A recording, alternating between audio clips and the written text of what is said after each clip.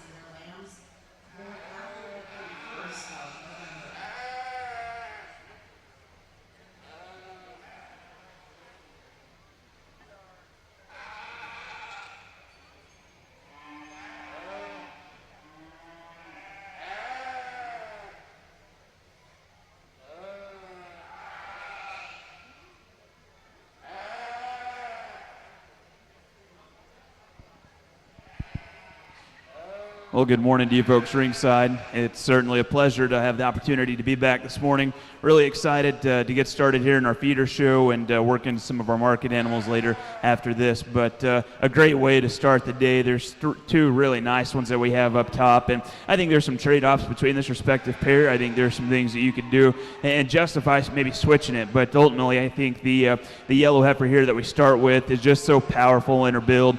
She's stouter in her bone work. She's square right in behind her shoulder. She's unquestionably the stoutest and most dimensional animal that we have within this first respective group, and yet I still like the fact she balances up really nicely there from the side. Maybe at times when she's pulled the lead, her neck comes into her shoulder maybe just a touch lower. I'd like to pull her down in her tail head just a touch, but I think that's a really powerful market heifer. She's got tons of shape, tons of dimension. I think the most attractive one comes in too, and the young lady stops this one and gets it set up. I really like her from the profile. She sends her neck higher into her shoulder. She's more athletic out of her front end. I think a female that balances up exceptionally well from the side. On a more comparative to conversation, she gets a touch plainer right in behind her shoulder. She's maybe not as dimensional as that lead-off heifer, and in a close decision, elect to leave her second, but that's a really nice pair there in 1 and 2. The young man's heifer here coming in third, I think one that balances up really well. She gives you a good look from the side. Unfortunately, as she gets on the go, probably where she labors the most and gets maybe a little bit more restricted out of her hip and her hind leg. If we could loosen her up out of her hock and give her a shot more bone, I think she could make a good case to be in that top pair. But just a couple things there that we need to correct. Young lady's heifer coming in next, a really good looking one from the side. I think one that has some shape and some power. I guess maybe for me, maybe one that's just a touch plainer there in terms of her shoulder. I think one that just in terms of her rear leg placement to the ground, just still like to stouten her up. She's ultra flexible, not saying that. Maybe just one that just needs to sit down to touch more bone. A really stout, moderate heifer that has tons of rib and body comes in next. I love those features and attributes about this female. Shoulder back, I think she's going to be a moderate, easy keeping kind for the young man. I guess maybe up front she just gets a touch thicker and plainer about her neck today. Long term, I don't know that she's maybe going to be quite as stylish as some of those other cattle, but love her rib, love her dimension. Female that has a lot of good in her from that standpoint. One that's longer fronted comes in next. I think a female that you appreciate her extension up front. Heifer gets out and meets her stride. She's sound and functional in her build. Maybe she didn't hook up quite as correct in her top line. Maybe like to fix her right in behind her shoulder today. Paint heifer coming in next. A stout bone female that is really green in her condition. I think she's got some shape. She's got some dimension. Maybe for me, just like to piece her together just a touch better from the side today. Young lady coming in next, a stout heifer as well. I think one, again, really green in her condition, and because of those things, maybe just doesn't piece together quite as well from the side. And we close out with a moderate heifer here. Just gets a touch frailer in her bone work in her feature, just like to stouten her up. Good class to start the day. Congratulations to those exhibitors.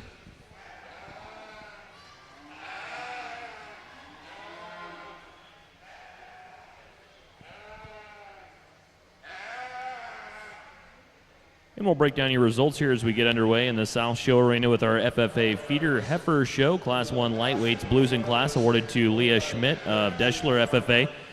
Connor Borick of the Howells Dodge Consolidated FFA Chapter. Ryland Schledgewitz of SEM FFA. Emma Heller of Wisner Pilger FFA. Gage Schledgewitz also receiving a blue from the SEM FFA Chapter. Carly Helgoth, Burwell FFA, picking up a blue. Purples in class awarded to Riley Setlick of Ord FFA. Second place purple in class awarded to Abby Valish of Wilbur Claytonia FFA. And your first place purple class winner goes to Morgan Johnson of Central Valley. Those are your results coming out of Class 1. We're back to the Nebraska Farm Bureau show ring with Class 2 FFA Feeder Heifers Middleweight. Class 2 Middleweights now exhibiting.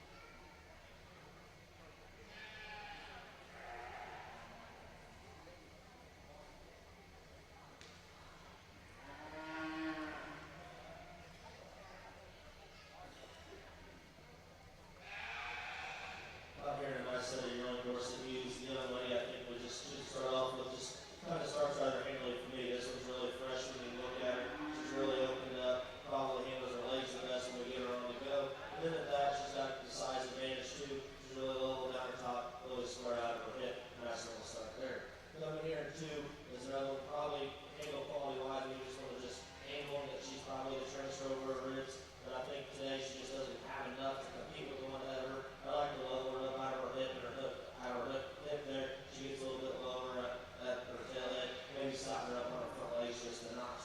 The coming here in 3 is one that's got a little more size advantage. She likes the extra grip she has. She's got some all this where she can simply get her going. I think going to go with the second some motion. She gets a little tight in the spine. You can see how she uses her hop. She doesn't want to get out and just playing with it. She wants to get it straight, put it up underneath her. We loosen her up there, maybe we move her up a little more. Let's see these young exhibitors. Nice round of applause.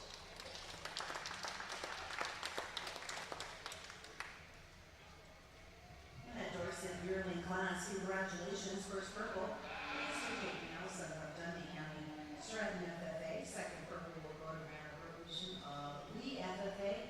And purple ribbon winner to Jamie Revolution of Lee FFA. Bringing our first and second purple back in for the selection of our overall champion, Dorsey New.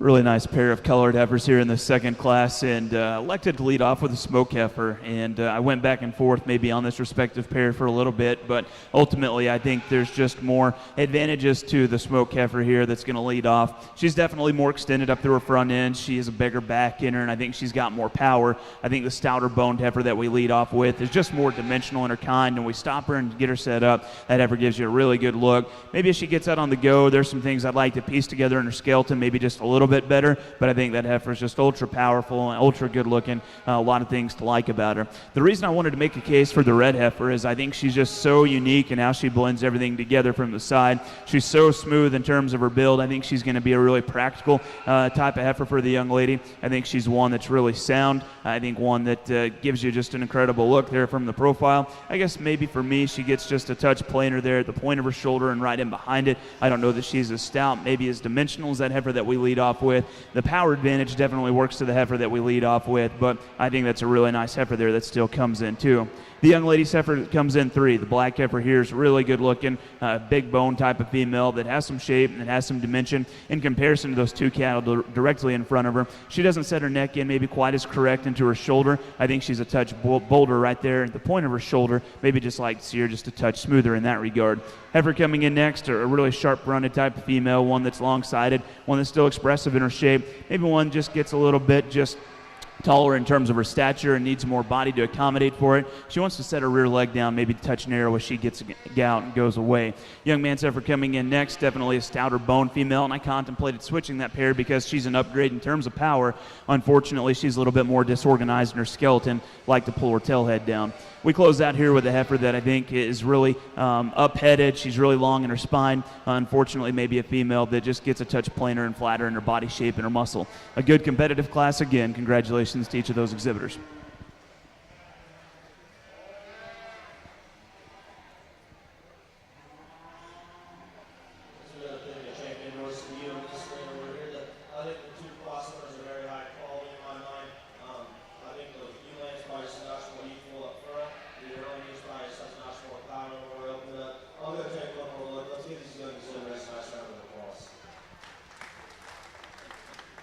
And breakdown your results coming out of Class 2 middleweight feeder heifers here in our FFA show today. Blues in class awarded to Chase Steeb of Loop City FFA.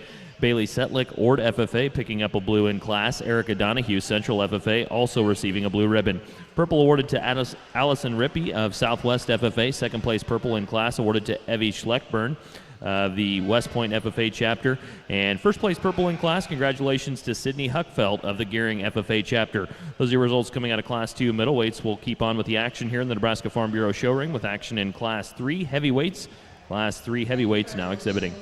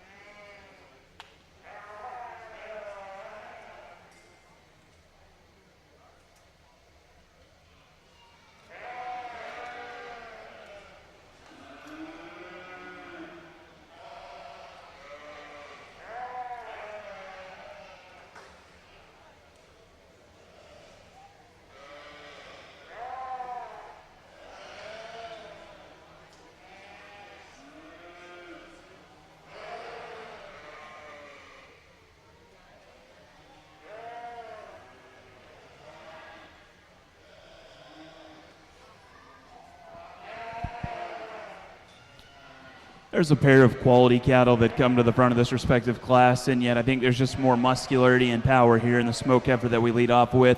Definitely one that's bigger in terms of her bone work. She's got a stronger back. She's definitely more powerful as you get right in behind her. I don't know that she's the most perfect in the way that she just hooks her top line up and maybe like just to change her just ever so slightly in that regard, but it's her power that seals the win within that respective pair. A nice heifer that leads off. Young man that's going to be second. I think this heifer probably is more breeding female-like in her feature than probably market heifer. From the side, she's just really good cattle in the way that she's made. I love her skeleton. I love her build. I think she's one that's sound. She's correct. She's got a good rib and body shape. We step right in behind the cattle. I just like to stouten her up on an individual basis. She gets a touch plainer right in behind her shoulder and her forerib. Maybe not quite as dimensional as the cattle on either side of her, to be completely honest, but I still think quality cattle come in a lot of different shape and a lot of different forms. I think she's built correct. If we could just bulk her up just a touch, I think she's going to be really competitive if we could do that. That's a nice type of female. The one that comes in third, definitely bigger bone. She's stouter. She's definitely more powerful. She's really unique in the way that she's made up front. She's got a really strong back, and she's really expressive out of her hip. I love those things about her. Right now, she's a little bit green in terms of her body. She's a little bit opened up right in behind her shoulder. If we could connect her together maybe just a touch better, I think you could slide her into that second hole pretty comfortably, but to me she just opens up, gets maybe a little bit disorganized there on her top. Maybe like to fix her there. Heifer coming in next, I think one that reads really smooth from the side. I think the young lady does a nice job stopping her and getting her set up. Unfortunately, I think that female gets a little bit lighter in terms of her bone work. The way she utilizes her rear leg and takes it to the ground is just a touch more general for me. I'd like to maybe stouten her up and give her a touch more power. Young man's heifer coming in next, a bigger footed female that definitely has some depth to her body and depth to her rib. Get in behind her, I think she still has some muscle. I think maybe a female, though, that gets just a touch plainer from the profile. Don't know that she's maybe quite as bold up high in comparison to some of those other cattle. Young lady's heifer coming in next, a blaze face or kind of a motley face heifer here that is really long striding. I think a sound, correct female in terms of her structural build. I think a female that's got a great presentation up front. I think just from there back where she gets just a little bit more off in her top line, maybe like to just see her stouter in terms of her feature and give her a shot more power. We close with another really sound type of female that's really long-sided and long-fronted. I think she just gives up some muscle and some power to some group of cattle that maybe just have a touch more to them. A good competitive class. Congratulations to each of those exhibitors. Going to break down your results coming out of our FFA Feeder Heifer Show Class 3 Heavyweights. Blues in class awarded to Tatum Schroeder of Diller Odell FFA, Avery Kraus EMF FFA Chapter, Evan Blank Wilcox Hildreth FFA, Tatum Schroeder of Diller Odell also picking up another blue in class. Purple awarded to Riley Ladwig Ord FFA. Second place purple in class goes to Hayden Schroeder Wisner Pilger FFA, and a first place purple in class awarded to Corinne Clayson of the Cambridge FFA Chapter. Those are your results coming out of FFA Feeder Heifers Class 3 Heavyweights.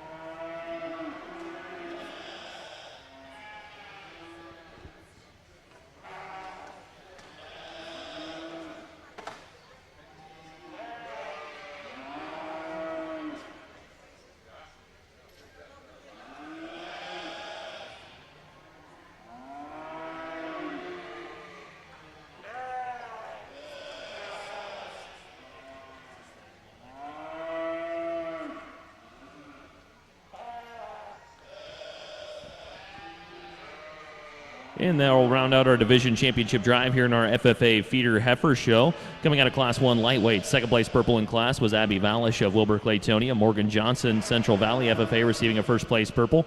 Coming out of Class 2 here to our division championship drive, Sydney Huckfeld, Gearing FFA. Evie Schlickburn of West Point FFA. And again, rounding out the division here, coming out of the heavyweight class, Corinne Clayson of Cambridge and Hayden Schroeder of Wisner Pilger. Those will be your class winners here. We'll go to work and let Judge Marcus Arnold select your division champion here in our FFA Feeder Heifer Show.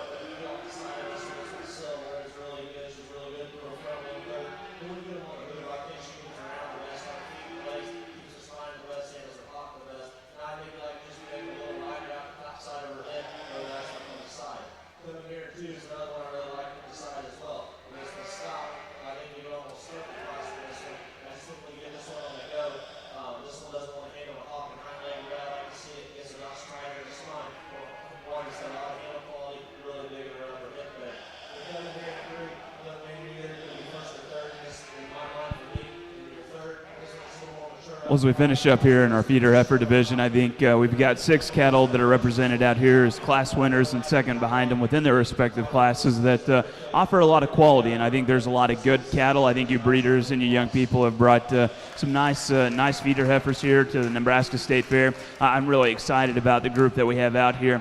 I think within this lineup there's a lot of variation, maybe some that a little bit greener in terms of their body and their condition. I think maybe a lot of variation in regards to maybe some looking maybe just a touch more just breeding female-like in their presentation. But I think the group of class winners that we have, I think, are just really stout, really muscular type females that should be really nice market heifer projects for these young people.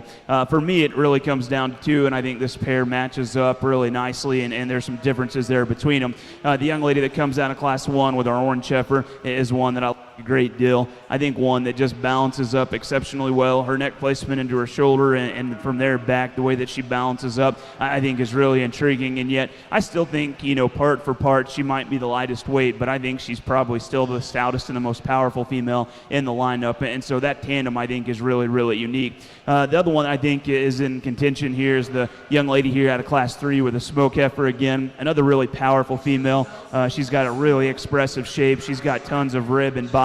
I think a female that's ultra bold in terms of her shape, and that's where she has an advantage maybe over the lighter weight female. It's just her boldness in terms of her body. I think a female that you really appreciate from that standpoint. I guess for me, her chest is starting to just set in her just a little bit more awkward, and I guess it throws off her balance just ever so slightly maybe in comparison to that orange heifer. I think those are the 2 that stand out. I think between those 2, the one that I'm more comfortable with. Young lady, you're going to be our champion here with the orange heifer. Young lady out of class 3 is going to be our reserve. Congratulations to each of these exhibitors.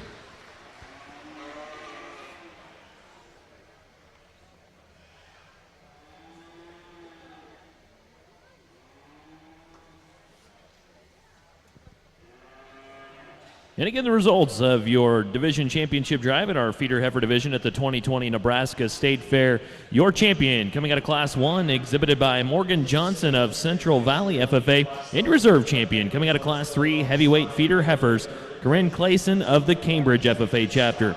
Again, that's the results of your championship drive. Congratulations to all of our exhibitors here at the fair.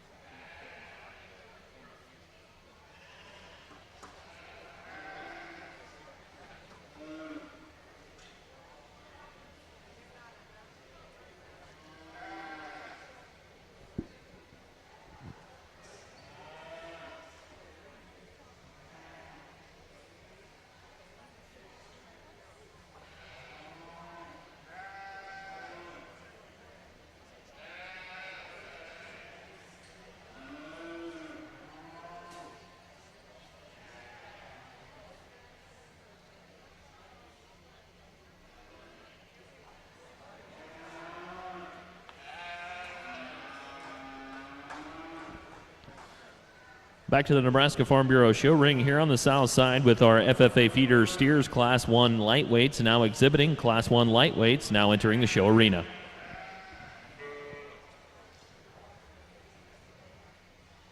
Making the selection now of our champion unit. The results of class 59,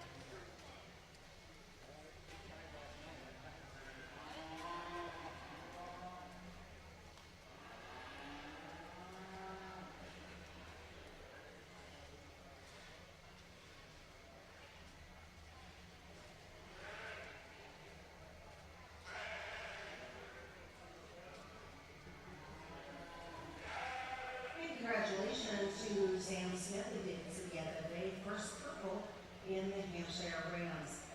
Sam's back now bringing in his flock. And Sam also will have the division brand on the camp brand.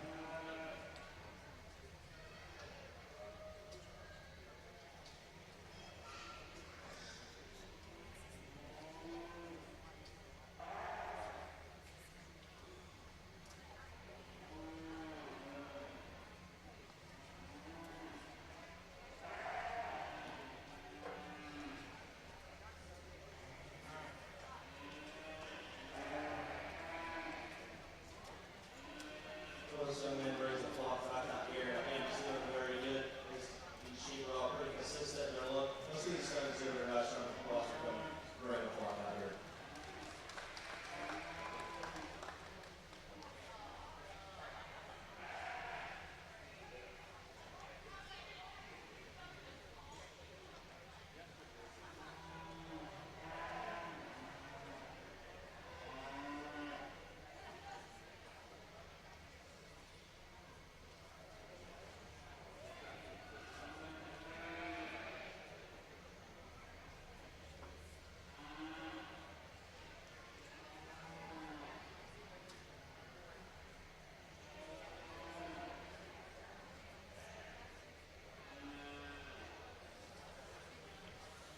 Okay, congratulations to Sam Smith with Dane City FFA.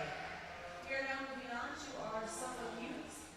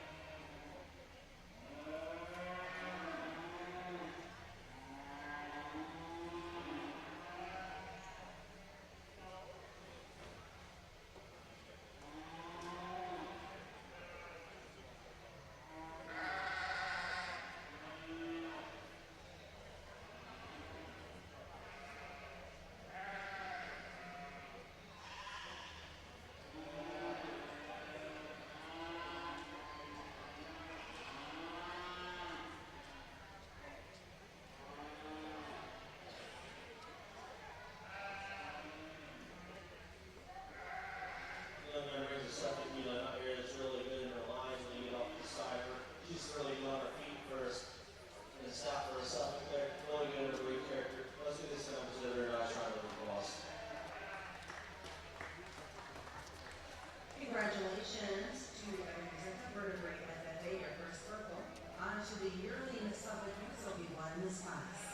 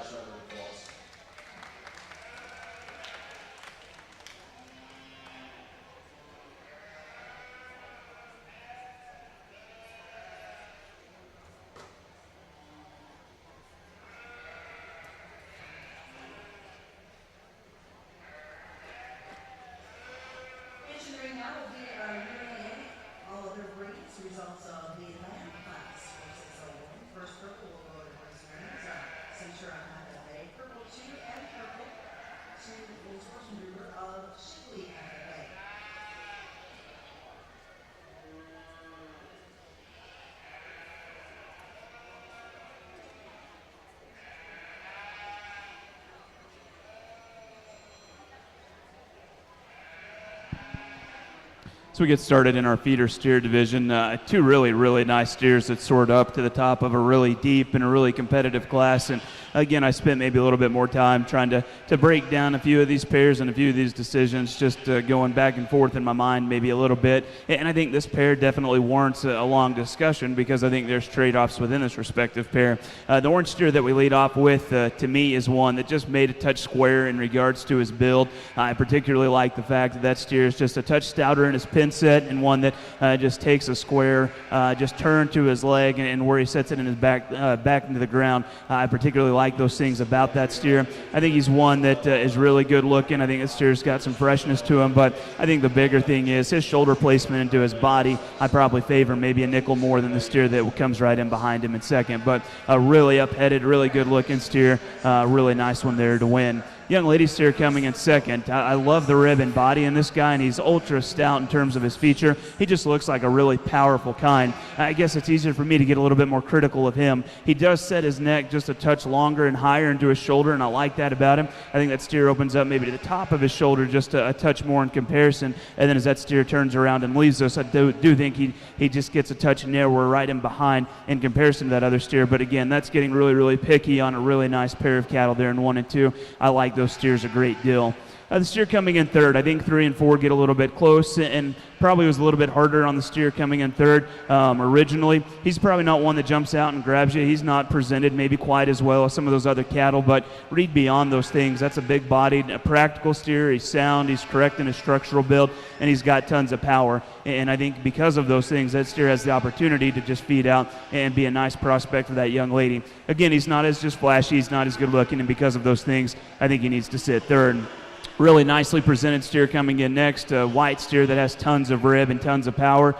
With that, though, I think a steer gets a little bit disorganized in his skeleton. If we hooked his top line up better and squared him up in his hip, I think you can make a strong case for that steer being in third. But for me, a steer just gets a little bit off from a balance standpoint. I'd like to change him and correct him there. The black steer here is maybe one of the greener steers in the lineup. I think he's really neat when the young lady stops him and gets him set up. Really stout-boned, really fresh-fronted, a really just smooth type of steer. He gives up some rib, some body, and some power. I do think that steer gets a little bit more open in his shoulder when you get right in front of him. Definitely think that steer needs just a touch more depth to his rib and a touch more depth to his body, but he's got some power. I think the steer just needs more time. I think a nice type of steer there the young lady brings us. Young man shorthorn appearing steer, I think, is really good looking from the side. I think just his presentation and the way that he pieces together, you can make a case to work him up a spot or two. For me, he just needs just a touch more power, a lighter bone steer that just, again, a little bit greener, needs just a little bit more to him to work his way up a little bit higher, but fundamentally a nice type of steer. Young lady's red steer coming in next, big back, really expressively shaped type of steer. So he gets out on the go, maybe one that just restricts himself out of his hock touch more than I prefer. Steer that gets a touch around her in his shoulder, maybe just smoothing him up in his parts. Young lady's red steer coming in next, maybe a touch longer and a touch smoother. Maybe one, again, just gets a touch frailer in the ground. Maybe like to square him up in his foot shape and just give him just a touch more flex there out of his rear leg. A really long-necked, up-headed type of steer coming in next. Again, one that has some shape and expression. Maybe one that gets a little bit coarser in regards to his joints. Like to just set him down more comfortable as he gets out on the go. Same conversation here with the young ladies. Black and white steer. I think one that just needs to sit down with more flex to his ankle and just be better at the ground. And then we close with a pair of steers that have some shape, maybe just a little bit greener in their kind. Maybe a pair of steers that just need to be reorganized in terms of their build just a little bit more for me. A good competitive class. Congratulations to those exhibitors. As we continue on with all the groups, we bring in big round legs, please. And we'll recap your results coming out of our first class of lightweight feeder steers. Blues in class awarded to Heath Kaiser, Gothenburg FFA. Racine Bullock of Alliance picking up a blue. Brittany Pospisil of the Creighton FFA chapter. Connor Borick of the Howells Dodge Consolidated FFA chapter. Emma Heller representing Wisner Pilger. Evie Schlickburn of West Point FFA picking up a blue in class. Tucker Rutt of Arthur County picking up a blue. Matthew Seeker, Hitchcock County, blue. Blue awarded to Helene Kaiser of Gothenburg FFA. And Lauren Richards of Shickley FFA also picking up a blue in class. Second place purple in class awarded to Abby Valish of Wilbur Claytonia FFA. And your first place purple awarded to Justin Peterson of the Nebraska City FFA chapter. Again, those are your results coming out of Class 1 FFA feeder steers, the lightweight class. Moving now into the Nebraska Farm Bureau show ring, Class 2 middleweight feeder steers. Class 2 middleweights now exhibiting.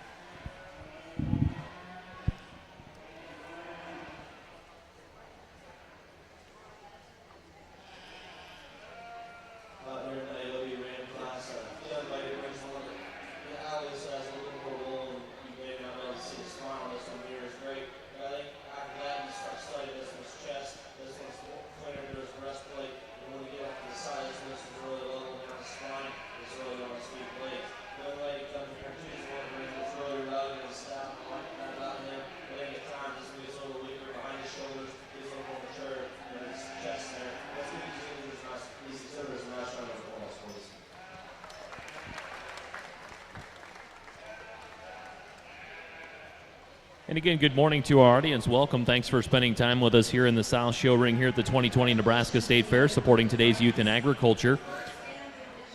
As we go to work here in our FFA feeder steers Class 2 middleweights, I'd like to take the opportunity to introduce you to our judge, Marcus Arnold, who grew up on a small family-owned cattle and show pig operation in the Panhandle of Texas. He attended Clarendon College, where he was a member of their nationally recognized livestock judging team. As a junior All-American, he landed and attended Texas Tech University, where he received his bachelor's degree in animal science and was on the record-setting national champion livestock judging team in 2008. He was also a member of the 2008 national champion meat evaluation team. Upon graduation from Texas Tech, he attended Colorado State University and earned a master's degree in animal nutrition while helping coach the livestock judging team there. After the completion of his master's degree, Marcus served as the livestock judging coach at West Texas A&M University and Butler Community College.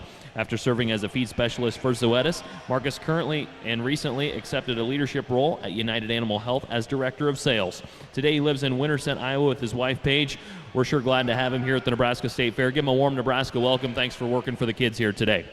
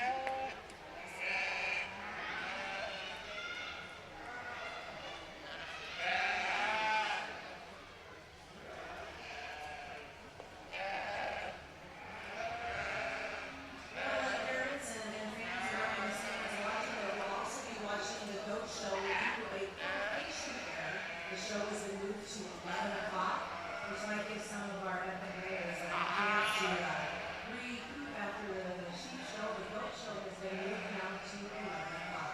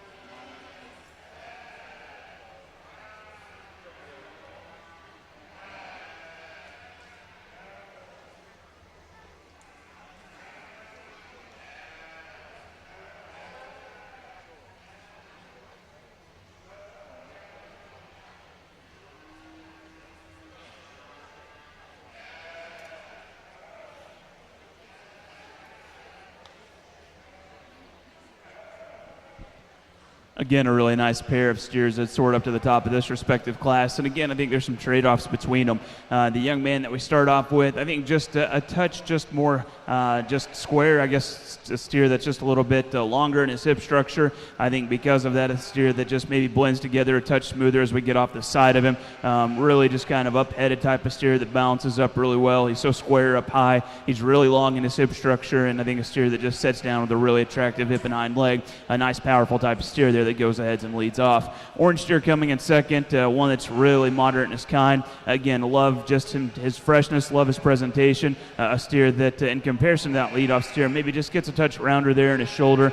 Don't know that he's quite as long and quite as square in his hip structure. Getting really critical, though, of what I think is a really nice steer, though, that the young lady brings us into. That pair of cattle are really, really nice. I think the steer in 3 is one that you have to watch on the move to truly appreciate. I don't know that the young lady just stops him, and I don't know that that steer's been maybe just comfortable enough just to just stop and get set up in a most appropriate position. But as that steer gets out on the go, I'm pretty comfortable that he's the third best one in here. Really moderate black steer that has some ribs, some body. Love his hip and hind leg again, maybe similar to the steer ahead of him. He has a touch more shoulder in him. At times can get a little bit disorganized on the standstill, but he collects himself so good on the go. That's a really nice steer there that comes in third. Young man's black steer coming in next, steer that has some shape, a steer that has some power. I think a steer there on the standstill, the young man can get him set up and looking pretty good. Unfortunately, as he gets up on the go, steer that gets just a little bit higher there in his tail head, maybe one that just doesn't maybe just sit down quite as just square and as powerful as some of those other cattle, but a nice type of steer. Young lady steer, especially on the standstill, is one that I really appreciate. She can stop this one and give you a really good look. I think a steer gets a touch plainer to the top side of his hip, and from a muscularity standpoint, just like to give him a shot got more power, but a steer that built really good from the side, steer that really appreciate from that standpoint. Steer coming in next, I think, is one that has a lot more stoutness maybe in comparison to the steer ahead of him. Definitely one that's more powerful out of his hip. I like those things about him. I read this steer maybe to be a little bit coarser in his joints, a steer that's a touch rounder in his shoulder and his tail head. Maybe just like to organize him just a touch square in regards to his presentation, clean him up in his joints and loosen him up in his structure to work him up higher within this respective class. A really just deep, soft, easy kind of doing type of steer coming in next, one that gets a little bit frailer in regards to his feature. If that steer was just a touch bolder in his forerib shape, I could have made a strong case to work him up 2 or 3 different spots because he's deep, he's level. I think that steer's made correct in his lines. To me, I think he just gets a touch narrower in his pin set and a touch flatter in his forerib shape, so I went ahead and left him where he was.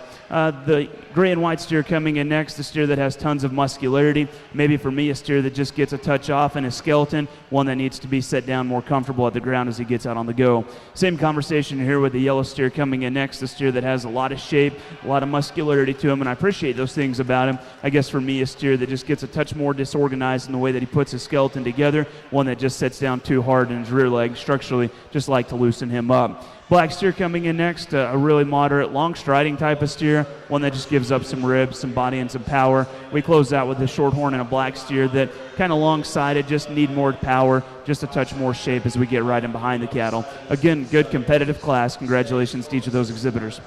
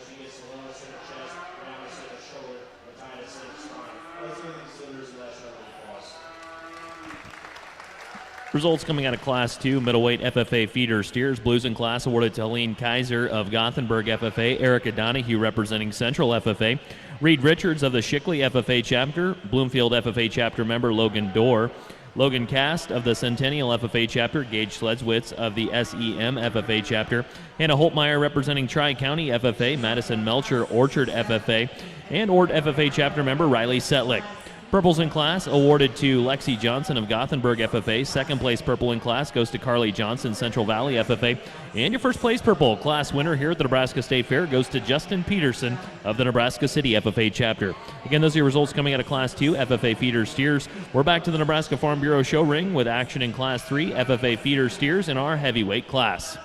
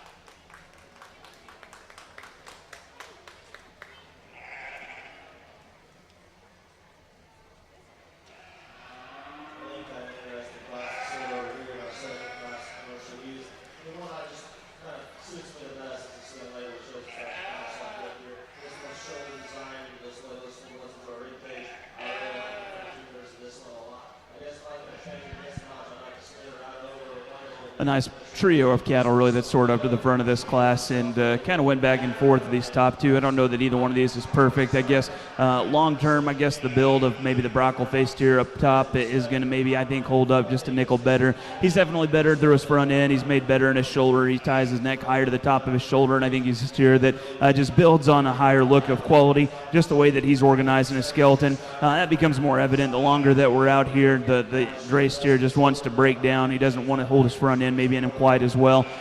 Maybe like to power up the Brockle face steer, and those things might come in time, but I definitely think he's built maybe more for the long haul. I'm more comfortable with his skeletal design over the steer that comes in two. Steer that comes in two, ultra powerful. When he came in, I said he's going to be a tough one to beat. I like him, and I just wish the steer would calm down and get comfortable, because when he does, I think the steer can give you a good look.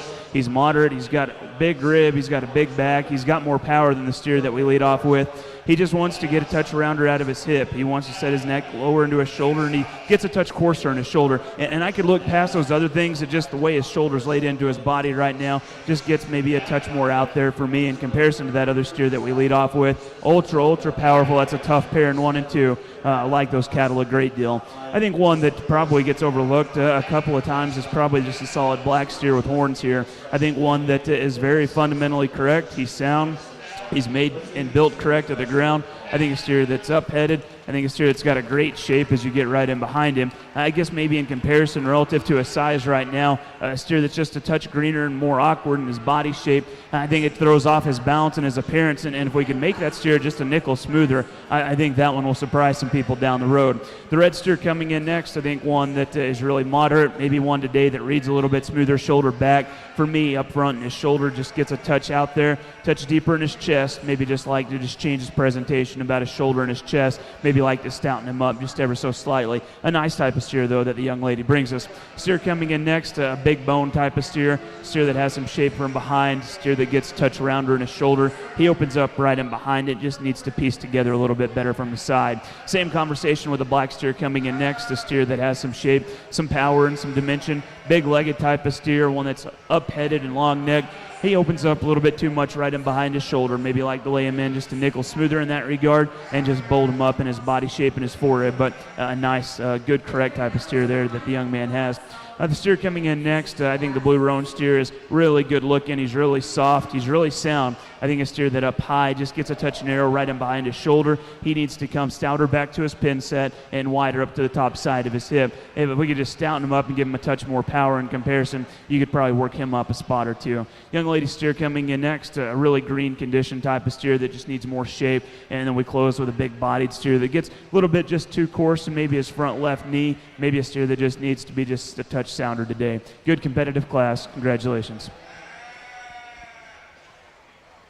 Going to break down your results coming out of our FFA feeder steer class 3 heavyweights. Blues in class awarded to Ashley Melcher, Orchard FFA, Tatum Schroeder of the Diller Odell FFA chapter, Chase Steeb of Loop City FFA, Riley Ladwig of Ord FFA, also picking up a blue in class, Tri-County FFA chapter member Carter Holtmeyer, and Racine Bolick of Alliance. Purples in class awarded to Sydney Huckfeld of Gehring FFA. Second place purple in class awarded to Devin Benish of Bishop Newman FFA.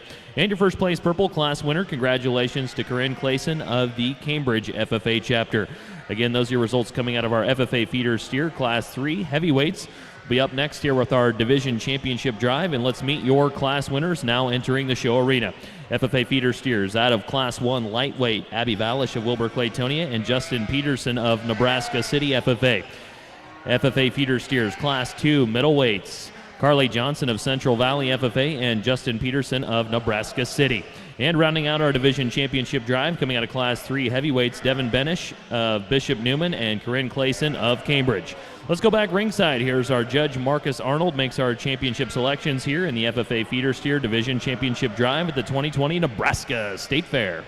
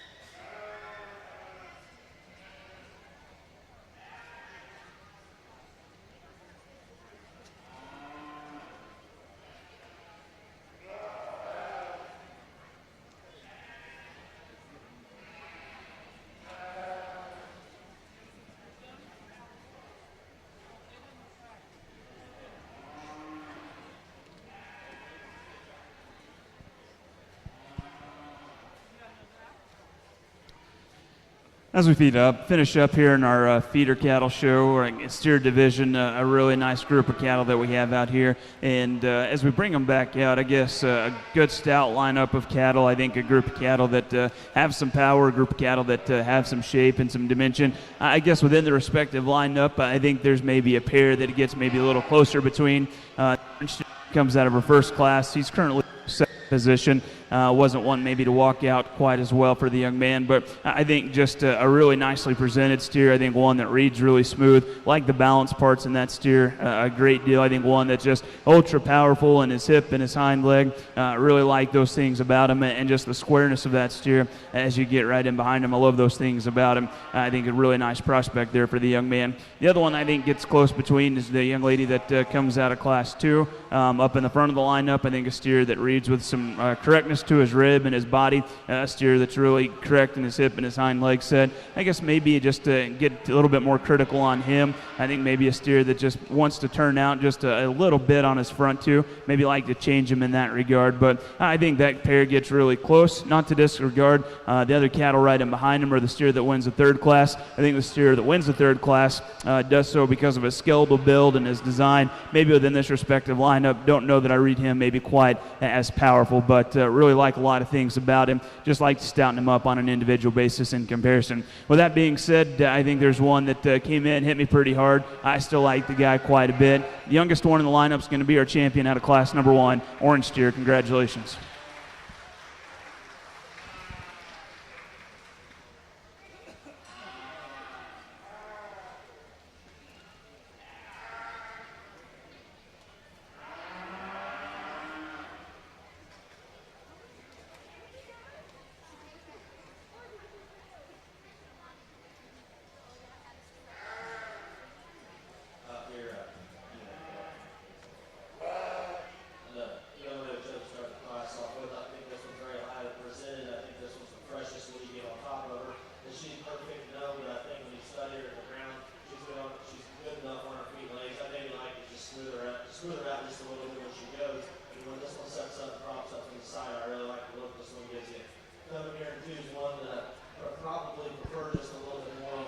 Preserve, I think it gets a little closer here. Pull that in, and one that you really like. He's up-headed. He's got a good front end, and I think that's where he has some advantages over the steer that comes out of that second class. Maybe not just the same boldness to his body and the turn there to his hip and his hind leg, and I think that's maybe gets him in a bind just a little bit. I think it's really close between those two. Steer out of second class is my second favorite. Congratulations.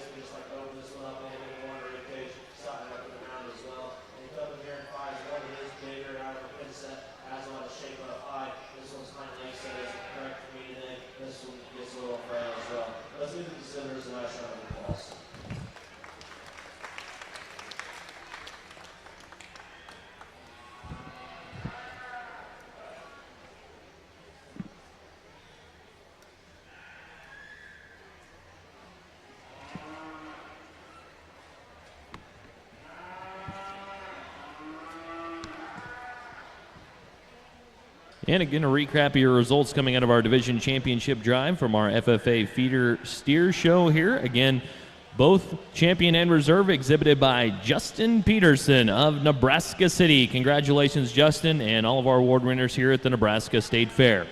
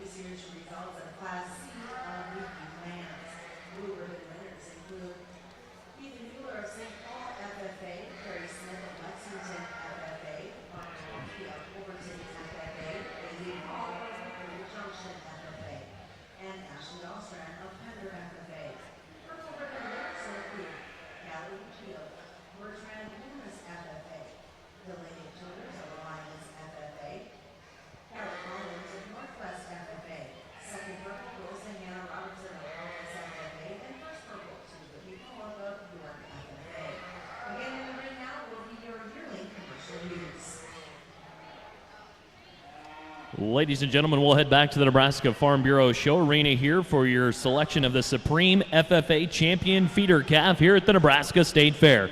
Let's meet your champions from each division here. Your grand champion out of the Feeder Heifer Division, exhibited by Morgan Johnson of Central Valley, and Reserve Corinne Clayson of Cambridge FFA. Out of your Feeder Steer Division, champion Justin Peterson of Nebraska City, and your reserve champion also exhibited by Justin Peterson of Nebraska City. We'll go back to work here in the Nebraska Farm Bureau Show Arena here as our judge Marcus Arnold selects your Supreme Champion FFA Feeder Calf. Again, we'd like to thank our fine sponsors for making this show possible here. Brent and Sherilyn Seek, Connie Weston, Keith Weston Memorial, Grow Right Mineral, Gene and Tammy Meyer, Leon and Susan Wisman, Mike Rober, and Danny Rober. See those folks, tell them thanks for supporting today's youth in agriculture here at the Nebraska State Fair.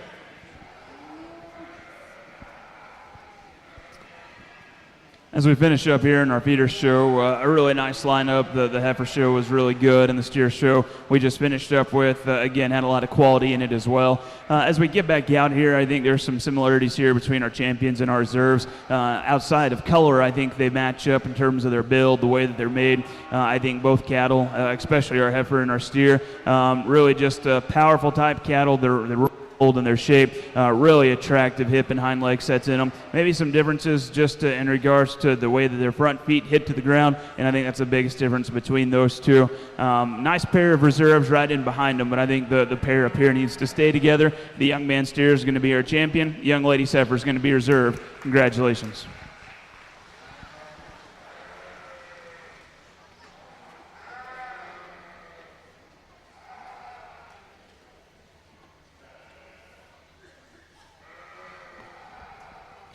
And again, congratulations to your grand champion overall, Supreme FFA Champion Feeder Calf, coming out of our feeder steer class, Justin Peterson. Congratulations. And your reserve champion exhibited by Morgan Johnson. Again, those are your grand and reserve Supreme Champion Feeder Calf here in our FFA show at the Nebraska State Fair.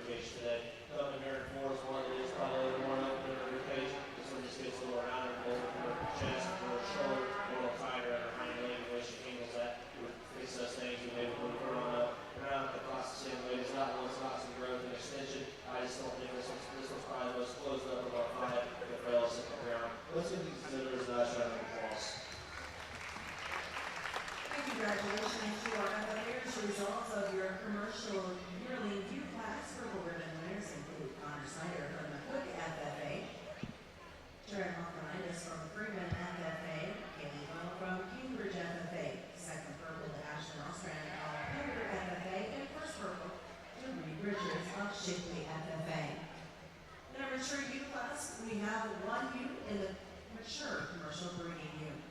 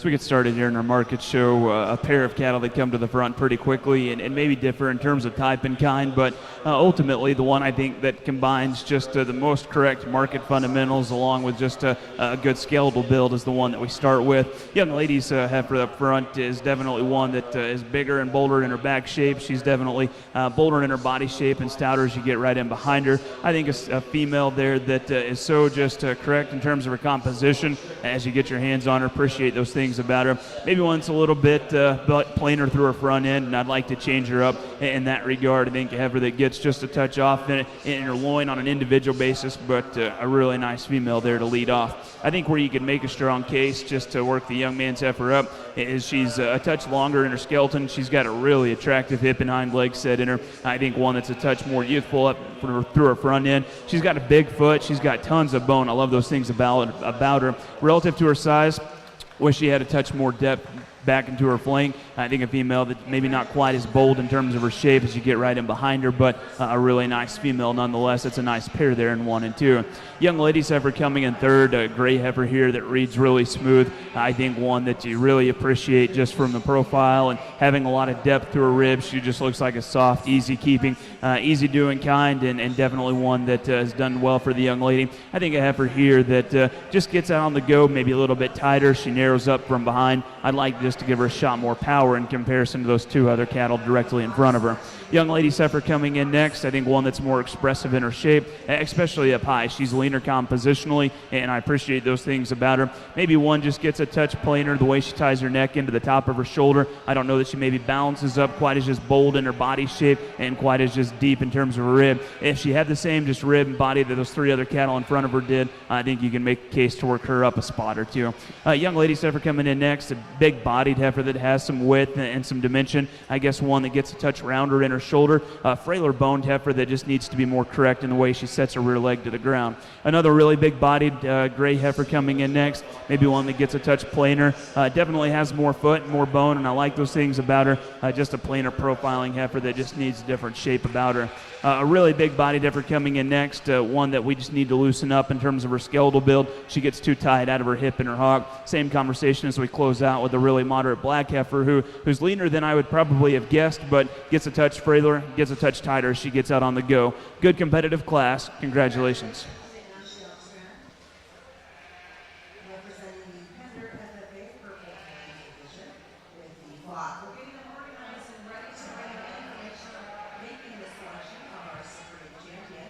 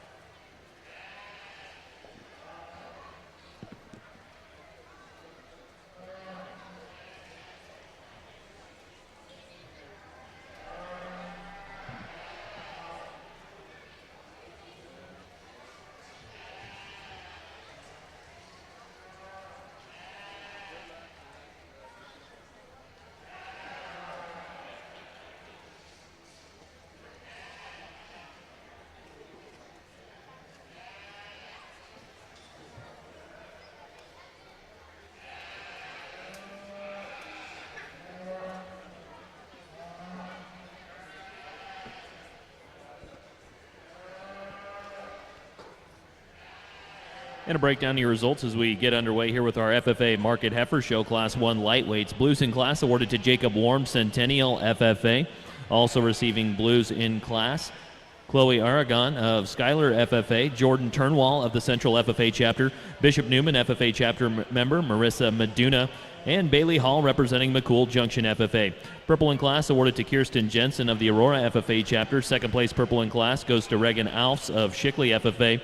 And your first place purple class winner awarded to Taylor Nelson of the Central FFA Chapter. Again, those are your results coming out of Class 1 Lightweight Market Heifers.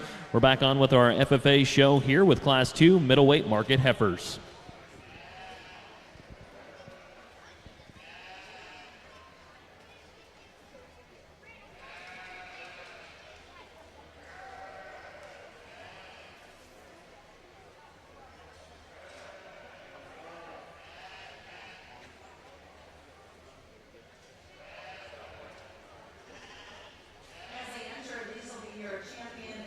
reserves starting out in the quarter. Representing the commercial youth class of the Commercial York FFA, Lane Miller from Lions Decatur FFA, and Hampshire using Lane Miller from Lions Decatur, and Cameron Murdoch from Southern Valley. And the other group is dressing up to Centura FFA and Instruction Bureau from Shipley FFA. In the Southdown Youth, we're in Arbuckle Park with FFA and Pete Nelson. And then in the Suffolk Youth, Evan Mosaic on Vertebrate FFA and Evan Mosaic on Vertebrate FFA. Those are your youths coming in for the champion run. Let's give them a round of applause.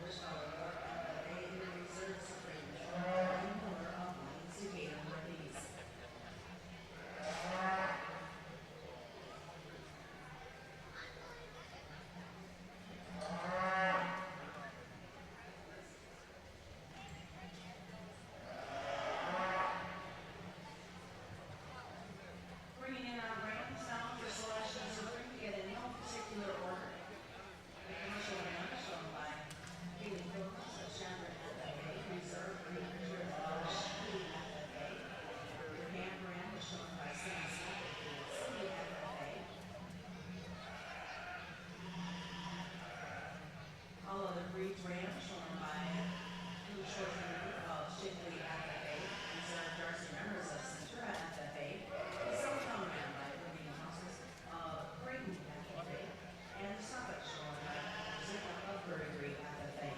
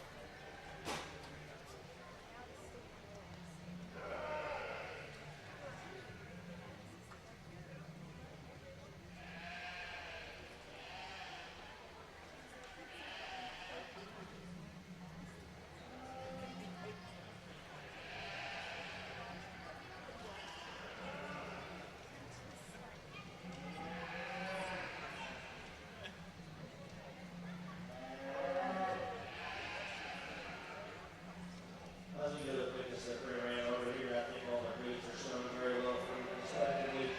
But I think that's kind of the one that sorts himself to the top of my mind. This top down's going to be a change of rain that we want to go back and follow with the commercial rain. But two weeks later, it's not showing the balls.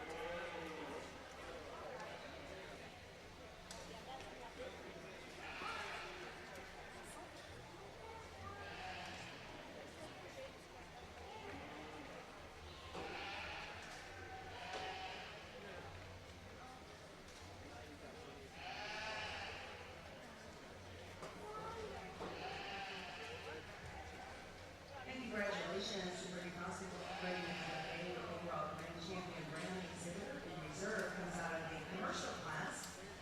And we're going to take a 10-minute break back at 10:15 with the market lands. And if you're waiting for the goats time has moved to a 11 o'clock start time. Things really heated up here in our Market Heifer show, and these top three, Bud, you can go ahead and circle yours around and bring her up, I think are really, really good.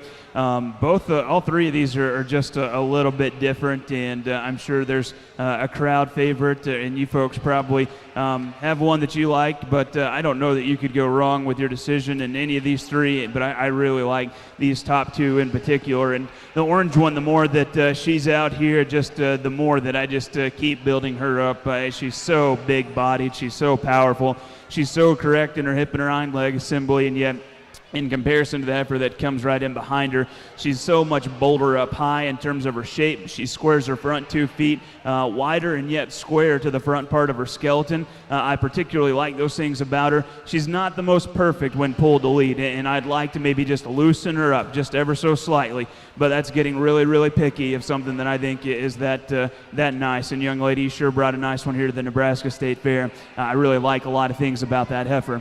Young man, I really love the freshness in this heifer. I think the black heifer is by far and away just so fresh in her presentation. When the young man stops her and gets her set up, her neck set into the top of her shoulder, I think, is really, really good. She's got such a great shape. Her hip and hind leg set is really even maybe an upgrade, I guess, just on an individual basis, especially how she gets out and motors along. She might utilize it a nickel better in comparison to the one that we just talked about. I guess in comparison, I get a little bit more nitpicky on yours in two particular areas, bud. Up front, I'd like to square yours up in the way she takes her front feet to the ground. I'd like to give her just a touch more power right in behind her shoulder in comparison to that heifer that we start with. But again, that's getting really picky. That one right there on the standstill paints just such a pretty profile. I like that one a great deal. Young man coming in next, again, there on the standstill, I like yours a great deal. Rib, body, presentation, I think she matches up with the power that we see in the top two. It's unfortunate when she's pulled the lead. Don't know that she's maybe quite as sound, quite as correct in her structural build. Probably more up through her front skeleton, but definitely like to just change her structurally. A nice heifer there that the young man brings us. Young man coming in next, another heifer that has some boldness and some power to her. I think a heifer that has some stoutness to her feature. She gets maybe just a touch tighter and straighter, even more so than the heifer in front of her, out of her hip and her hock. On the standstill, definitely matches the presentation that we see in some of those other cattle. Definitely like her power, and in particular to the heifer right in behind her. She's got a more correct shape right in behind her shoulder. She's more expressive, and I like those things about her. Just need to loosen her up. If this one had more power, I'd work her up a spot. She's definitely sounder in her structural build. She's got a big body. She's practical in her kind. Up high, she needs just a bigger back. She needs to be stouter. She leaves me going away narrower. I'd like to see her with more lower quarter and more muscularity. Young lady's heifer coming in next, one that's really moderate in her kind, really big bodied. She has more shape and more power in her pin set than the heifer directly in front of her. Up front, she gets a touch rounder in her shoulders. She might be just a touch on the smaller side in comparison to some of those other cattle. And then same conversation, structurally like to loosen her up as she gets out on the go. Young man coming in next, a longer striding type of heifer that really gets out and meets her stride. Just like to see her with more rib, more body, and more just cover on an individual basis. Young lady's coming in next, a moderate heifer that appears to be easy doing. She's got plenty of finish and definitely appropriate in that regard. Just like to complement it with more muscle. And then we close out with a longer bodied, higher cutability type heifer that just needs to be loosened up structurally. Good competitive class. Congratulations.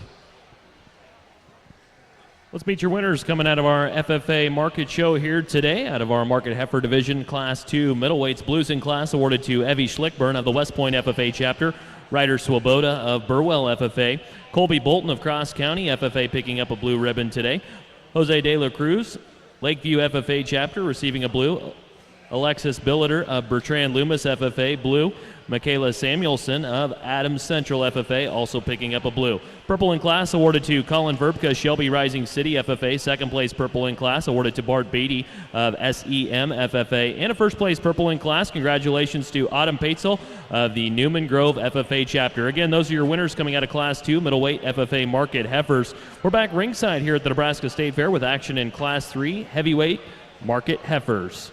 Again, we'd like to thank all of our sponsors here for making our show possible. A couple that we'd like to mention here: Nebraska Elite Beef, supporting agriculture and young people today. Also included Grow Right Mineral, Connie Weston, Keith Weston Memorial, Brent and Sherilyn Seek, Gene and Tammy Meyer, Leon and Susan Wisman, Mike Rober, and Danny Rober.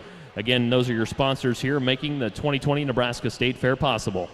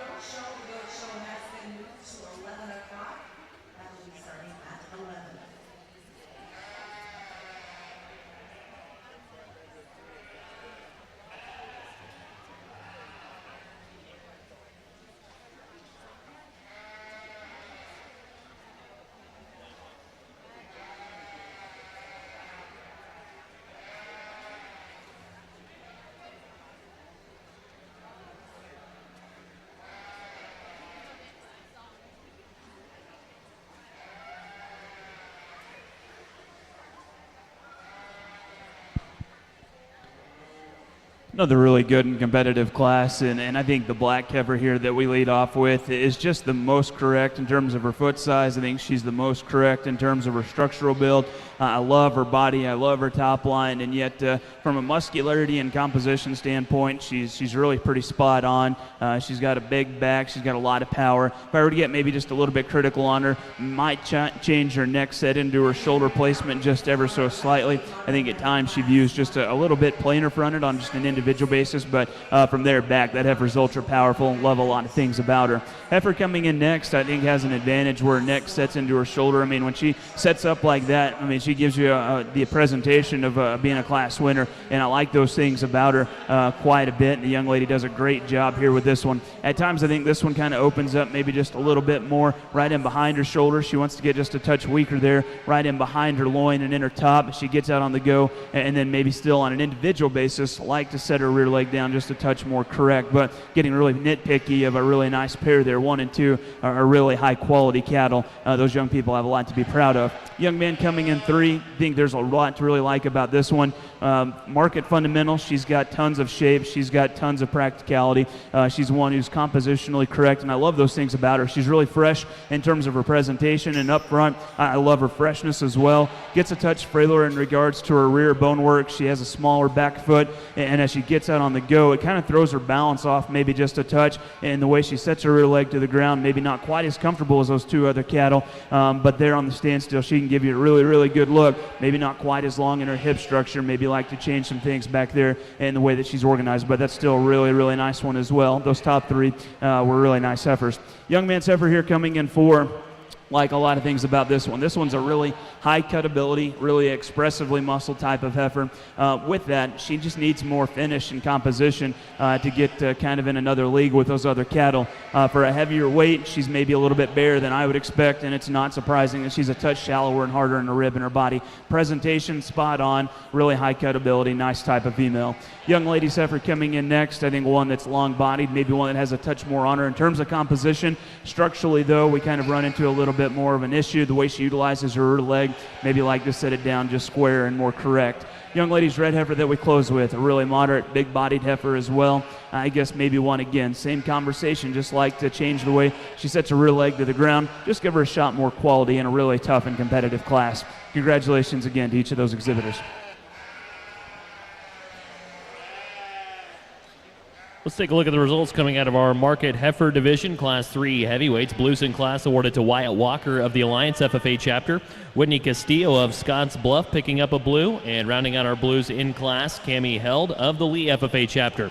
Purple in class awarded to Colton Rasmussen of the Boone Central FFA chapter. Second place purple goes to Jace Verbka, Shelby Rising City FFA. And your first place purple class winner, congratulations to Anna Carnop of the West Point FFA chapter. Again, those are your results coming out of our market heifer class 3 heavyweight. And we're back in the action here at the Nebraska State Fair. We'll select your grand and reserve FFA market heifer.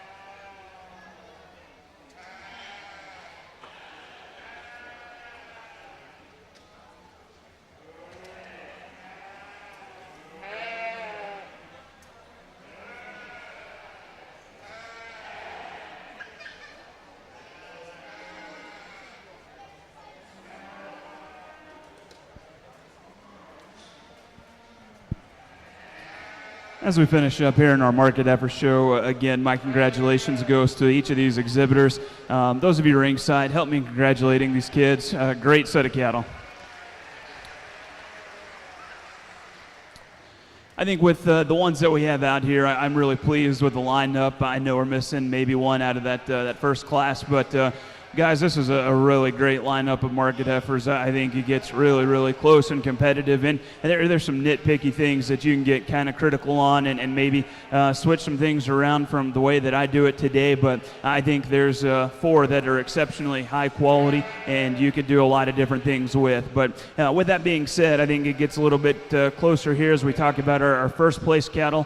Lightweight heifer, really nice, good balanced, good looking in comparison to maybe the 2 right in behind her. I think she just gets out-horsed. The orange heifer, again, love her stoutness, love her feature, love her presentation. I think she's one that to the top side of her neck, I think there's times where she gets just a little bit plainer right in behind her shoulder. And again, like we said, I don't know that she's quite perfect in her structural build, but she's up-headed, she's big-bodied, she's correct compositionally, she's got a huge back, she's got a stout pin set, and she's just so powerful on her makeup. I really love a lot of things about her. And then we work our way into the heavyweight heifer. Again, a really fresh heifer. Love her shape up high. I think another female that's got a killer back leg and one that you love her shoulder back. Maybe at times, again, just gets a touch plainer about her neck and the way that she sets it into her body. I think a female gets a touch plainer up front. But again, from there back, so much rib, so much body, so much power.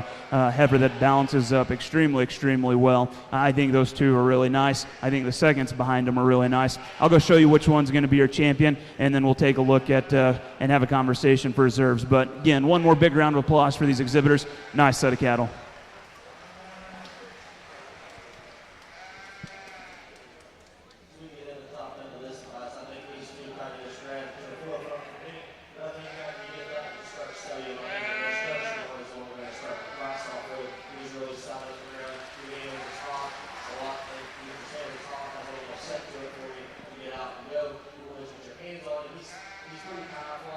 And congratulations to your champion FFA Market Heifer coming out of Class 2 middleweights, Autumn Patzel, the exhibitor of Newman Grove FFA. Congratulations, Autumn.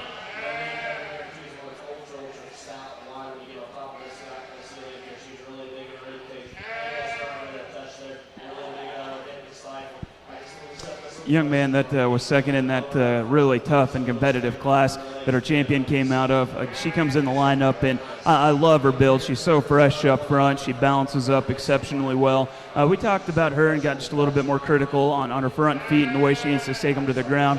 I think maybe in comparison to our champion and maybe even the one right in behind her, I don't know that she's maybe quite as stout as you get right in behind them. I don't know that she's quite as massive and quite as powerful. I still think there's a lot to really like about the heavyweight heifer that wins Class 3. Young lady, you're going to be our reserve champion out of Class 3. Congratulations.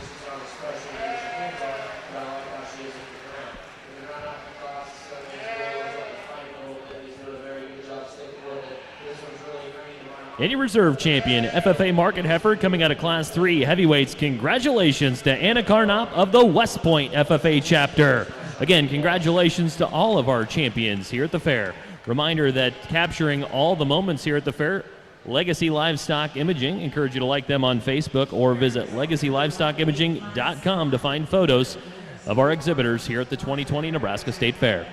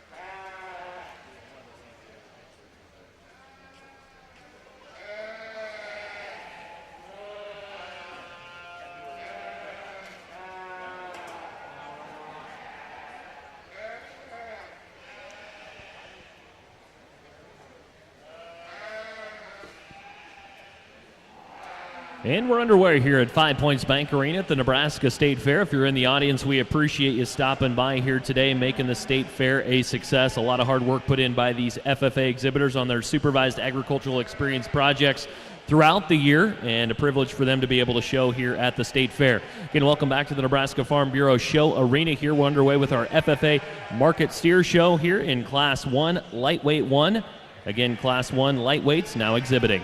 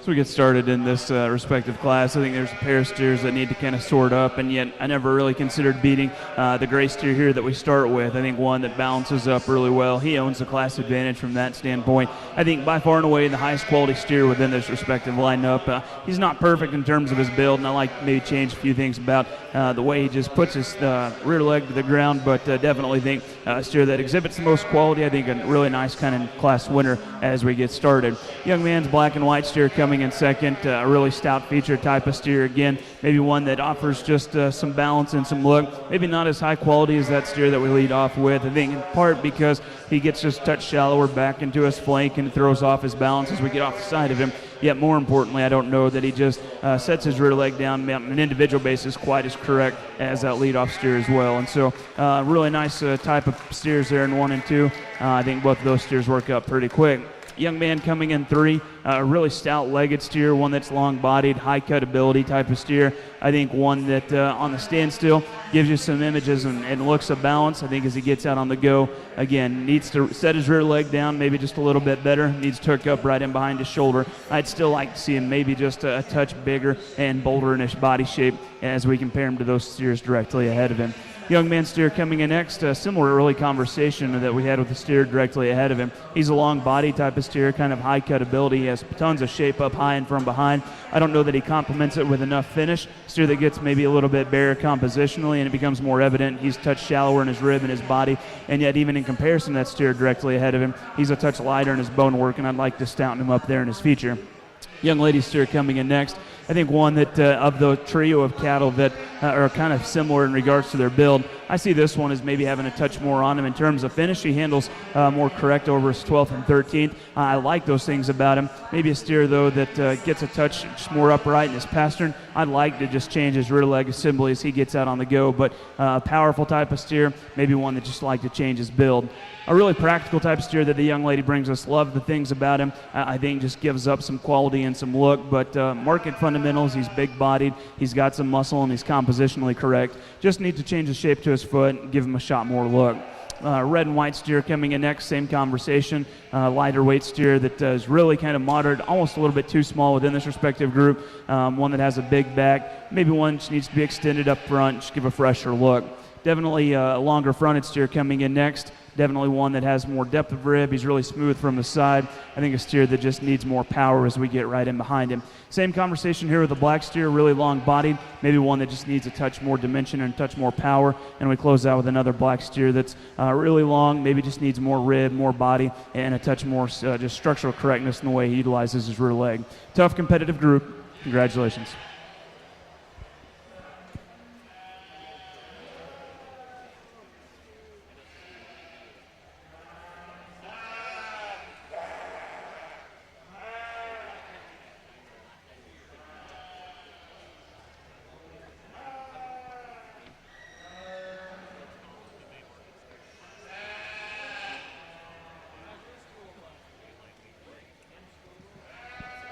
And to recap your results coming out of our first class of FFA market steers, lightweights, receiving blue in class, Jessica White, Bear of the Bayard FFA chapter, Tyler Thompson representing Blair FFA, Libby Kubicek of Centennial FFA, Matthew Seeker, Hitchcock County FFA, Scotts Bluff FFA chapter member, Whitney Castillo, Kaylee Tuma of Loop City FFA, Weston Swoboda of Burwell FFA, and Jersey Jansen representing Laurel, Concord, Coleridge FFA. Second place purple in class awarded to Schuyler Sudbeck of Hartington, Newcastle.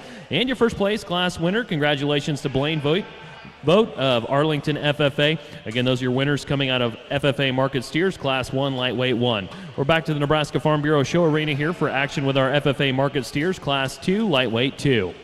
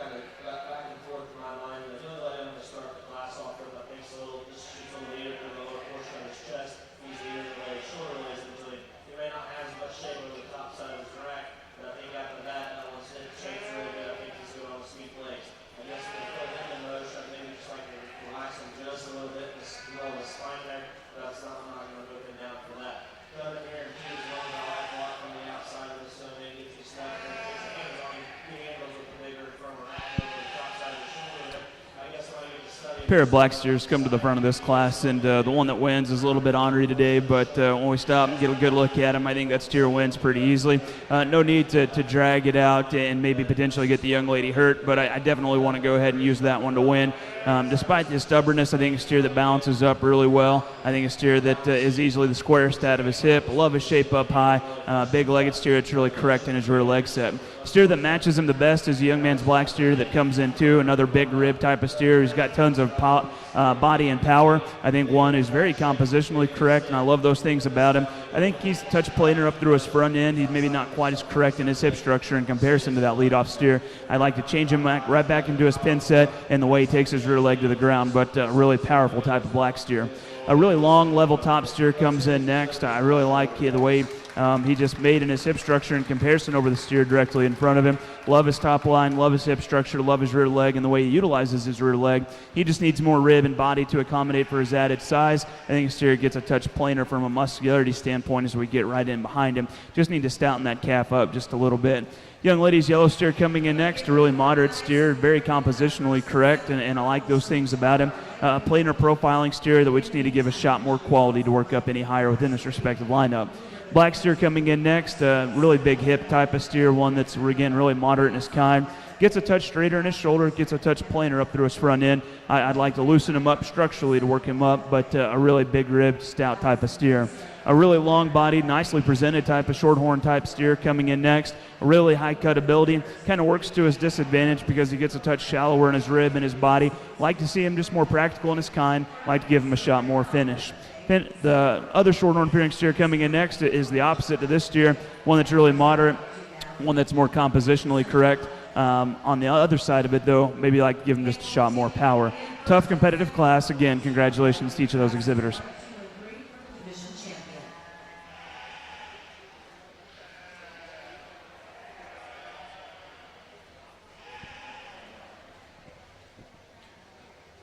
Let's recap your results coming out of our FFA Market Steers Class 2, Lightweight 2. Blues in class awarded to McKee New of Scotts Bluff FFA. Blues in class awarded to Brecken Papineau of Aurora FFA.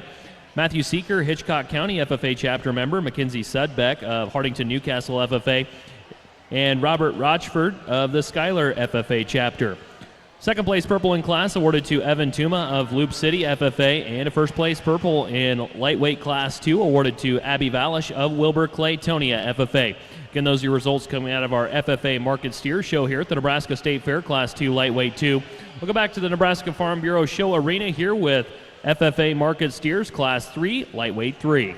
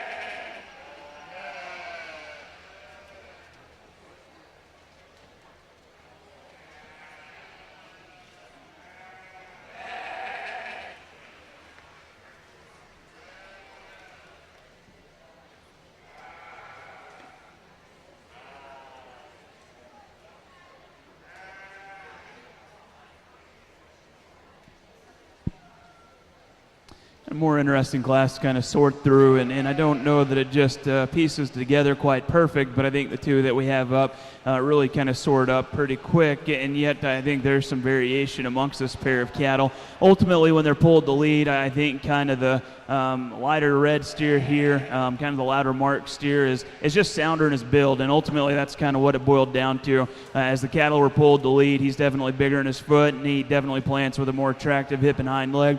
He's just more functional in his skeleton, and I really like those things about him. That steer opens up a little bit right in behind his shoulder and in middle part of the back. I don't know who is hooked up quite correct, and the young man does a good job trying to pull his loin in just to square his hip up high, but I definitely think he's the combination of structural soundness and muscularity, and I like that steer there to go ahead and lead. The one that is the heaviest muscled and the one that is the biggest backed is the one that comes in two. I love the power in this guy. I think he is just really stout. He's really dimensional. I love it. He's got a soft, practical look to him. He's hooked up better and right in behind his shoulder than the steer that we lead off with. A steer that, as he gets pulled to lead, starts to lose my favor a little bit more. He's just too tight and rigid in the way that he uses his rear leg. If he was just a nickel sounder, I'd switch that pair pretty comfortably. But unfortunately, that steer just gets touched too tight as he gets out on the go. White steer coming in next, a really moderate type of steer that has a soft, practical look. I like his structural build, and he's an upgrade over the steer directly ahead of him. I still think a steer that gets a touch plainer in his forerib shape.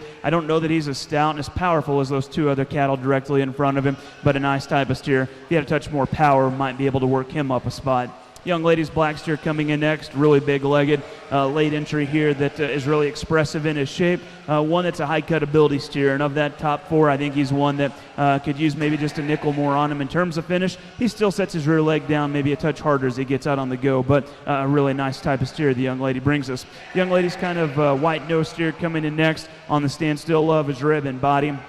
Love his muscularity. I think a steer that gets a little too frail, and when he's pulled to lead, definitely one that needs to be sounder. Same conversation with the young man's black steer. I think one that has tons of muscle and tons of power. He has more bone over the steer directly ahead of him. Unfortunately, a coarser shouldered steer that wants to curl his front toes in and kind of pigeons in up front. He needs to sit down with a better rear leg as he gets out on the go. Black and white steer, again, really moderate, deep rib type of steer. Gets a touch plainer from the side. I'd like to give him a shot more muscle. And we close with a red steer there that really deep in terms of his rib. He's soft to the touch. Might like to just see him with a touch more power. Good competitive class. Congratulations to those exhibitors. And let's take a look at recapping the results here at your FFA Market Steer Lightweight Class 3. Blues awarded in class goes to Marissa Medna, Bishop Newman FFA, Tara Allen representing Adams Central, Bailey Lichty of the Kearney FFA chapter, Reed Richard Shickley FFA, and Gracie Schneider of the Cozad FFA chapter. Second place purple in class goes to Marley New of Scotts Bluff FFA, and your first place purple class winner, congratulations to Tyler Thompson of the Blair FFA chapter. Again, those are your results coming out of our FFA Market Steer Class 3, Lightweight 3.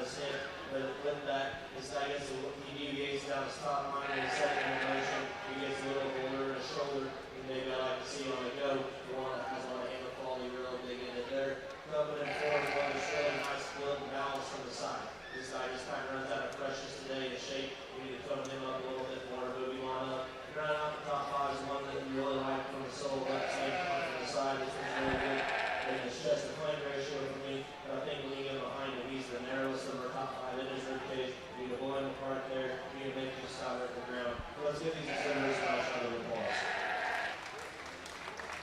And we're back to the Nebraska Farm Bureau Show Arena here. It's time for our lightweight division champion. And let's go ahead and meet your class winners. Coming out of lightweight class 1, our market steers. First place awarded to Blaine Voigt, and representing the Arlington FFA chapter. Second place in class, Schuyler Sudbeck, again coming out of class 1.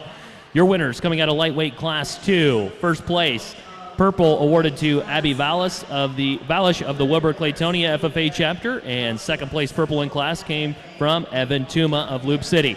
Rounding out your lightweight division championship out of class 3, Tyler Thompson of the Blair FFA chapter, and Marley New representing Scotts Bluff FFA. Again, we'll go back to the Nebraska State Fair here in the show arena and let Judge Marcus Arnold go to work and select your FFA Market Steer lightweight division champion.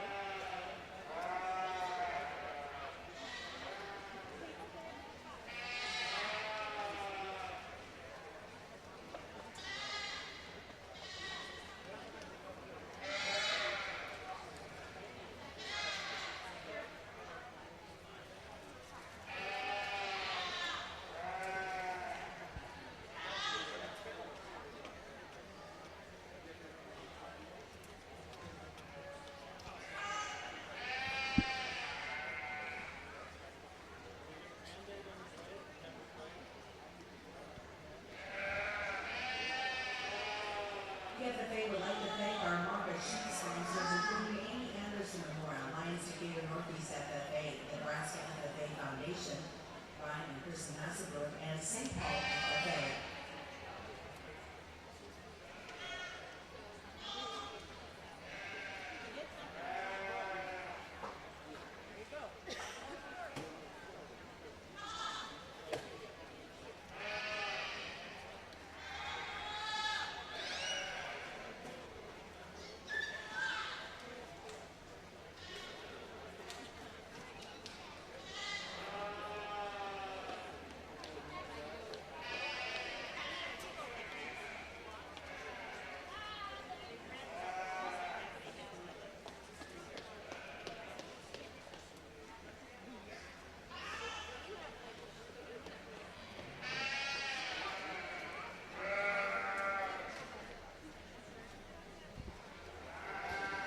As we finish up here in our lightweight steer division, I think we've got three nice steers up here, class winners, and then 3 seconds behind them that offer a lot of quality, and I think that young people have a lot to be proud of.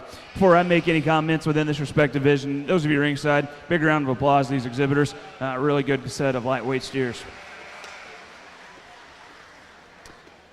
I guess for me it comes down to the young lady out of Class 2 with the black steer and then the young man out of Class 3. I think those are the two in the lineup that it gets close between. Not to discredit the young man's white steer here that wins Class 1. Really smooth, really nice, high-quality type of steer. Won that class pretty comfortably, I thought, but getting back out here, I think he gets outpowered by the two right in behind him. The black steer is one that I think reads really smooth. I think a steer that reads really correct from a balance standpoint, and I love those things about that steer. He's really moderate in his build. He's got a good, attractive hip and hind leg. I guess as we get him behind him, maybe one that just a touch flatter there in his forerib on an individual basis, and maybe just like to stouten him up just ever so slightly. I particularly like the fact over the steer that out of the Class 3, he holds his top line together maybe just a little bit better, especially here on the standstill. I think the young lady does a nice job just getting him set up. I guess the question within this lineup, and you ask yourself, does that steer just have enough just sheer power and sheer muscle? I know that he's not the best in that regard, but you ask yourself that question. I think he has some big advantages over the steer that comes out of Class 3. Steer out of Class 3, I think he is the one that has the power advantage. I think when that steer's pulled the lead, there's a lot of things to like on him. I think that steer is really just big-legged. I think that steer is long-fronted, and I think one that, from that standpoint, you really appreciate. I think he gets out on the move, and he looks really good on the move. He falls apart, though, when he's on the profile, maybe a little bit more. Steer that wants to get just a little bit weaker right there in his top line, middle part of his back, and I don't know that he's quite as correct in there to the top part of his hip in comparison to that middleweight steer. And so if you want to go with the power one that looks really good on the move, you go with the young man's. If you want to go with one that balances up really good and gives you a good look, you go with the middleweight. And so those are the two that I think it comes between. For me, the one that I keep coming back to, young lady, she's going to be our champion out of Class 2. Young man out of Class 3 is going to be reserve. Congratulations.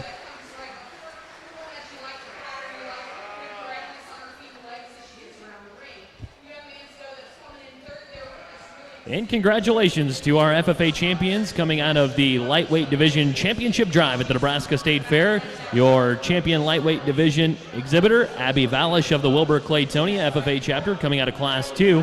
And your reserve champion exhibited out of Class 3, Tyler Thompson of the Blair FFA chapter. Congratulations to all of our exhibitors and our champions in the FFA Market Steer Lightweight Division Championship Drive.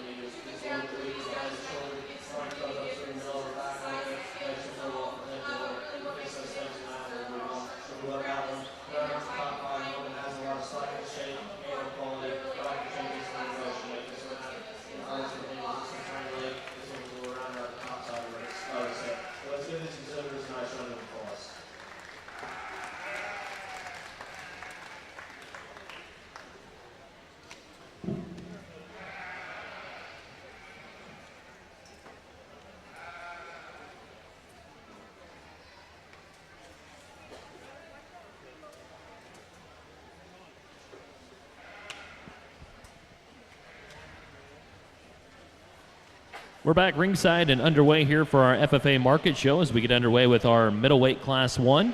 Class 1 middleweights now exhibiting in the Nebraska Farm Bureau Show Arena. Class A of the commercial breeding dog is here momentarily. Class B gets set to enter the ring on the sheep side. Results of your middleweight Class 2. Blue ribbon winners include Lake Ward of Central City FFA, McKenna Pelster of Wheeler Central FFA, Ashton Strand of Pender FFA, Elena Kingmeyer of Thayer Central FFA, Leah Spencer of McCook FFA, and Taya Christensen of Centura FFA. Purple ribbon winners will include Lauren Richards of Shipley FFA, Mallory Tuma of Leaf City FFA, Seth Ward of Central City FFA. Second purple goes to Greg Gaston of Bonita Palisade FFA, and congratulations, first purple out of middleweight Class 2. Ms. Bill Cooper of Palmyra FFA. This is your final class in middleweight. Sheep, they weigh from 140 to 143 pounds.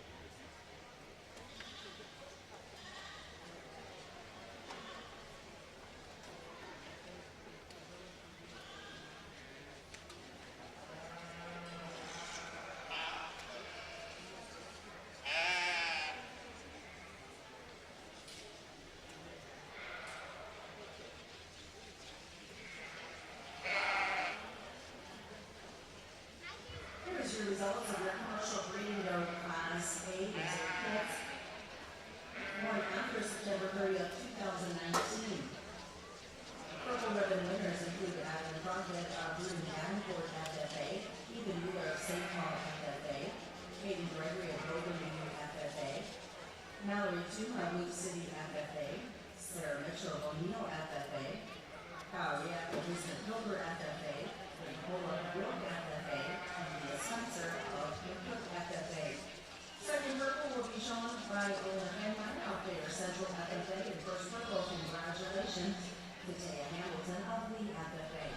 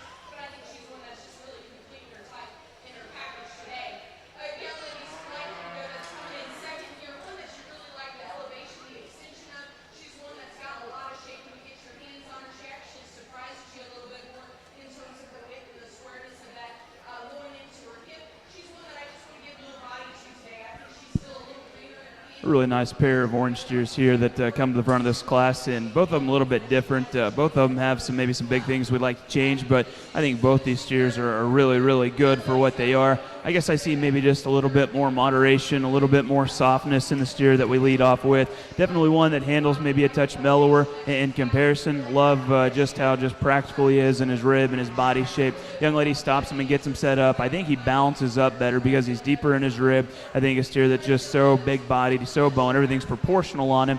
Maybe not just the most correct in the middle part of his back, and I know where he turns to a different color there.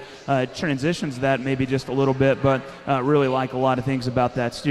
A really shapely steer comes in too. He's long, he's extended, he's really powerful in his kind. A steer that's got tons of just dimension as well. In comparison to that leadoff steer, maybe not a steer that's quite as fresh, maybe a steer that's not quite as soft back into his flank, and as we stop the cattle and get them set up, I think it takes away from maybe his balance, as his freshness and then maybe lack of just depth of body and depth of flank. I kind of work against him, maybe in comparison to that steer that we lead off with, who's so deep-ribbed and so soggy.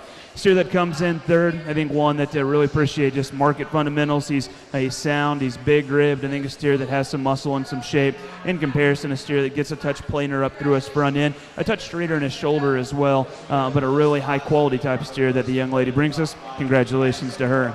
Young man pulling out, coming in fourth, a black steer coming in next that has tons of just muscle and tons of power. I love those things about this steer. Maybe one that just gets a little bit more closed up down low. I don't know that he's quite as soft back into his flank. Steer gets a touch plainer right there in his shoulder and his chest.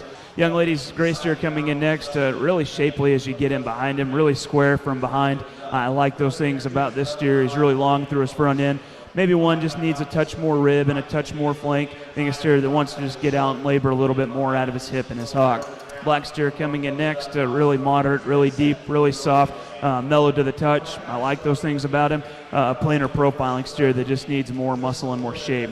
Same conversation here with the young lady's gray steer. I think a steer that has some bone and has some muscularity. I guess one gets a touch plainer from the profile, one that we need to loosen up there in a structural build. And the same conversation with the two that we close with, really moderate type of steers that just need to be loosened up structurally, given a shot more power.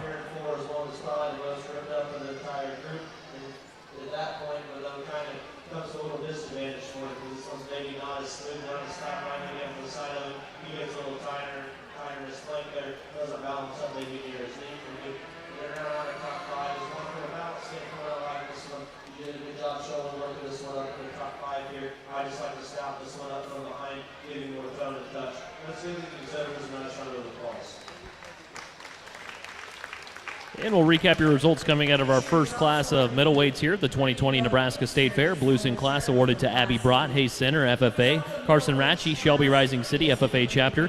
Katie Hyen of the Arcadia, FFA chapter. Sydney Huckfeld representing Gearing, FFA. Centura, FFA chapter member, Weston Bonsack. Tristan Encinia of the Scotts Bluff FFA chapter, also receiving a blue. Purple in class awarded to Brianna Bosshammer of Amherst FFA. Second place purple in class goes to Baron Strope, O'Neill FFA.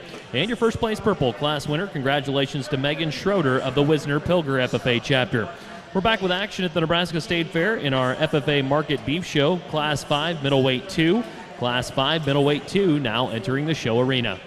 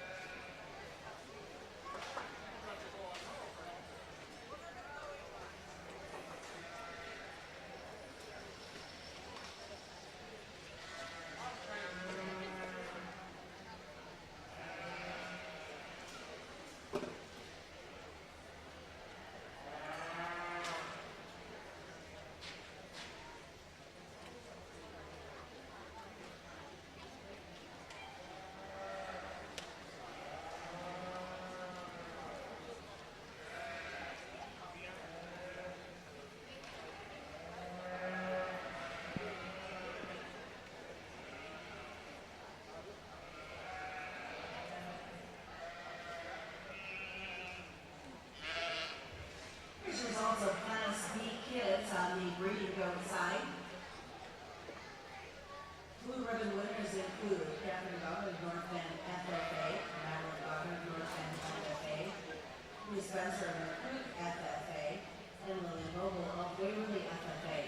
The purple ribbon winners include Katie Tuma of Luke City FFA, Evelyn Crockett of Ruby Davenport FFA, Lee French of Bluefield FFA, Levi Kronk of Fortune FFA, Ashley Singh of Norfolk FFA, Annie Finn of Twin River FFA, Michaela Hood of Alliance FFA, and Carrie Zane of Norfolk FFA. Purple 2 will go to Kendall Parker of Chase County FFA, and first purple congratulations to Taya Hamilton of Lee FFA. In the ring now is Class C of kids. After this, a division champion will be chosen.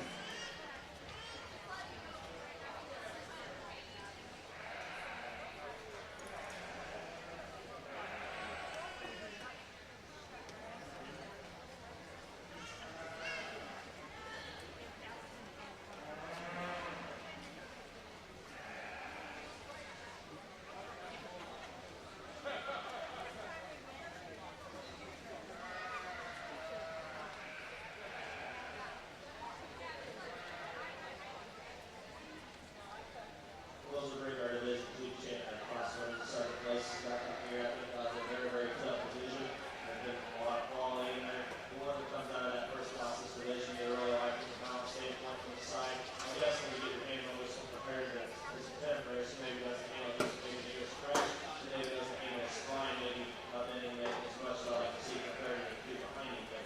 But we'll come out of that second class, he kind of fell through, box up like he's kind of one rather handling. This one's really stuck on the ground, really deep about his shoulders, balances up really well, still hands opened up to it. We're coming out of the third class here is the one that I like out on the move. I guess when you get him behind this guy, behind his shoulders a little bit more open, the top side of the skeleton, and then when we get on the side, he makes the shoulders a little bit more prominent. But this one's really digging his upper hip side of the ground. Let's see if these exhibitors, whether or not the applause, I'll go on such a champion reserve.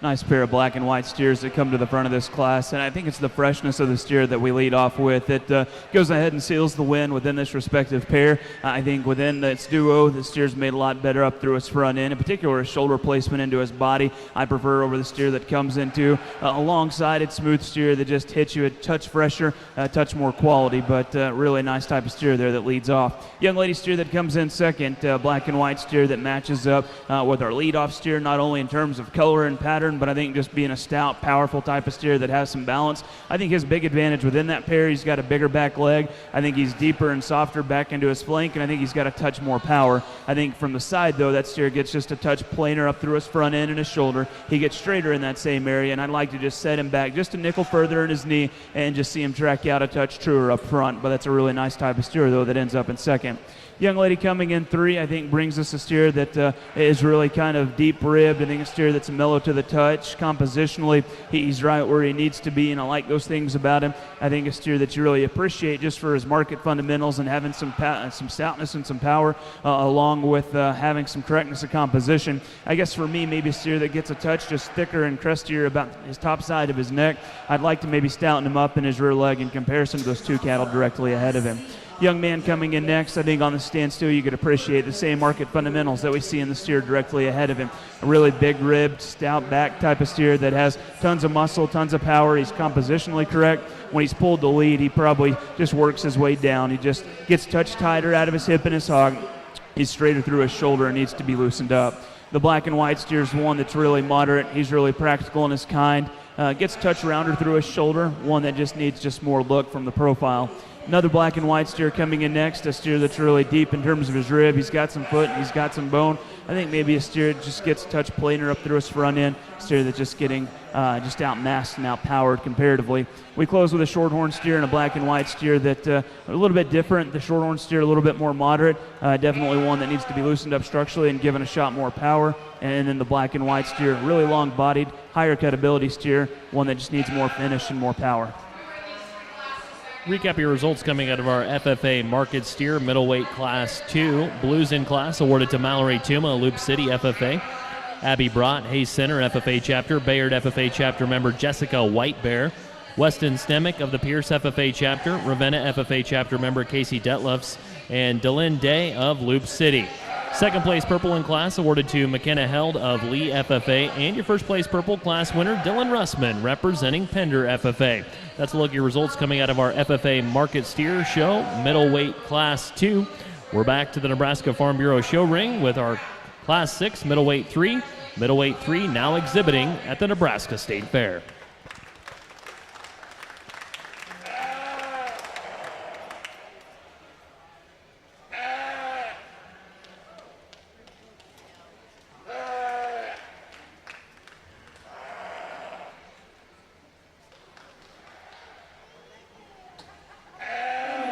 Congratulations, your division champion, Taya Hamilton from the Lee FFA.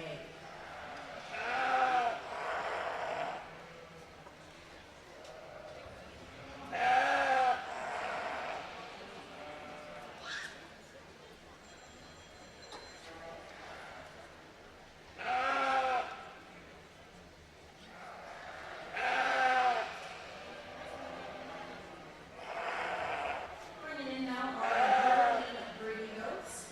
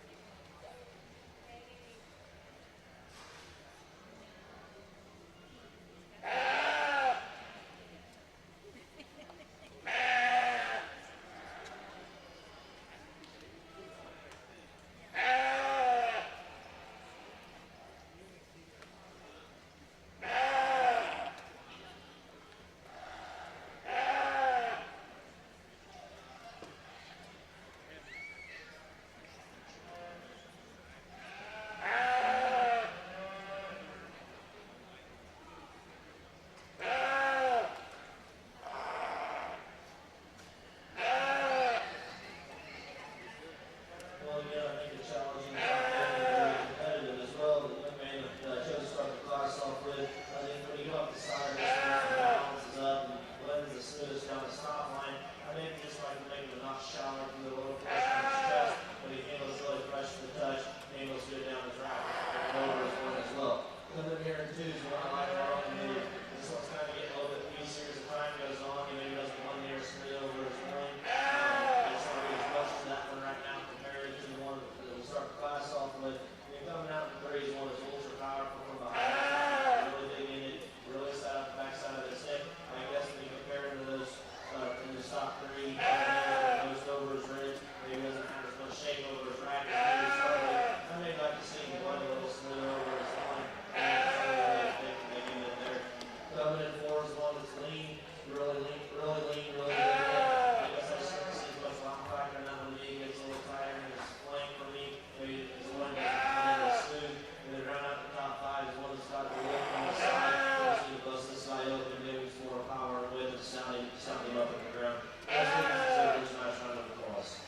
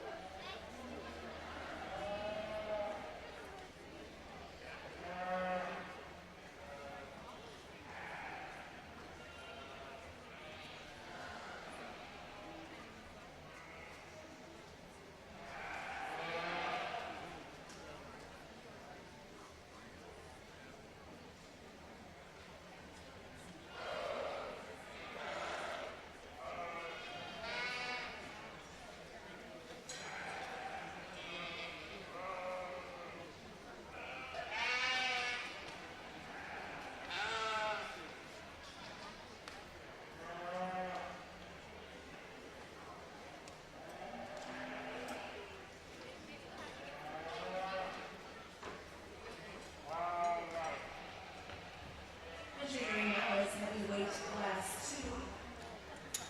These sheep weigh from 148 to 157 pounds.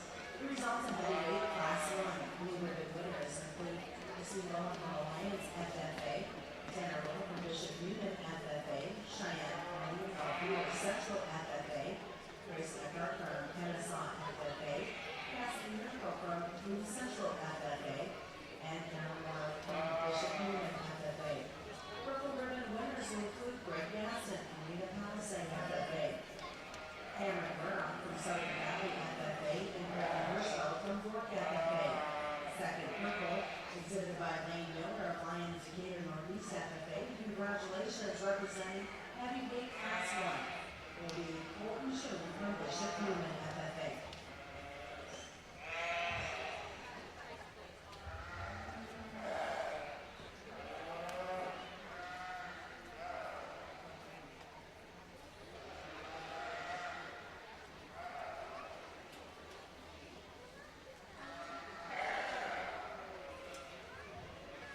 Just a reminder for our division winners in the market lab, both Grant and Reserve division winners. We need shorter information sheets turned in. You can turn into any of us in the blue shirts.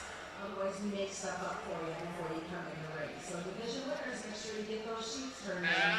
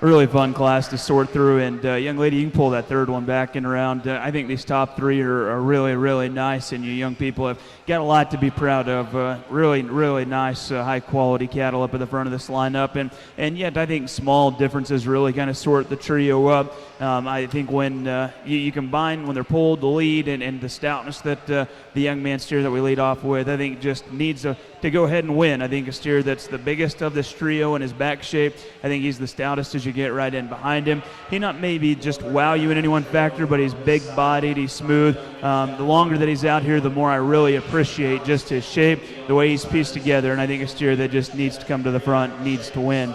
The young man steer that comes in second, this one's really, really attractive. I mean, in terms of eye appeal and when one that's put together from the side, he's so smooth. He's so much more youthful up through his front end, maybe in comparison to that leadoff steer even. I think the bigger difference between him and that steer that leads off and wins, up front, I think he closes up maybe just a nickel more in regards to his chest. And when you get right in behind him, I don't see maybe him just come to the ground maybe quite as powerful, maybe quite as wide as that leadoff steer. But, man, that guy gives you a really impressive look. The young man does a nice job with him. That's a really impressive steer that ends up in second. Young lady steer that comes in third, I like this one a great deal. And of that trio, I think this guy's so stout in terms of his bone work and his feature. I think he's so bold in terms of his body. I love those things about him. When he gets pulled to lead and when he gets out on the go, I think that steer wants to maybe lose or get maybe a touch disorganized there in his top line, especially right in behind his shoulder. And then he just wants to set his rear leg down, maybe a touch more outside himself and maybe not quite as attractive. A really big-bodied white steer coming in next. Love his practicality of that top four. He's probably one that's the mellowest to the touch, and it's not surprising. I think a steer that gets a touch more out there in his chest, he's touch plainer up front. He's maybe not quite as youthful as those cattle directly in front of him, but from his shoulder back, I like that guy a great deal. Maybe just a touch plainer, maybe not quite as youthful. Really impressive steer that the young lady brings us as well. Young man steer coming in next, a really fresh fronted type of steer. I went ahead and switched this one up a spot because I think he matches up with just the quality that we've seen in terms of his presentation, the way he bounces up from the side. I think he's a sounder upgrade over the steer coming in next, and that was a big reason I did it. As we step in behind this steer, though, he just loses my favor from a muscularity standpoint. I'd like to see him with a bigger back. I'd like to see him just go away with more muscle through his lower quarter. Steer that just needs to be more powerful. Initially, that's why I had this steer worked up maybe a spot, because he is more powerful, especially up high right in behind his shoulder. He's stouter and more muscular from behind. I like those things about him. When I pulled him back in to lead, I think a steer that just gets a touch more just tight and restricted out of his hip and his hock. One, if we loosen up, I think you could work him up a spot because he's got some power. Just a staler appearing steer needs to be sounder. A black steer coming in next, really moderate in his kind, one that just gets a touch tighter as he gets out on the go. Really moderate yellow steer coming in next, that's stouter in his bone work. He's really long-bodied. I think he gets just a touch plainer from the profile and could give a shot more quality to him. We close with another gray steer there that has some practicality, one that just needs more muscle and more power. Good competitive class, especially those up top. Congratulations. We're up this commercial division with these three age goats. Ones that I think are high quality females. The young lady that starts out on class on the far end, one that you really appreciate the size and scale of. She's one that's being rolled over the top side of her scale, so she's wider for her hip and down on the ground. She's one that's stouter in foot and features. I think really what makes a difference for me is the amount of rib shape that she's got. The way she runs a little bit easier upfield, got just a little bit more decision for that. Really high quality female to start the class. Young man steer that's coming in the second, one that follows that same side in height. She's one that gets a little bit lower at the top side of her shoulder, doesn't wedge quite as well from her chest all the way back into her rear flank, but one that you appreciate the scouting that she has on the front side of her tails. On the south side of the ground area before she move up in this class. Young lady steer that's going to round out the class, one that's easily the leadest in this class in terms of condition. I think she's youthful about her head into her neck. She's really smooth and angular through there. We just need to see a lot more of her in this class. Congratulations to those three exhibitors. And we'll recap your results coming out of our FFA Market Steer Middleweight Class 3. Again, receiving blues in class, Emily Grodecki of Boone Central FFA, Alexis Billiter of Bertrand Loomis FFA, Jacob Gall of Howells Dodge Consolidated, Jesse Hyen of Arcadia, Centennial FFA chapter member Jacob Warm, and William Vanalik of EMF FFA. Purples in class awarded to Brianna Bosshammer of Amherst FFA. Second place purple in class goes to Jade Paxton of Sutherland FFA. And your first place purple in class, middleweight 3, goes to Hunter Borg of the Allen Wakefield FFA chapter. Again, those are your results coming out of middleweight Class 3. Back to the Nebraska Farm Bureau show ring here for Class 7 middleweight 4 here in action, our FFA market show at the 2020 Nebraska State Fair.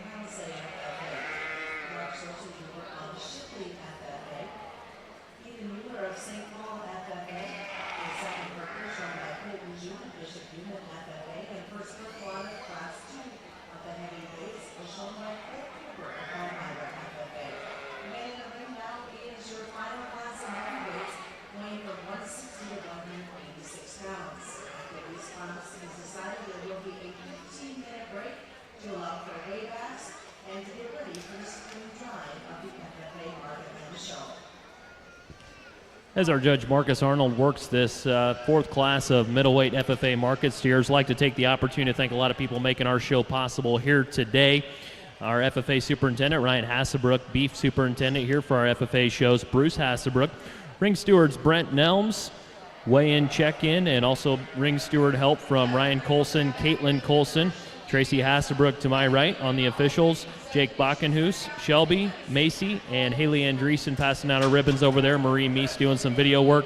Really a pleasure to work with these folks here, do a great job every year, and I'd like you to show your appreciation to all of our ringside stewards and help here as we go to work on this show.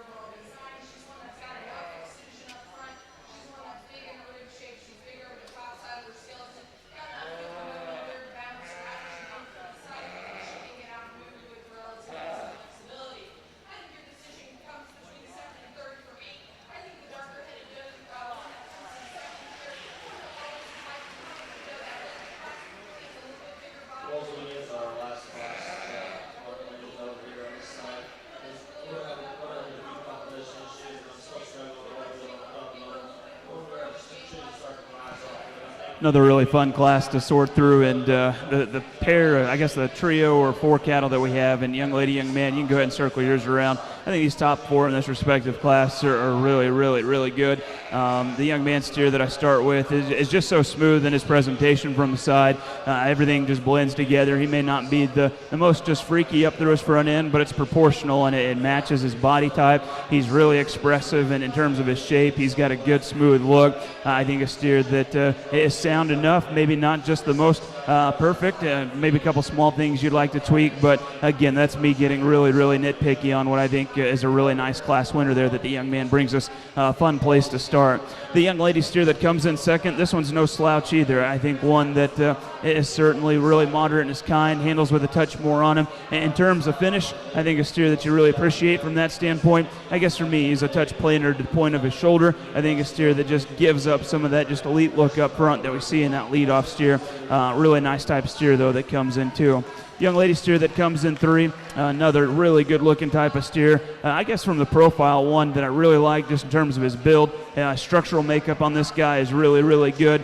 Maybe a steer that just right in behind his shoulder. My biggest criticism as we get right in behind him, he's not as powerful right in behind his shoulders, those 2 other steers. I love his look, and I just think that steer is really cool as you get off the side of him, but maybe one just in terms of muscularity and power, get right in behind the cattle. I don't know that he's stout up high, and I don't know that he's a stout down low through his lower quarter. Maybe like just beef him up a touch to get around to want that other steer in particular. Young man steer coming in next, one that's really moderate in terms of his size. I love those things about him. One that just gets a little bit plainer, I guess, just the way he ties his neck into his shoulder, and his shoulder and chest hookup comes back to the lower part of his body. A steer that's really fresh. He's really youthful, really nicely presented. Maybe just a couple things there that we'd like to tweak. Young lady brings us another really nice black steer. I think one that just really powerful. He's really stout as well. I think up front, kind of a thicker, plainer neck steer that wants to just get a touch straighter there in regards to his shoulder. And if we could push him back there in that regard and freshen that steer up, I think that would help him in a really tough and competitive class. Young lady, that's still a really impressive steer.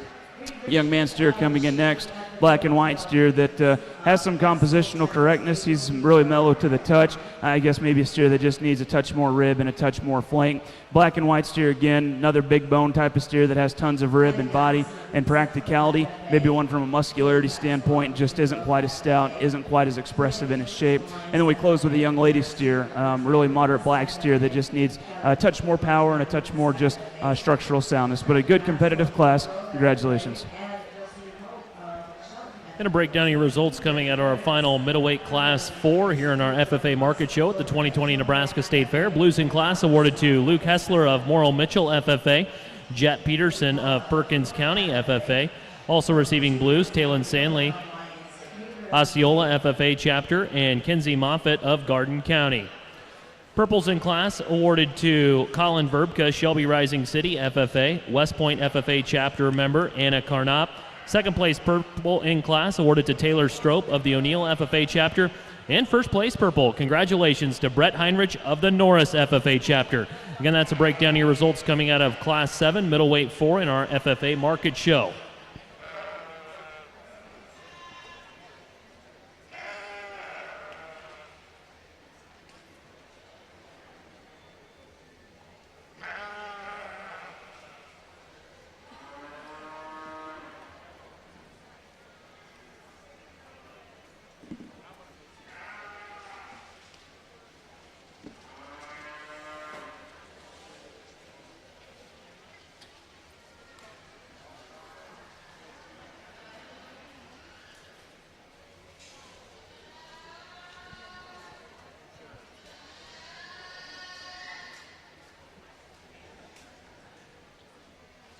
And once again, it's division championship time at the 2020 Nebraska State Fair. Let's go ahead and meet your class winners that make up our middleweight division championship here in our FFA show.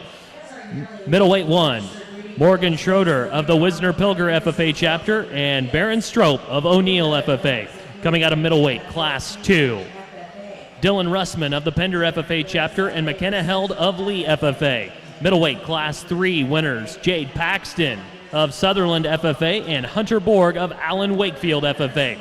Rounding out your middleweight FFA Division Championship drive, middleweight Class 4, Taylor Strope of O'Neill FFA and Brett Heinrich of Norris FFA. We'll go back to the Nebraska Farm Bureau show ring as our judge, Marcus Arnold, selects the best of the best here in our middleweight Division Championship drive. FFA and first purple is Taylor Gregory of Loganview FFA. Getting the ring now are your yearlings January through September 2019. Over on the sheep side, they are selecting their division reserve and champion of the heavyweights.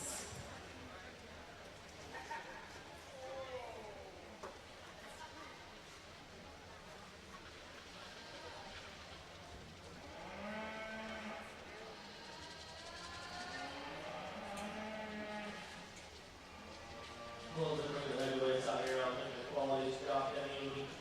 First one that comes out of the first class of the division, I think, is really balanced from the side. I don't know if he's just maybe a shallow look through his front 1/3, and it doesn't maybe have as much shape from behind. But I think just a little balance standpoint there, he is good class winner. Coming out of the second class, so this guy runs uphill a lot. This one's really big shape. Like I said in class, I maybe like him coming back and just notch over his ribs. He has a little extra on him that maybe I like to see. Then run out in our heavy class. The other girls doing a very, very good job showing this big guy. He's ultra thick and wide. I don't know if he just has his stout at the ground as he runs a couple ahead of me for as big and wide as he is, but she's doing a very good job with him. Let's get these exhibitors that showing the applause on the second champion.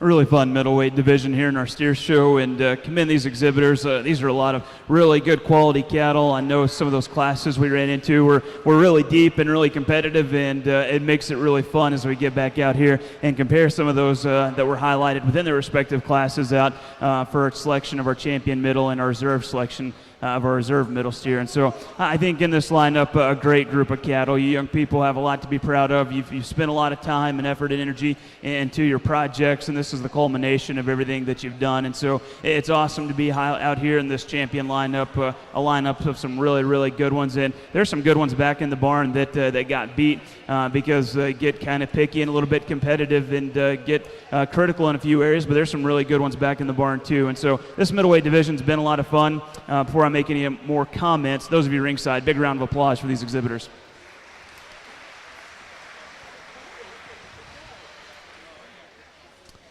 I guess for me, the steer that wins Class 1, really nice type of steer. Steer that wins Class 2, really nice type of steer. But I think the heat really comes in Class 3 and Class 4. And those are the two, maybe for me, that it comes between. Maybe some of the differences that I see between them. The one out of Class 3, love his practicality, love his rib and body. I think a steer that may have just a nickel more shoulder on him, but I think he's one that's longer and leveler in his hip. I think he's more correct in his rear leg structure, despite the fact he just wants to knuckle up in his pastern maybe just ever so slightly. He does have just a touch more shoulder in him, and I'd maybe like to change that about him. But a steer there from there back, I think he really appreciates his rib and his body. I love those things about him. Young man stops him and gets him set up really nice. I really like the freshness in the steer that comes out of Class 4. Love his shape up high. I think he's maybe one of the most just muscular steers right in behind his shoulder and in his back of the cattle that we have in the lineup. When the cattle are pulled to lead, I read that steer maybe to be just a touch shorter there in his hip structure and maybe not quite as correct there in his hock placement there to the ground, maybe in comparison to a group of other cattle directly in front of him. I know it's kind of a small thing. We're getting really, really nitpicky on some really good ones, but folks, this is an awesome lineup. These exhibitors have a lot to be proud of. Those seconds even behind those cattle are just really spectacular. Another big round of applause, and I'll go show you the one that's going to be your champion.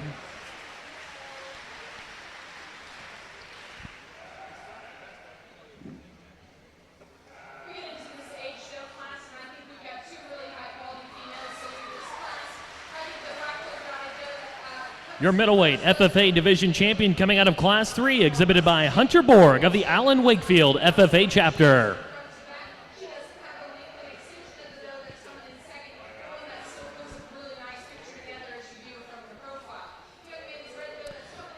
Nice steer the young man brings us here for reserve, and again, in that tough and competitive class, there's a lot of things that I liked about him. For me, I think he gets, as we talked about in class, just a touch narrower down low. Again, I thought it was close up top between those two. Young man out of Class 4 is going to be reserve. Congratulations. Your reserve middleweight FFA market steer champion coming out of Class 4, Brett Heinrich of the Norris FFA chapter.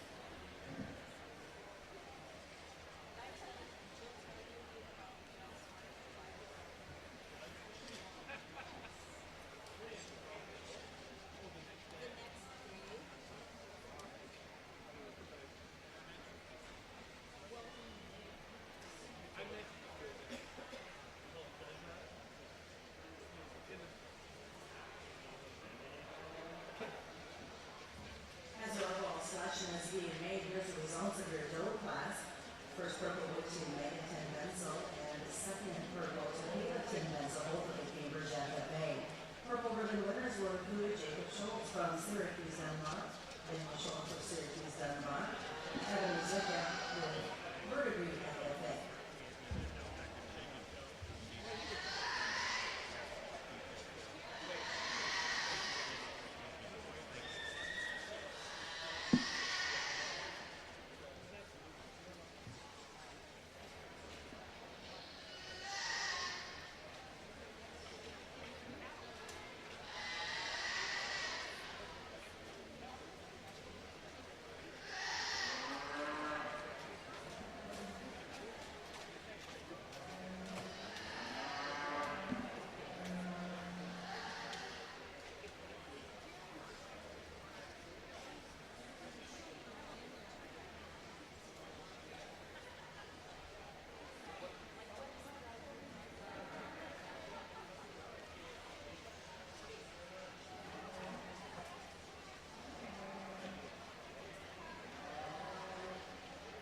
Maybe not as high numbers in this registered classes as we had in those commercial classes at the beginning of the day.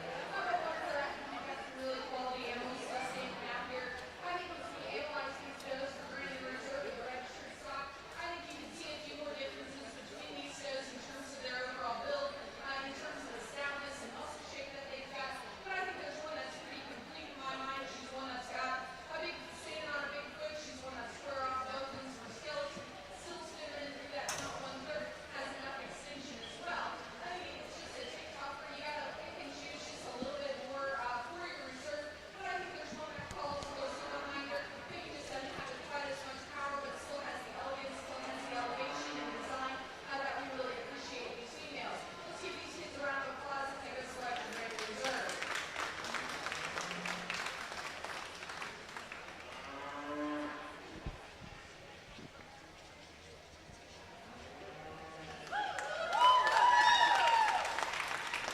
And we're back underway here at our FFA Market Beef Show here at the 2020 Nebraska State Fair. Direct your attention back to the Nebraska Farm Bureau show ring as we move to our market steer heavyweight division and class 1 of our heavyweights now entering the show arena.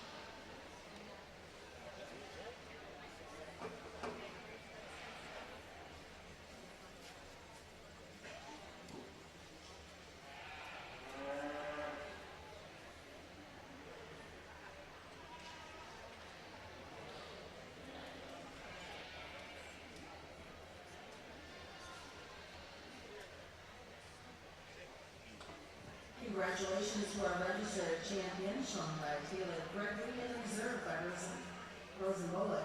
Getting ready to make the selection of our Supreme Brawl.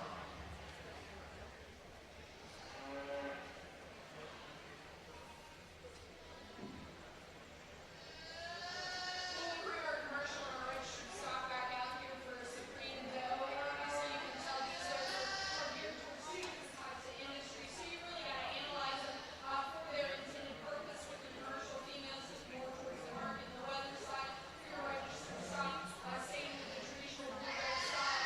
And I think you got to pick one that's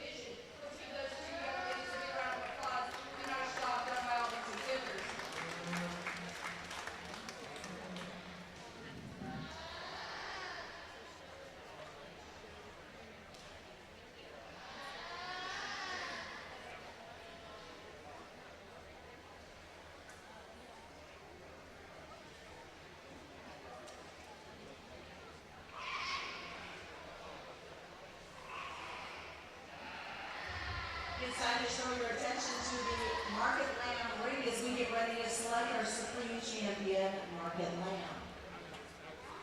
Coming out of the lightweight division, your champion, lightweight Market Lamb, trained by Lane Miller. Lane is 19 years old and has been showing sheep at the State Fair for 10 years. He's from Oakland and he's a part of the Lions Decatur Northeast FFA chapter. Roy and Sarah Miller are his parents. The lamb named One North weighs 119 pounds. He plans to continue his studies at UNL toward a career in agribusiness. His favorite part of the State Fair is talking to family and show friends. In the middleweight division, your exhibitor is Cole Cooper. Cole is 19 years old and has showing at the fair for 10 years. He's from Albion, Nebraska, and part of the FFA. His parents are Robert and John. His name Jack weighs 138 pounds and he's a graduate from Northwest Missouri State with a degree in ag business. He plans to continue conducting CSF feed. And for the final drive in the heavyweights, the exhibitor is Cole Cooper. Again, 19 years old and showing for 10 years. This lamb weighs 150 pounds and is named Fred. Ladies and gentlemen, give a round of applause for your division champions. Now for the reserve champions, coming out of the lightweight.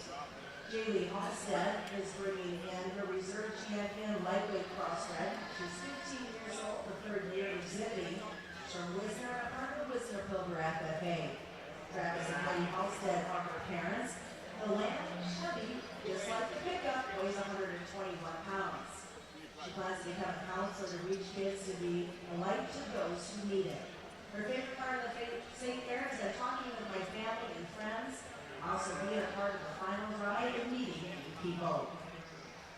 Your medium weight reserve is shown by Colton June.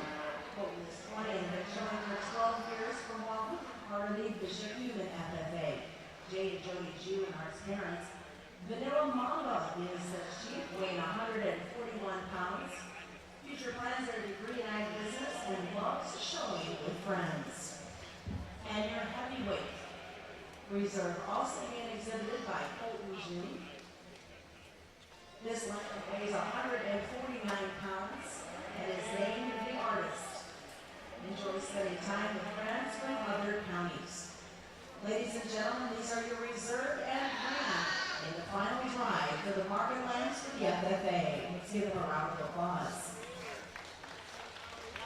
During this time, while the judge is making his selection, we're going to pass over the microphone to one of our board members for the State Fair, John Caldwell. Hi everybody. On behalf of the Nebraska State Fair Board, we just want to let you know how grateful we are that you chose to come and participate in the event.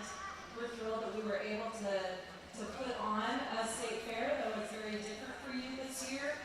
We hope you've enjoyed your time here. We congratulate every family that got to get out and do something that felt pretty darn normal compared to the last few months since March. Congratulations to every kid in the barn. Absolutely congratulations to these lamb exhibitors out here right now that are having the time of their life on this day. And best wishes for what few days we have left this summer and through the school year. Thanks so much, Dawn.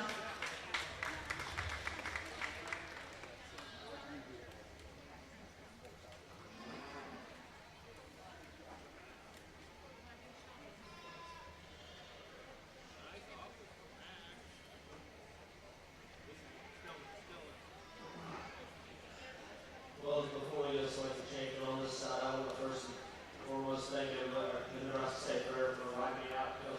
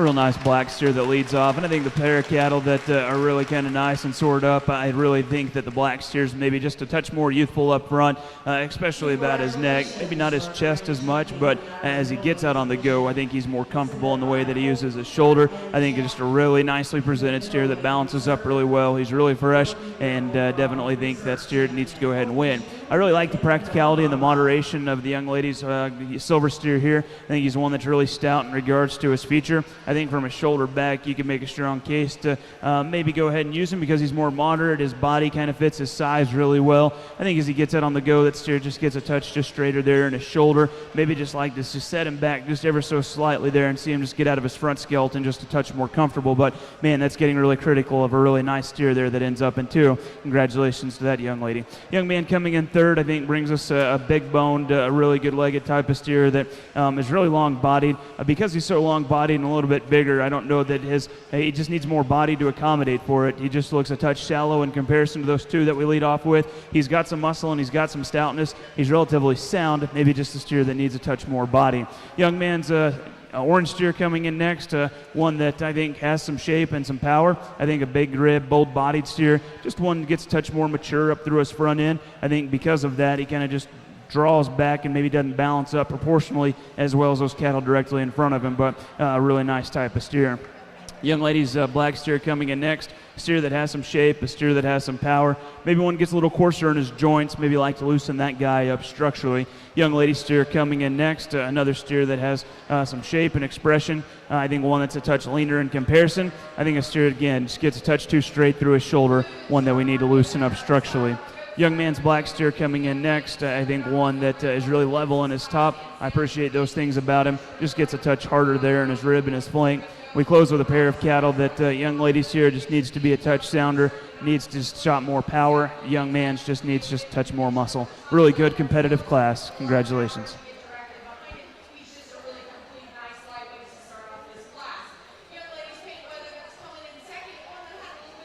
And the results of our first class of heavyweights here in our FFA market show at the Nebraska State Fair. Blues in class awarded to Trey Schultz, Centura FFA, Adam Alfs of Shickley FFA, Madeline Sonnenfeld of the Axtell FFA chapter, Evan Blank representing Wilcox Hildreth FFA, West Point FFA chapter member Evie Schlickburn, Devin Homolka of the Wilbur Claytonia FFA chapter, and Maggie Vanalik of EMF FFA.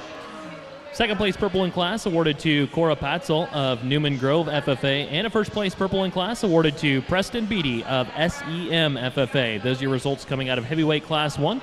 Back to the Nebraska Farm Bureau show ring here for action in heavyweight class 2 at the Nebraska State Fair.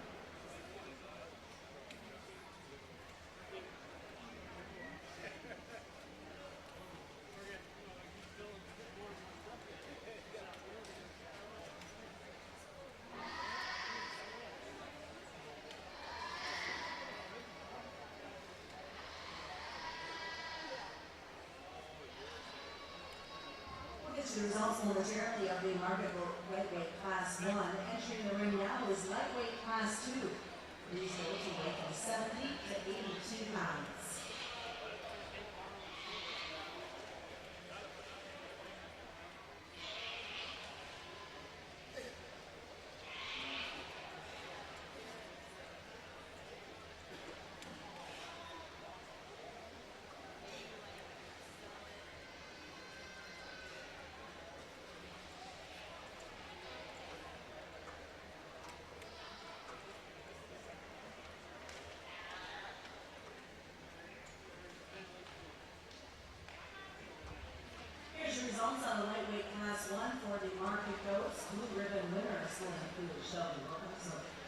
Pawnee City FFA. Shelley Wilcox of Pawnee City FFA. Catherine Stevens of Elm Creek FFA. And Stephanie Stevens of Elm Creek FFA. Purple ribbon winners will be Evan Muzica, Verdigris FFA. Brooke Settles of Central FFA. Adeline Crockett of Brooming Davenport FFA. Tanya French of Bloomfield FFA. Your second purple exhibited by Adeline Hirschfeld of York FFA, and first purple out of Class 1 lightweights, Melinda Hangmeyer of Favor Central FFA. Again, lightweights are in the ring now from 70 to 82 pounds.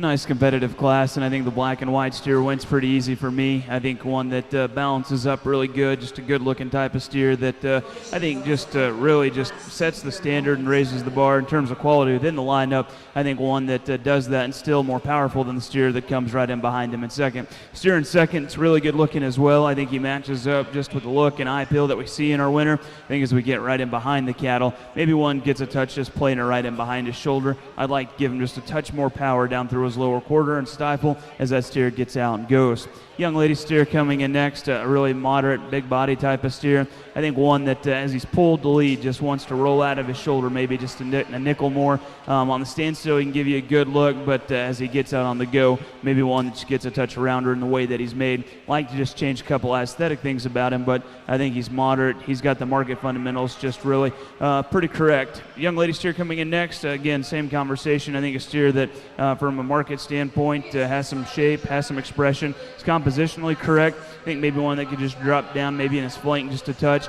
I'd like to loosen that one up in his rear leg as he gets out on the go. Young man coming in next, a really big-bodied steer. I think one that's practical and has some width and some power. Maybe one that just needs to be loosened up on, especially out of his hip and his hock. Just gets a little straight, one that gets a little tight. A longer-bodied black steer that appears to be maybe a little smoother comes in next. Appreciate those things about him and the structural advantage this one might have over the steer in front of him. Maybe one just from a muscle standpoint gets a touch plainer as we get right in behind him. Yellow steer coming in next, one that's really big-bodied, one that has some bone. A plainer four-rib steer that just gets a touch out-powered within this respective lineup. Young man steer coming in next, I think one that is really practical in his kind, and I love those things about him. I think a deeper-chested steer that gets a lot more mature up through his look, especially through his front end. Still like to loosen him up in his hock and the way he sets his rear leg to the ground. Young lady steer that we close with, a long-bodied steer that has some bone and some just stoutness to his feature. I guess one that just needs to be powered up, given a touch more muscle. Good competitive class. Congratulations again.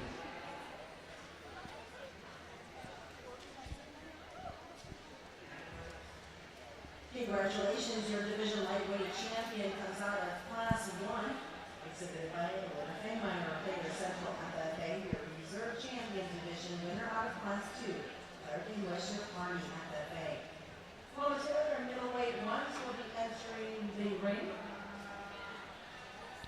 And to break down your results coming out of FFA Class 9 Heavyweight 2, Blueson class awarded to Jeremiah Lubin representing Plattsmouth FFA, Emily Grodicke of Boone Central FFA, Blaine Vogt of Arlington FFA, Anna Reedy of Loganview FFA, William Skabinski representing the Ord FFA chapter, from Wisner Pilger FFA, Jaylee Halstead, and Jordan Turnwall of Central also picking up a blue in class. Second place purple in class awarded to Kaya Songster of EMF FFA, and Jace Verbka of Shelby Rising City picking up first place purple in our heavyweight Class 2. Moving on here with our final class of heavyweights. Class 3 now exhibiting here at the 2020 Nebraska State Fair. Again, Class 3 of our heavyweights now exhibiting. Again, middleweight one is now in the ring from 84.5 to 89 pounds.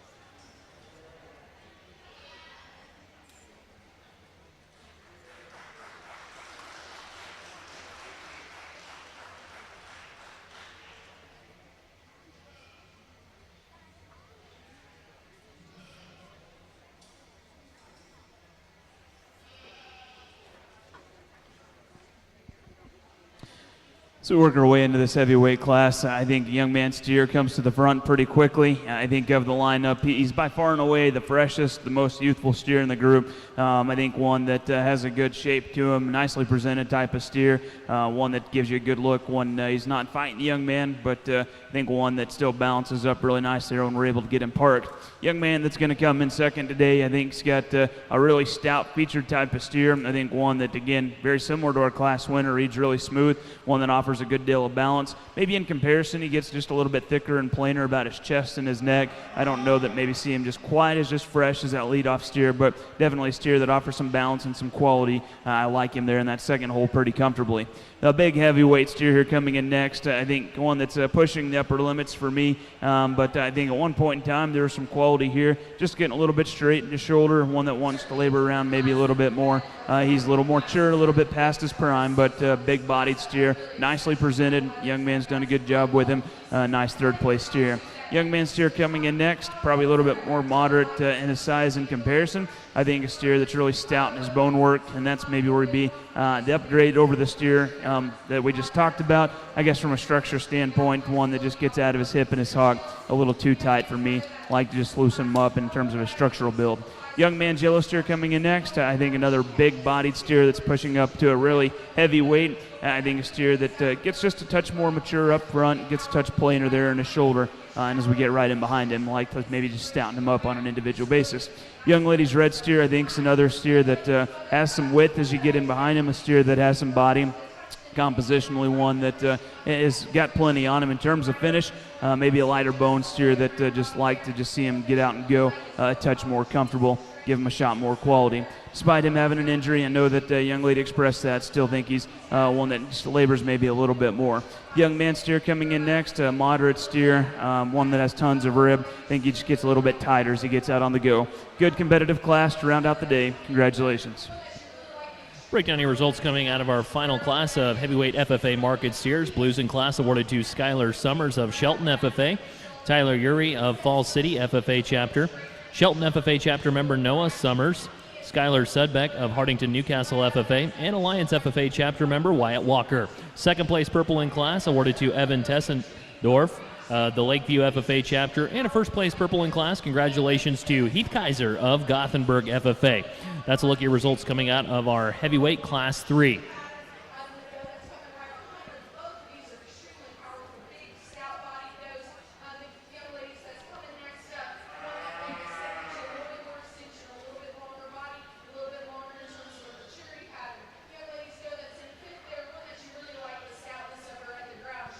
If you're in the audience here, again, we'd like to thank you for spending time with us here at our FFA Market Show today.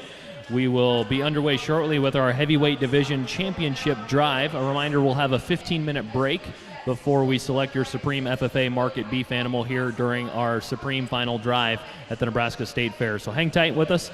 Let's go ringside here and meet your champions coming for our Heavyweight Division Championship Drive at the Nebraska State Fair. Heavyweight Class 1. Preston Beatty of SEM and Cora Paetzel of the Newman Grove FFA chapter. Heavyweight Class 2. Kaya Songster of EMF FFA and Jace Verbka representing Shelby Rising City. And rounding out our Heavyweight Division Championship Drive, Heavyweight Class 3. Evan Tessendorf of Lakeview FFA and Heath Kaiser of the Gothenburg FFA chapter. Let's go ringside here and select a champion for your FFA Heavyweight Division Championship Drive with our judge, Marcus Arnold of Winterset, Iowa. Getting ready to enter the ring now will be your middleweight market goats. These goats weigh from 90.5 pounds up to 95 pounds. We will get you the results of middleweight class 1 here momentarily.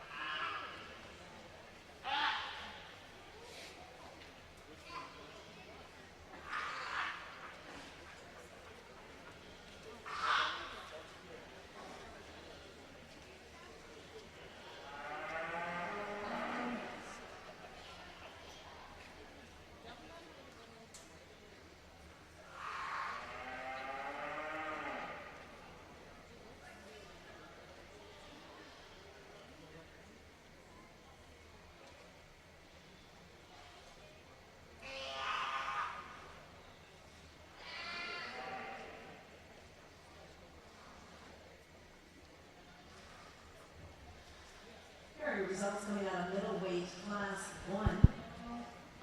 Blue ribbon. As we finish up here in our heavyweight division, again, a really nice lineup of steers, both first and seconds. Again, ringside, big round of applause for all these exhibitors.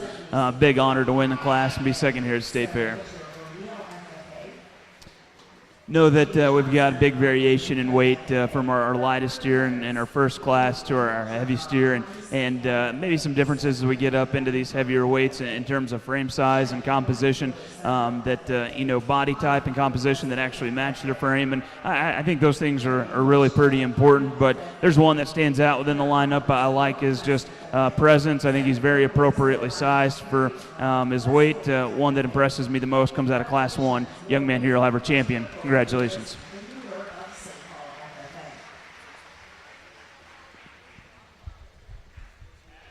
And your champion, FFA heavyweight market steer, coming to us from Class 1, exhibited by Preston Beatty of the SEM FFA chapter.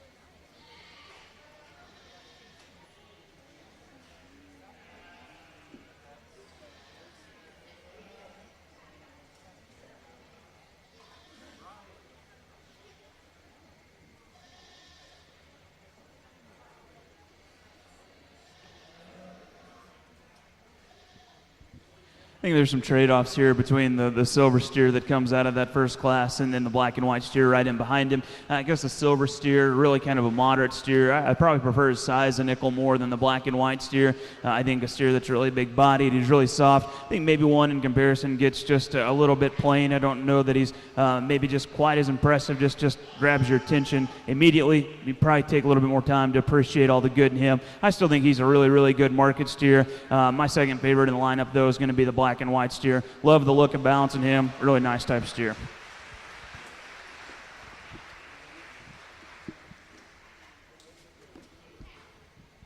And your reserve champion, FFA heavyweight market steer, coming out of Class 2, exhibited by Jace Verbka of the Shelby Rising City FFA chapter. Congratulations to our heavyweight champion and reserve champion at the Nebraska State Fair. Again, folks, we'll have a short 15-minute break here, and we'll move on with our Supreme FFA market beef selections here momentarily.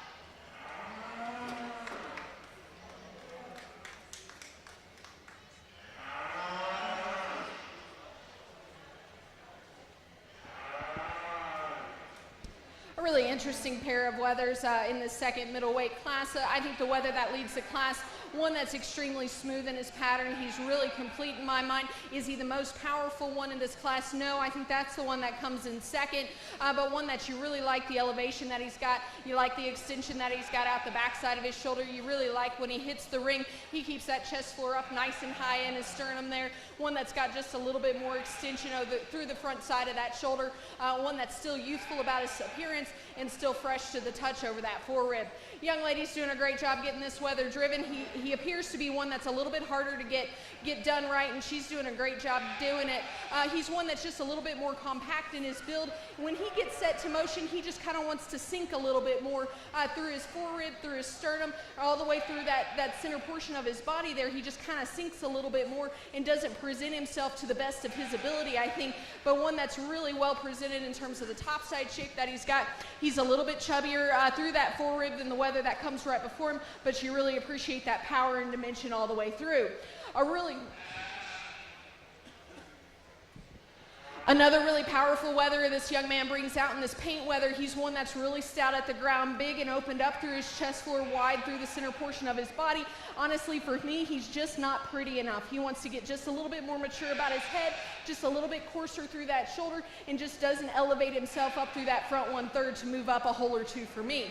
A pair of does coming next. Both of these light-headed does are really powerful to the touch. The young ladies in particular here that's coming next, one that's big and bold through a rack shape. She's getting a little bit too fat for me. She's one that gets a little bit softer over that hip and into her hind leg, just a little bit more refined about her features as she goes. Young ladies, other light-headed doe that's coming next, one that's built the same way as the doe coming before. She's maybe just a little bit wider through her pin set, but doesn't have the dimension through her rack. She just gets just a little bit rounder in her loin as you watch her go. But a really nice set of top 5 middleweight weathers. Let's give all these kids a big round of applause. A nice set.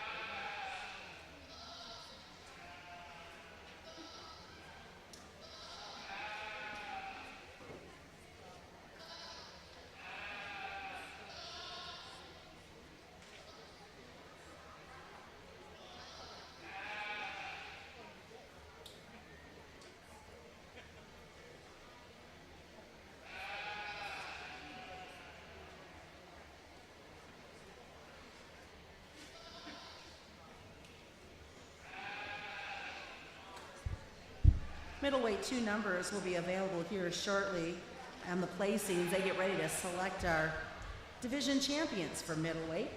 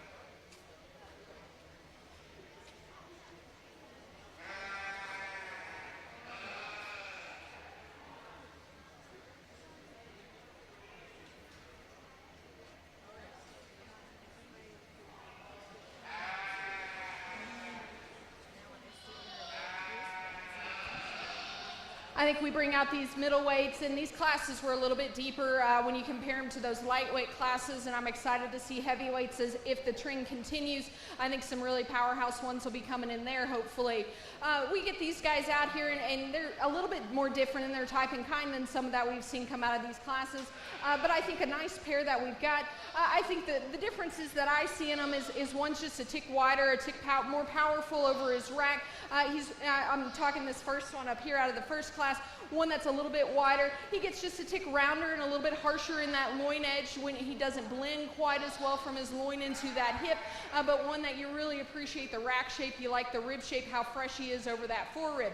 Young man's weather out of that second class, one that is extremely smooth about his design. He's really level in his top shape. He's one that's not as powerful as you get directly behind him. He gets just a little bit more refined in his features, but you really love when this guy gets set to motion. He's one that carries the power that he has extremely well, really elevated at the top side of that shoulder, and just has a nice complete package. The young ladies' second place weathers that come out of those classes I think are a little bit more similar to each other. They're ones that are both really powerful in their design. They don't move quite as well when they get going as the weathers that came before them in class, but ones that you still really appreciate for the overall power and dimension that they have.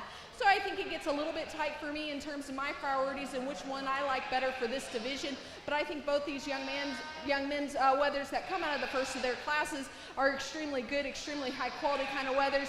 I'll go select the Grand and Reserve in this division, but let's give all these kids a big round of applause.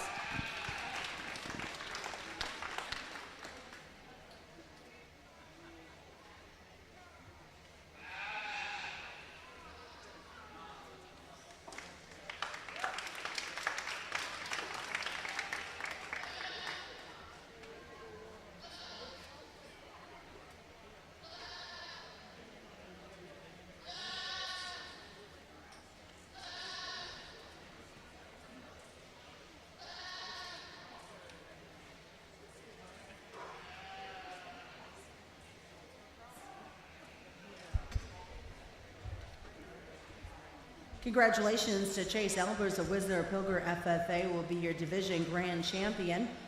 Reserve will come out of class middleweight 1, and that was shown by Ethan Mueller of St. Paul FFA.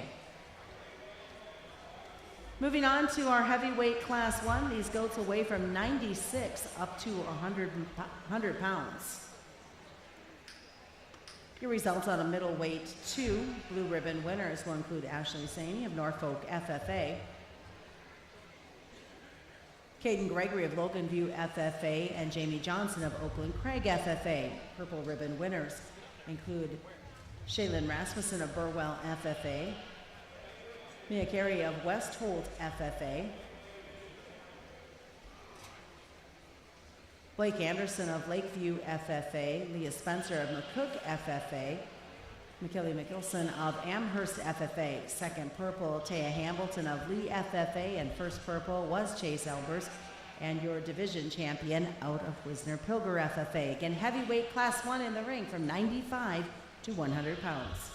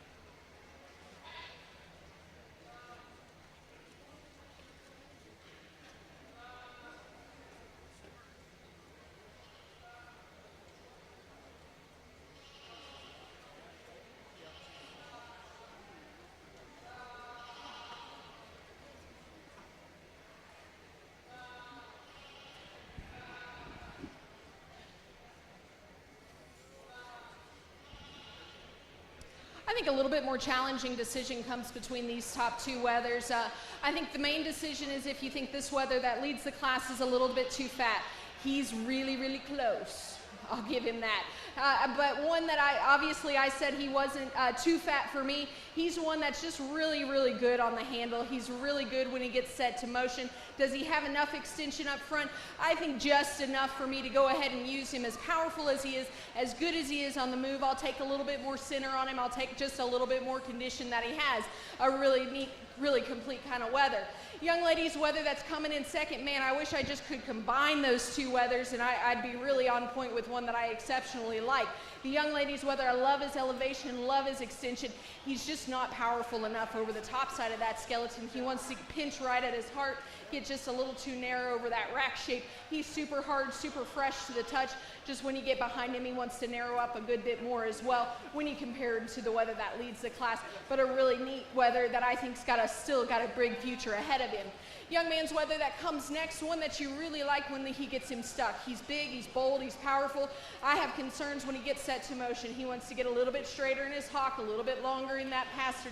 Just doesn't complete himself, doesn't combine himself quite good enough out of that hip and into his hind leg to move up into that second hole. But still a really nice weather that's got a good handle to him as well.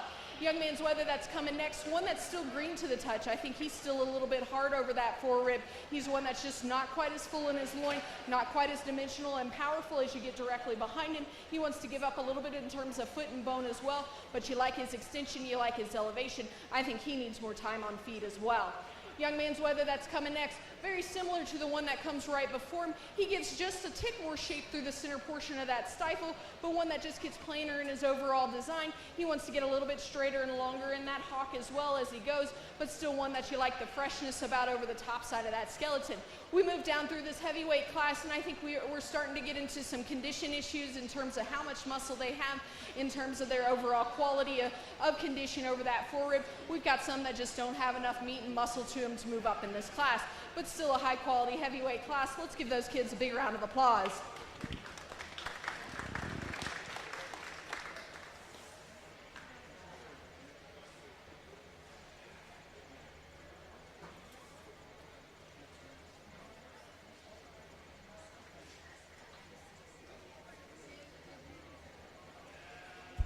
Entering the ring is going to be your final weight of heavyweights. This is class 2 and the final market class before we choose our supreme and our division champions. These goats weigh from 101 to 126 pounds.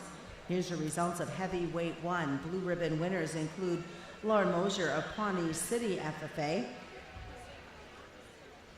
Leah Spencer of McCook FFA, Lillian Bogle of Waverly FFA, Lauren Mosier of Pawnee City FFA, and Taylor Gregory of Logan View FFA. Purple ribbon winners include Catherine Utek of Emerson Hubbard FFA, McKeely Mickelson of Amherst FFA, Connor Christo of Boone Central FFA, Brock Euler of St. Paul FFA, and Blake Anderson of Lakeview FFA. Your second purple exhibited by Claire Gangwish of Kearney FFA, and first purple, congratulations in heavyweight 1, Cole Cooper of Palmyra FFA.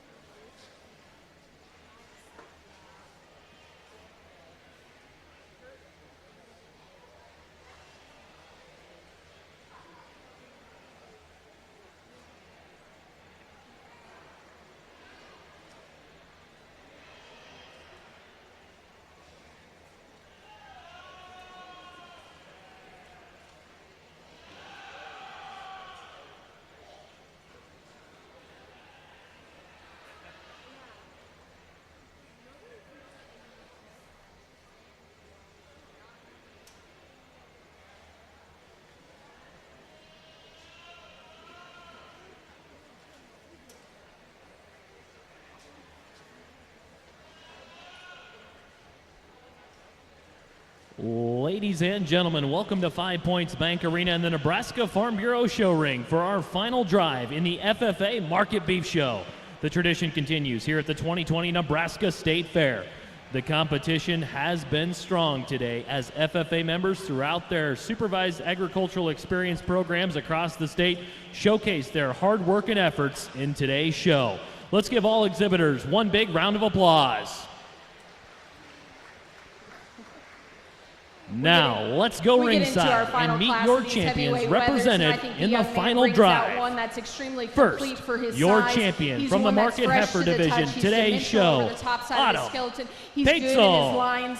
He's one that moves around the ring exceptionally easy. She is 15 years old, 9 years of exhibiting experience, represents the Newman Grove FFA chapter. Parents' names are Kevin and Dolores Peitzel. Animal weighs 1,250 pounds. Animal's name is Dolores. She does plan to take over the family farm, and her favorite part of the Nebraska State Fair is making new friendships. We'll go back to the ring here and meet your lightweight division champion coming to us from DeWitt, Nebraska, and the Wilbur Claytonia FFA chapter, Abby Vallish. Abby's market steer name is Lemieux, weighs 1,240 pounds. Abby is 20 years old, been exhibiting for 8 years, and her future plans are to attend Bryan College of Health Sciences, studying biomedical science with a focus in cardiology. Favorite part of the State Fair is seeing teamwork exhibited to promote the youth livestock industry and seeing people together to form one common goal. Congratulations, Abby. Coming out of the middleweight division, your champion from Allen Wakefield FFA, Hunter Bohr. Hunter comes to us, 19 years old, has been exhibiting for 5 years. Again, middleweight division champion there. Parents' names are Terry and Debbie Board.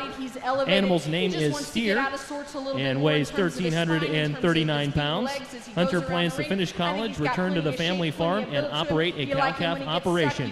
His favorite part of the Nebraska State Fair is the level of competition.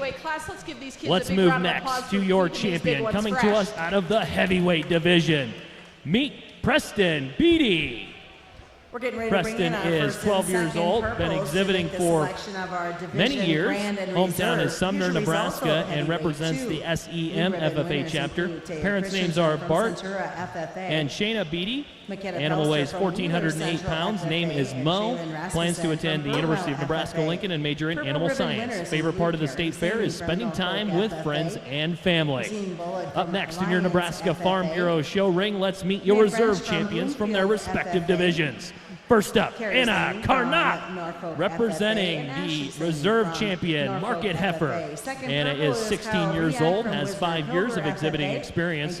Comes to us from West Point, Nebraska, and the West Point FFA chapter. Parents are David and Shannon. Animal weighs 1,309 pounds. Name is Jade. Anna plans to attend college and study agriculture. Favorite part of the State Fair is showing livestock and spending time with family and friends. Your reserve champion coming to us out of the lightweight market steer division, Tyler Thompson.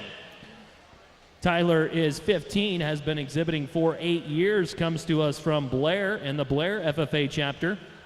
Parents' names are Randy and Sharon Thompson.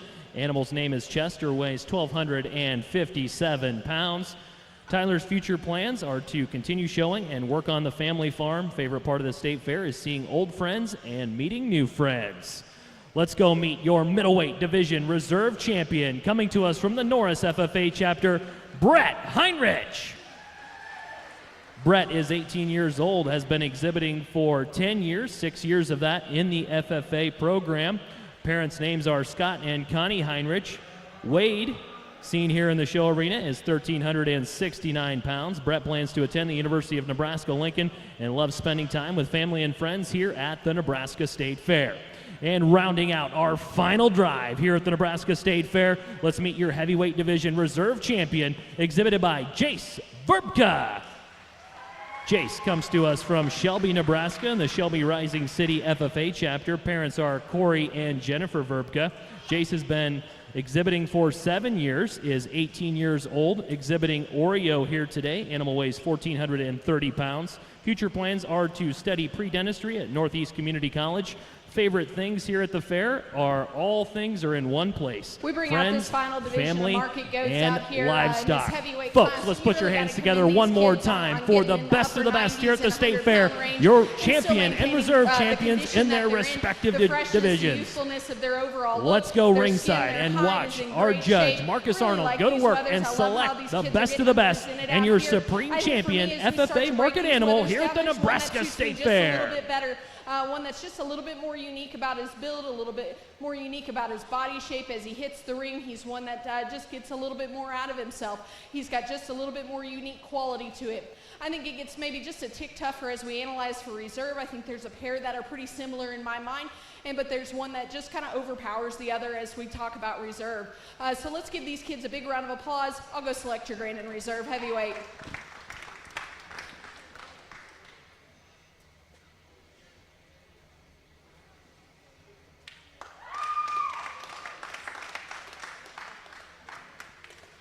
Ladies and gentlemen, as we work our final drive here, we'd like to take this opportunity to provide Boyd Strope a chance to address the group here.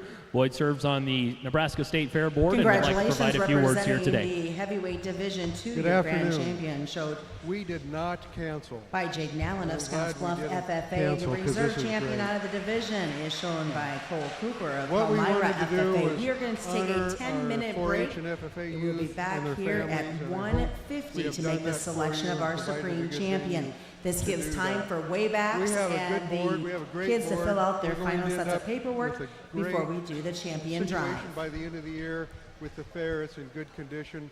We're planning for next year already and look forward to seeing you back here next year. Thank you very much for coming, everybody. Boyd, on behalf of the visitors here, the exhibitors, the parents, thank you and the State Fair Board for all of your work here and making this possible here today. Again, we'll go back to the Nebraska Farm Bureau Show Arena as we select your Supreme FFA Market Champion here at the Nebraska State Fair.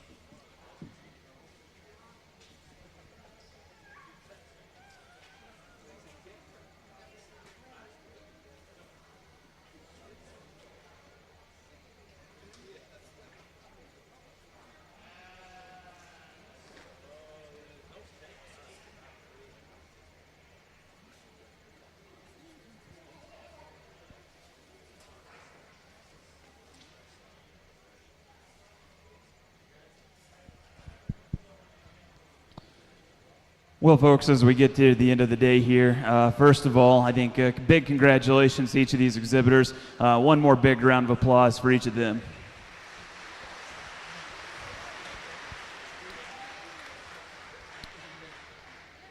As we finish up here again, I'm going to reiterate some of the comments that I made yesterday, maybe a little bit different of an audience, but I think the message is still really important. I know a lot of states and a lot of places that have shut down shows and changed a lot of things because of COVID, and I think it's awesome that you guys have a group of people that are so supportive of the youth here in Nebraska that did whatever they could to make sure that you guys had a show, and all things considered, I mean, they worked their tails off to make sure that this happened. I know it's maybe a little bit different with everything else shut down, but you guys were still able to exhibit your animals and do it in a way that I thought was pretty perfect and spot on. And so I thought the message and the theme of the year was pretty fitting, but I think a big round of applause is deserved. The superintendents, the staff, the people that put this together and organized it. Folks, I mean, couldn't thank them enough, and I hope that you have over the past 2 days and your time here. I definitely think they deserve a big round of applause. So if you could, give them a big round of applause.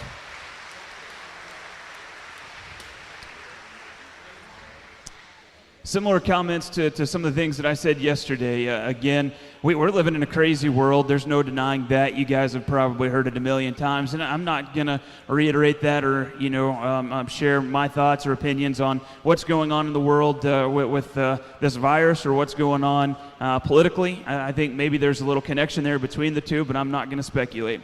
Folks, I think there's one thing that's really, really important, and that's the youth and the progression of our youth and to develop them into young leaders and to be strong advocates in a really crazy world. And so I'm going to say that young people, there's a big challenge, and things are only going to continue to get harder. But you folks here in the ring and those ringside, you guys are the leaders for the future, and you guys are just going to have to embrace that change and just continue to grow and to accept that challenge and have a strong voice and represent the ag industry with a lot of boldness and a lot of courage, because we definitely need a lot of people like you. And so just a strong ask that you guys just continue to do that. Just follow your passion and follow your dreams.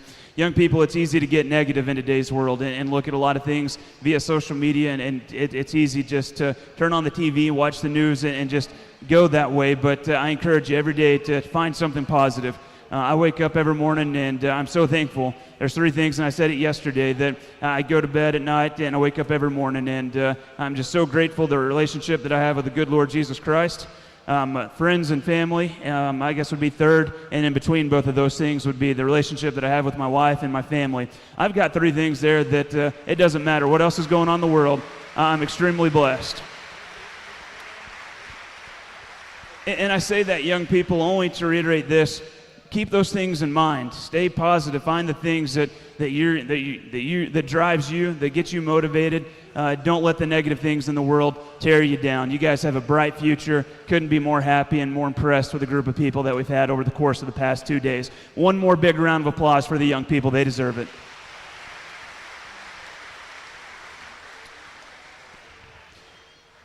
Back to the show and back to the cattle. Awesome lineup, folks.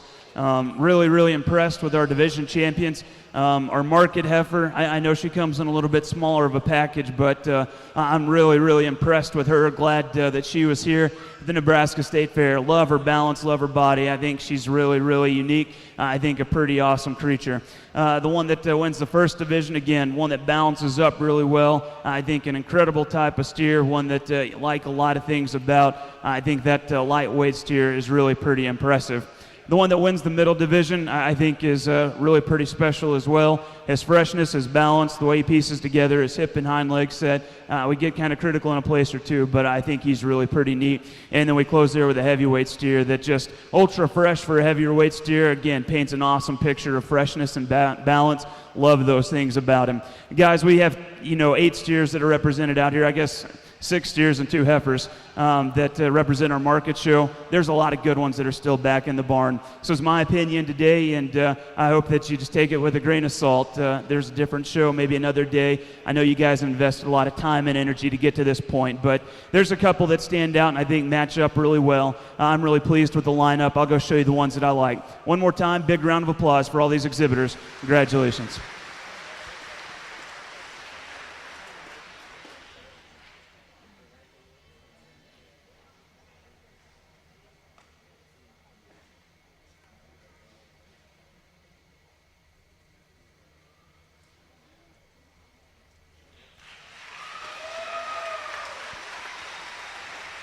And your champion FFA market animal coming to us out of the middleweight division, exhibited by Hunter Borg. Again, that'll be your supreme champion FFA market animal at the Nebraska State Fair.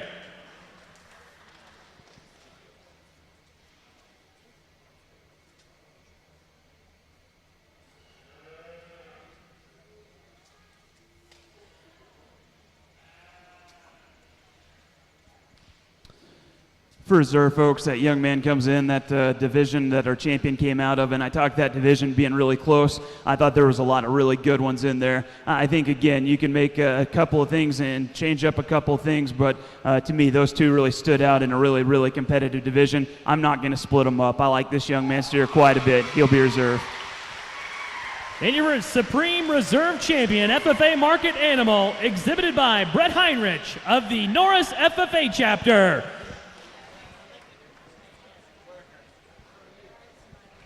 Ladies and gentlemen, one more round of applause for all of our champions here. Again, congratulations to your Supreme Champion FFA Market Animal, again exhibited by Hunter Borg of Allen Wakefield FFA, and your Supreme Reserve Champion coming out of the middleweight division, same division there, Brett Heinrich of the Norris FFA Chapter. Those are your champions here, again on behalf of the Nebraska State Fair Board, on behalf of our judge Marcus Arnold, and on behalf of the superintendents and also our ringside help. We thank you for your time today. We appreciate your investment in youth and agriculture at the Nebraska State Fair. Wish you a safe drive home and all the best, and look forward to seeing you here in 2021. Thank you. Well, welcome back now to the goat side as we continue to celebrate our youth here at the Nebraska State Fair. FFA Market Goat Show wrapped up with some amazing youth showing some amazing animals. We're going to kick it off by acknowledging our champion and reserve champions from each division. As we start out in the lightweight championship. Showed by Elena Fangmeyer, she is a 17-year-old showing 9 years in 4-H, 5 years in FFA from Hebron, Nebraska. She's a part of the Thayer Central FFA. Todd and Crystal Fangmeyer are her parents. Her goat weighed 61 pounds, and Dr. Fauci is her goat's name. By the way, this was our showmanship winner last night. Same goat, same youth. So congratulations, Elena. Beginning college at SCC, Beatrice hopes to finish up at UNL with a degree in ag education. Educating the public about what we do with livestock and spending time with show fans, friends, and family is my reasoning. Our middleweight champion, shown by Chase Elbers. Chase is 21 middleweight division champion from Wisner and a part of the Wisner-Pilger FFA. Jeff and Ann Elbers are his parents. His goat weighs 94 pounds, named Jax. He says plans is to take over the family feed yard and loves reminiscing with old friends at the state fair. Wrapping up your heavyweight championship, Jaden Allen. Jaden is 18 years old, been showing for 10 years from Scottsbluff and a part of the Scottsbluff FFA. Jonah and Brad are his parents, 108 pounds, and the goat's name is Roberto. He's from Wyoming Tech Institute is his future plans, and he just loves competing. Let's give a round of applause for our division champions. Now for our reserve champion, the lightweight exhibitor, Claire Gangwish. Claire is a freshman in high school and is 14 years old from Kearney and Kearney FFA. Megan Atkins, Jamie Volt, and John Gangwish are her parents. The goat is 83 pounds, named Lucifer, hopes to study veterinary science, and their favorite part is Cactus Jacks.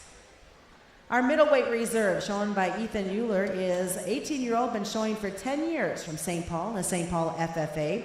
Darren and Carla are his parents. The goat is 89 pounds, named North, plans to graduate UNK, and the goal is anesthesiology, and likes taking naps in the fair pen.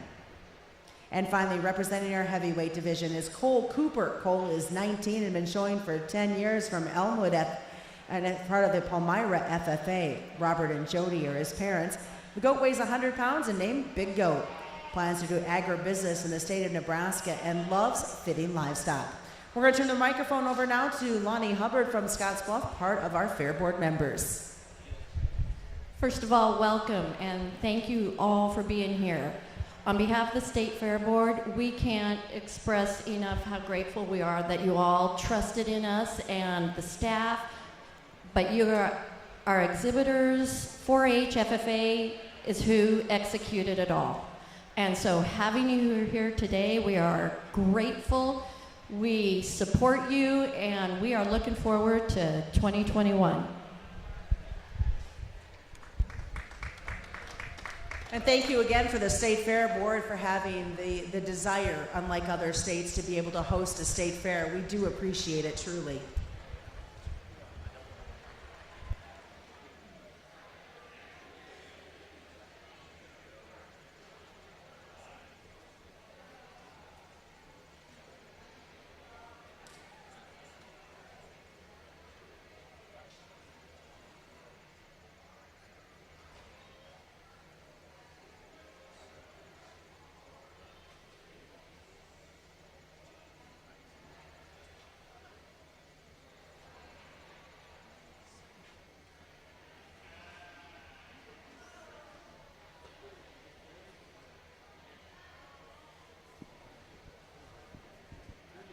Well, it's certainly been my honor and my pleasure to come here from Kentucky and be able to evaluate your kids last night in showmanship and these great goats on the breeding and market side today as well.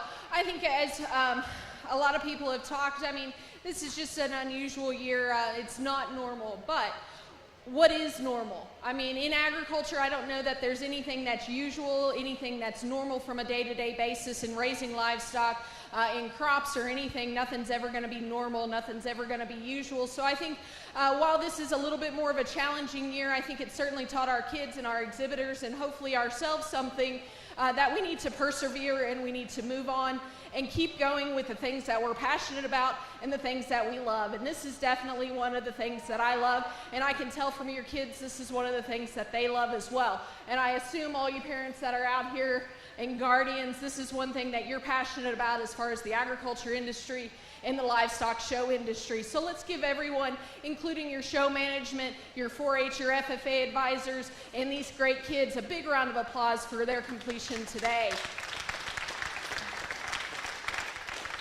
I think as we bring out these three division grands and reserves, I think they really pattern up pretty nicely for me. I'm really pleased with how they ended up out here together. I think they're ones that really suit me well. They're elevated, they're extended, they've got plenty of power to them. They move with a lot of ease and a lot of flexibility. I think as we analyze them a little bit closer and get to pick them apart just a little bit more, I think there's two that kind of come to the top for me just a little bit easier.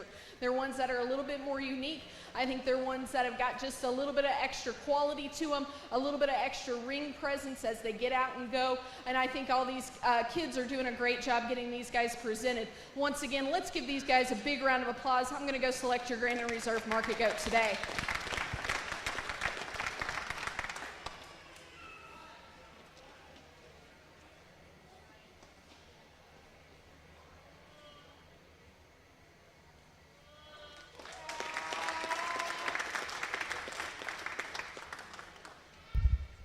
Coming out of the heavyweight division, congratulations to Jaden Allen.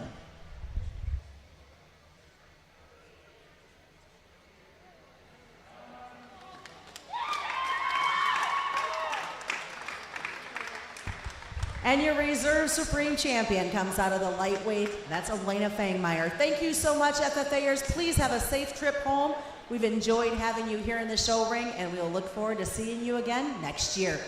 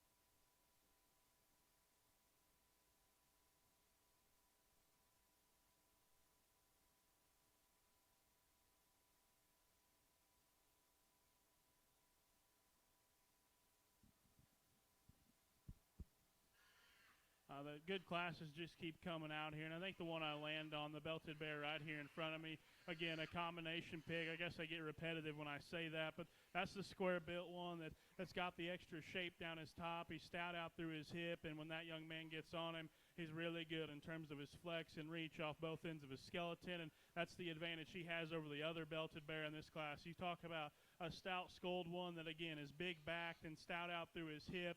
You just start reading this bear at the crest of his neck. He's more mature there, a bear that's not as athletic in terms of his movement. From there, we go to the blue bear in third, and one that, again, you love his shape when you study him down his top. He's square and attractive from the side. One that just isn't aggressive as the turn to his rib shape. One that just kind of planes out whenever you get directly on top of him compared to the other two ahead of him. Young lady's bear coming out here, another one that gives you a good look from the side. A square-chested one.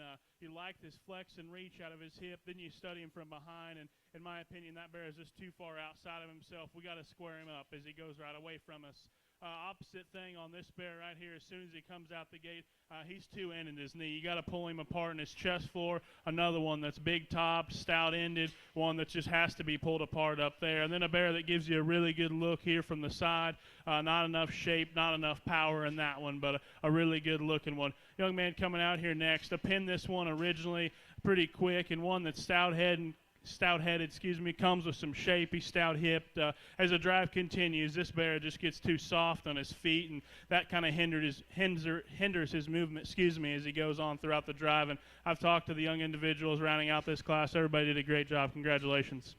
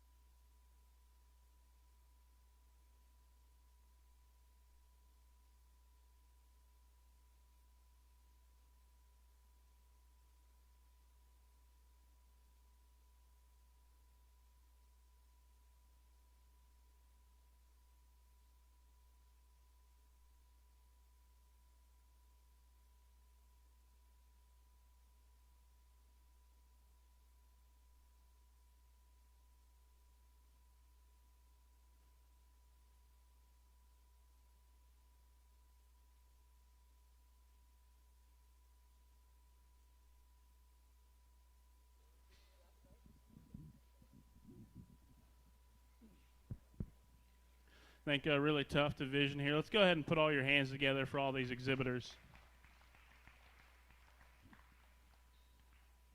Go guess I'm not, like I said earlier, I'm not going to go ahead and talk through all of them. We've sorted them, and you've heard me talk them in class. I think there's one out here that just, in terms of the way his back is laid in him, the shape and turn to his rib, and the stoutness out through his hip, and then the way that he still has that athletic flex and reach, one that I really, really like in terms of his build, and then yet you pack that much power and width on one that's really hard to get around. Young lady right there in the center of the ring is going to go ahead and be our champion in this division.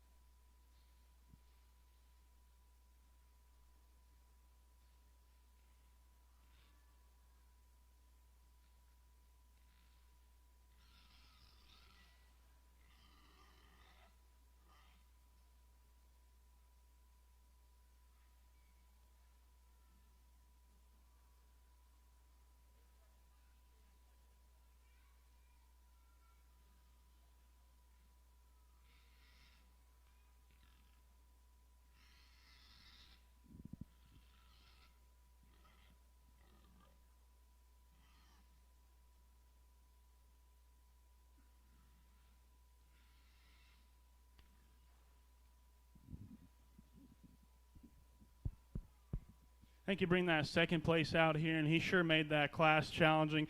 We talked about a barrow from the profile that gives you a good look. He's got a big old back laid in him, and he's stout out through his hip. We talked about the one place we criticized him. You'd like to shore him up on his hind end. I think that's what allows him to be so athletic in terms of his movement. I guess the other bear, in my opinion, that's in contention is the belted bear right here in front of me. One that's got the shape down his back, probably just not as bold as the one we used for champion or the calico bear, but one that's really square and fault-free everywhere. I think it just comes down to the fact that one is a little bit stouter. When you get directly on top of him, his range of motion is just a little bit further. One that can drive all day. The calico is going to go ahead and be a reserve. Congratulations.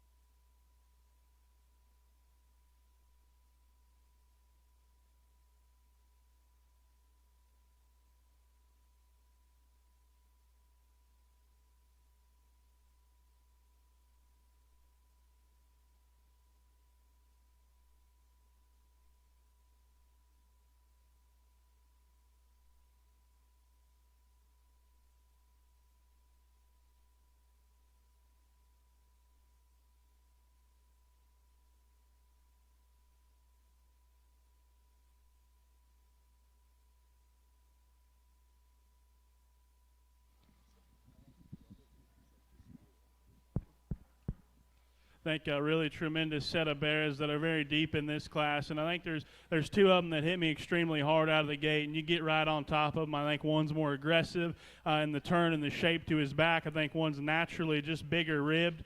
I think there's one that's stronger on his pasterns as well, and that's the blue spotted up bear right here. One that just has more strength when you study his feet. One that just has more aggressive turn and shape, and yet for one with that kind of power, he still gives you an awesome look from the side. And that's nothing taken away from the bear in second. That is one that gives you a great look from the side, a big hind leg and a stout hip. When I get directly on top of him, I don't see the extra shape that I see in this bear, and when you study his front feet, he's a little bit softer on his pasterns, and that kind of makes him twist and turn when he sets down. But an extremely well-presented bear, like a lot of things about him. We just got to fix him in those couple areas. Bear here in third's another one that's got some shape to his back and stout out of his hip. One that's wide based. I guess he never really wants to settle down in his top line and get moving for me to kind of give me that good look from the side. Again, he's not just as pulled apart at the top side of his skeleton when you get directly on top of him. A bear here that's stout skulled and good looking ahead of his blade. He probably has more real shape than the bear in 3, and he's stout out of his hip. A bear that's just entirely too soft on his front pasterns, and that's kind of starting to hinder his movement there. Bear coming out here next, one that's big ribbed and stout, one that probably just doesn't move quite good enough off his hind legs as you start studying. He too is a little bit softer on those pasterns, kind of starts to hinder his movement as well. A bear here that you like his shape. He's maybe as stout as any out of his hip, but he's just too skinny in terms of his center body. A bear that doesn't transition well enough out of his ham-loin junction there. And then a good-looking bear here that just doesn't come with enough power for me. I've talked to the young individuals on down the line. Really tough class. Congratulations to everyone.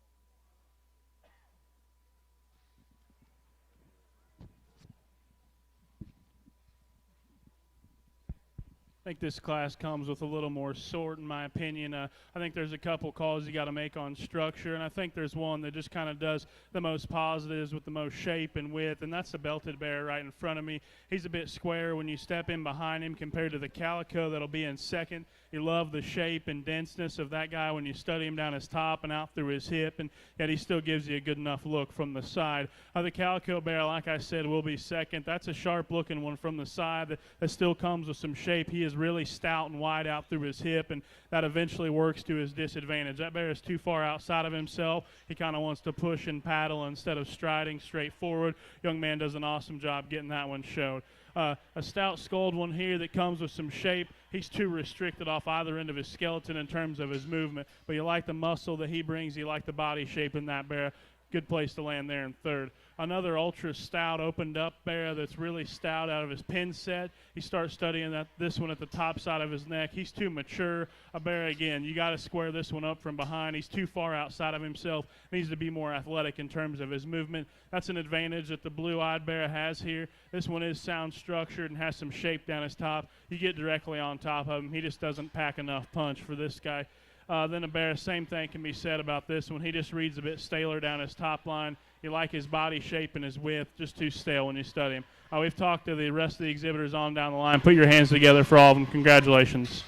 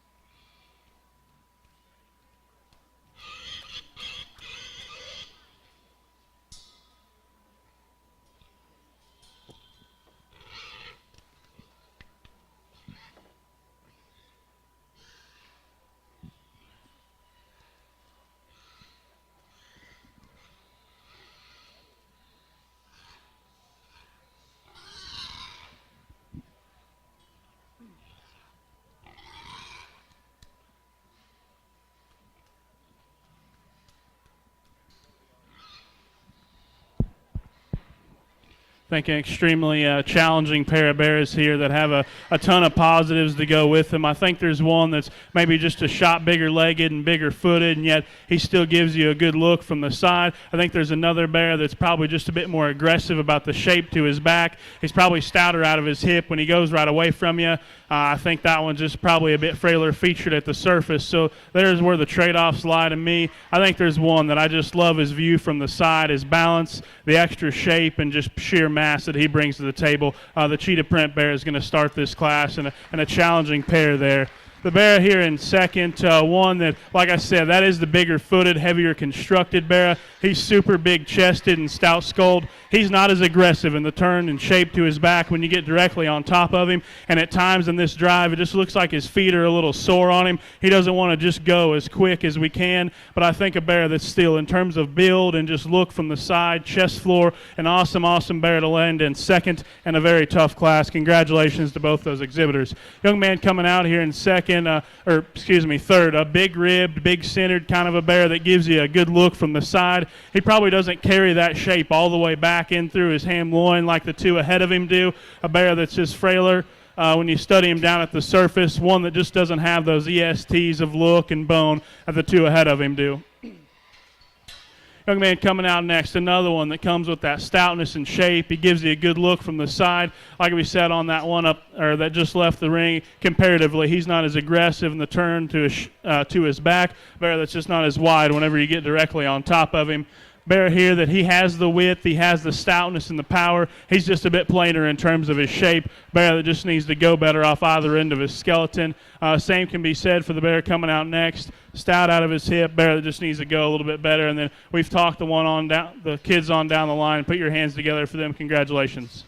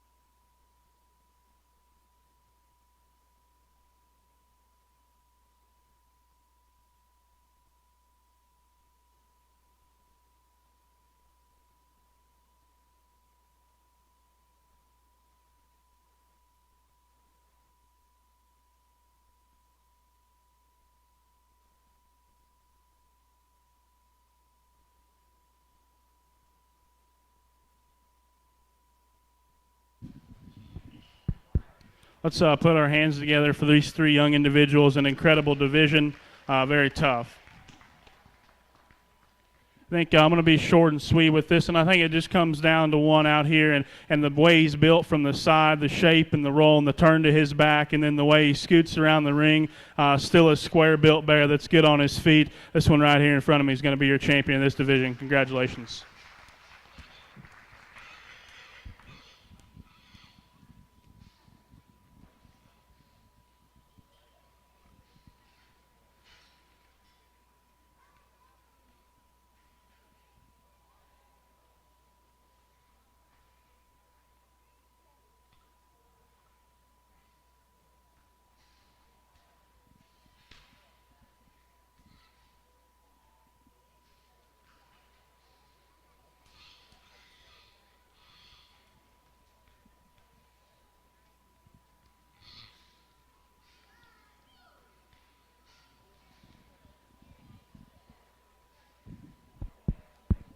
bring that second place bear out here, and the quality stays tough. Another good square bear that's really stout skulled, and he's still big about his top and stout out through his hip. I think the best thing about this bear is you study him from the profile. That's a big-legged one that's right in his angles and his joints. Gives you a great look from the side. I guess the other one that's in contention is the cheetah print bear, and we talked about how big-topped and stout he is out through his hip. I guess I read that bear just a bit straighter in his shoulder. He's a bit smaller in terms of his forearm and his foot size. That's why I'm going to elect to go with the young man's half-belted bear right here as reserve. Congratulations.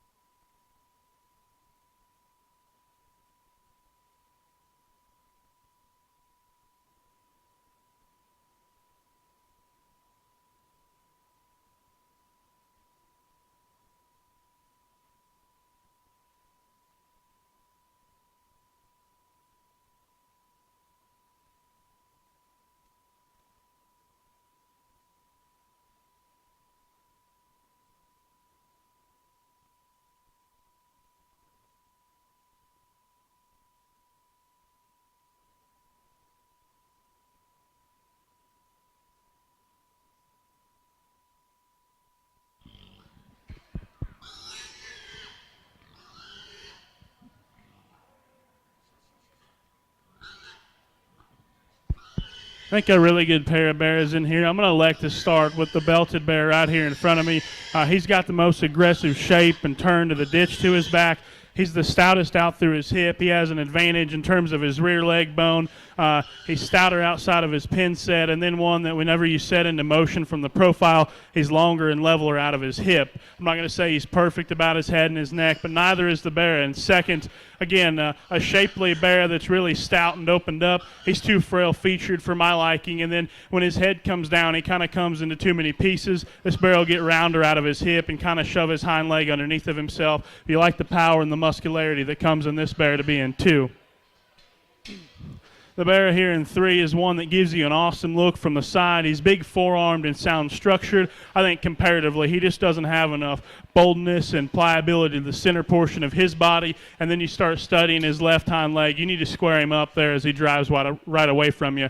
Here comes the ultra stout and powerful calico bear, one that's really, really huge-legged and stout out through his hip. Problem is he can never get it together and just go like a show pig needs to. He's too lethargic in terms of his movement. Young man does a nice job working with that bear. Here's a good balanced all-black bear that's got some body and some shape. You get him compared to the ones ahead of him. He's just too flat when you study him directly on top of his skeleton. Young man does a nice job. Another good bear coming out here. He's just too plain in his shape. He can give you a good look from the side, and he's level design. Bear that just needs more turn and more ditch to his back. I've talked to the individuals on down the line there. Put your hands together for them. Tough class. Congratulations.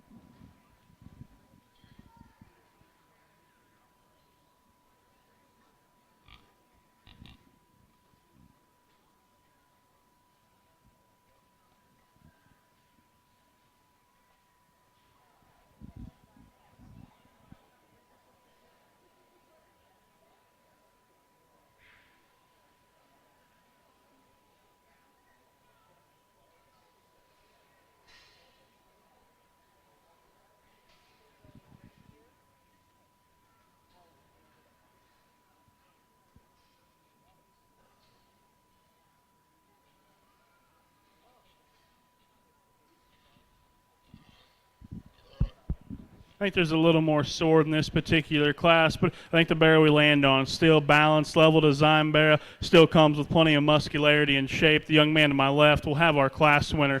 I'm not going to tell you that he does have the most shape in the world whenever you get directly on top of him, but I think in combination, that bear's a nice place to start this class. Bear on the far end will be second. He's actually got a bigger hind leg and bigger forearm. He too shapely down his top and stout out through his hip. That bear needs to be cleaned up in terms of his underline and his sheath. He's starting to show some maturity there about his head and his neck. I think what gives him the advantage is he's better balanced than the bear that's going to be here in third. You want to talk about one that's got some real shape and turn out of the backside of his shoulder. He's stout out through his head. He's stout out through his hip and stout-headed. My problem is he wants to bunch up too much in his spine. That causes him to be more restricted out of his hip and his hind leg. Young lady does an awesome job getting that one stuck. Congratulations.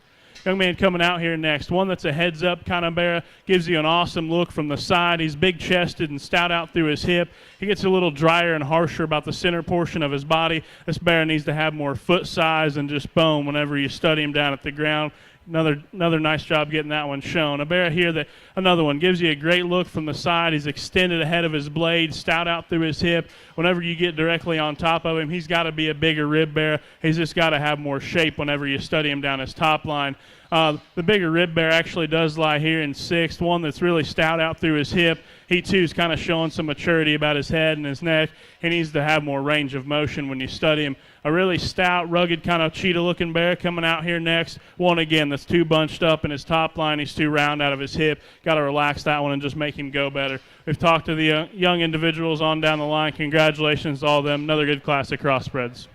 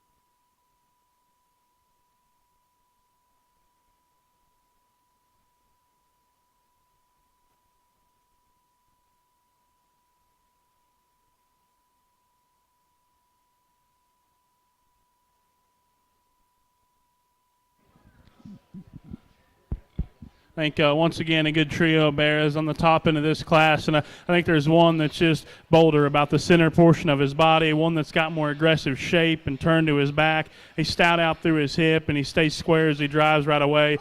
Young man's chromed up bear there is going to start off this class driving right at me. Like a lot of things about that bear, good in terms of his build. I think from there it becomes a little more challenging, but the blue bear right here in front of me will be second. That's an ultra stout skulled bear. It's still big-legged and big-footed. He, too, comes with that shape down his top. I just like to relax him ever so slightly in his ham loin, let him level out. And he doesn't just have as much bulk whenever you get directly on top of him as our class winner does. Same can be said as the blue bear here in third, an awesome-looking one from the side that really sound and flexible as he gets around the ring. He gets a bit flatter whenever you get directly on top of him. Like to see him have more punch in terms of his upper rib shape.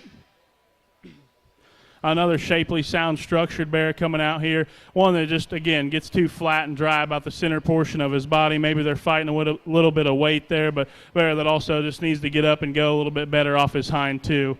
Another bear coming out here in second. Another bear coming out here. This one needs fixed at his knee. Bear that has some shape and stoutness out through his hip. He just doesn't balance as well. And like you said, he needs pulled apart in terms of his chest floor.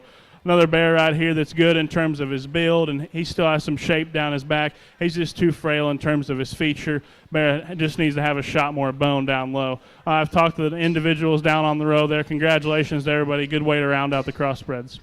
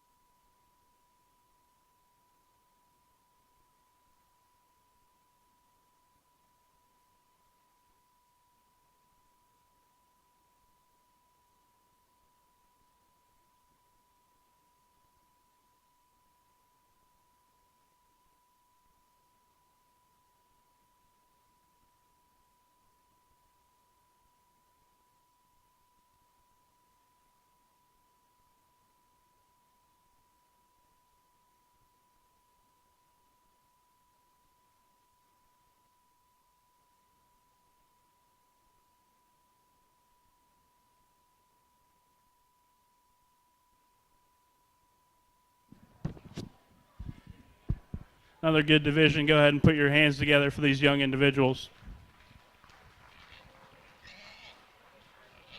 I think there's two of them out here that I like. The one closest to me here, a really big back, shapely bear that's ultra stout out through his hip, bear that really runs uphill, and yet he still stays square and inside of himself whenever you study him. I guess if we're going to pick on that bear, he just reads a little drier through the center portion of his body. I think a lot of positives in that bear. The other one that I like in this division is going right away from me there. You want to talk about some serious shape out of the backside of his shoulder, is really stout-hipped and heavy constructed. I guess I would maybe stouten up his front ankle just a little bit, but a lot of good things in both those bears. I guess I like the extra power and width that comes in the bear out of that last class. Congratulations.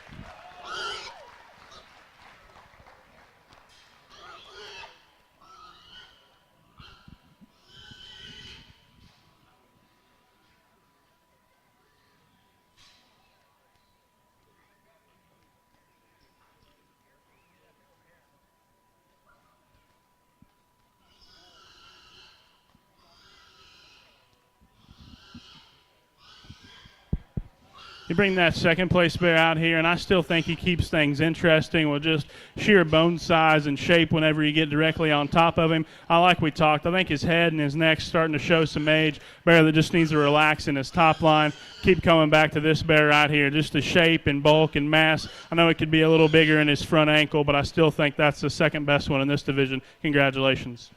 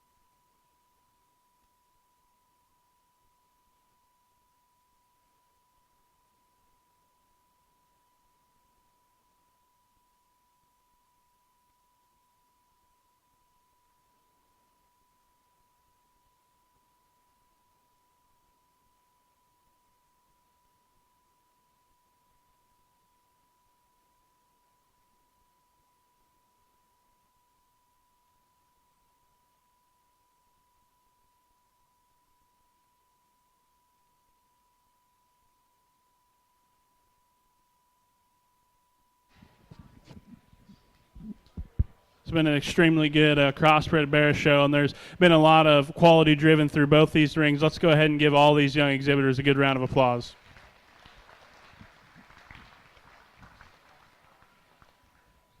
I guess to me, there's just one out here that puts all the right parts and pieces together. I think I've talked to him 2 times now, and I'm not going to talk him again. The best one out here is this one right here in front of me. Congratulations.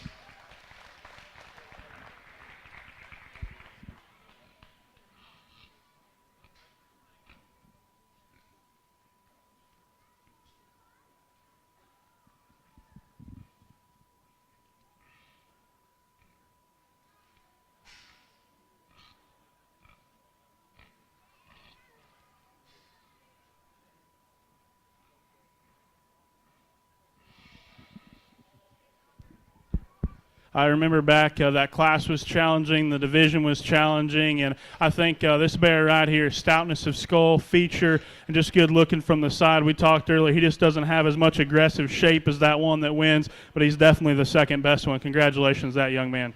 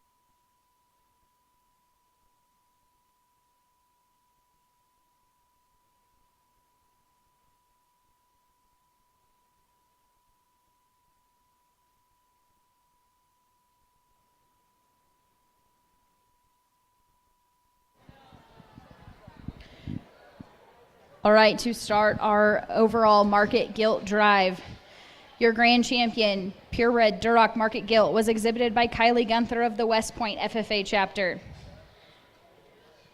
Your grand champion, purebred Hampshire Gilt, was exhibited by Brittany Popischel from the Creighton FFA chapter. Your grand champion, purebred Spot Gilt, was exhibited by Lane Egger of the Lakeview FFA chapter. The grand champion, Yorkshire Gilt, was exhibited by Colin Verbka of the Shelby Rising City FFA chapter. From the Fillmore Central FFA chapter, exhibiting the grand champion, Poland Gilt, Travian Modis. The grand champion, Chester White Gilt, was exhibited by Ella Meyer of the Lakeview FFA chapter. Your grand champion, Berkshire Market Gilt, was exhibited by Carson Ott of the Heartland FFA chapter. The grand champion, purebred Hereford Market Gilt, was exhibited by Bryn Hirschfeld of the York FFA chapter. Your grand champion, Crossbred Market Gilt, was exhibited by Quentin Molenhoff of the Lee FFA chapter.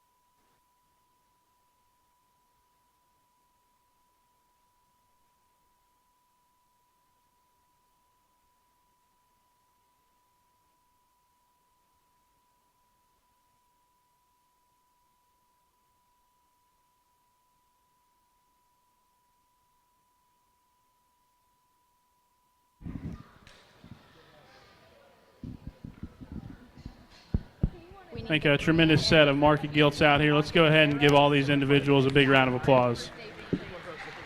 Grand and Reserve Champion Market Barrow report to the South Ring for staging. I think there's two gilts out here in this particular division that are really my kind and my speed, that do a lot of the things that I like. I think there's one that we have talked a couple different times of just being unique and the way that she's built, her foot and bone size. We're going to keep it plain and simple. The young man with that all black gilt is going to be champion of this division. Congratulations.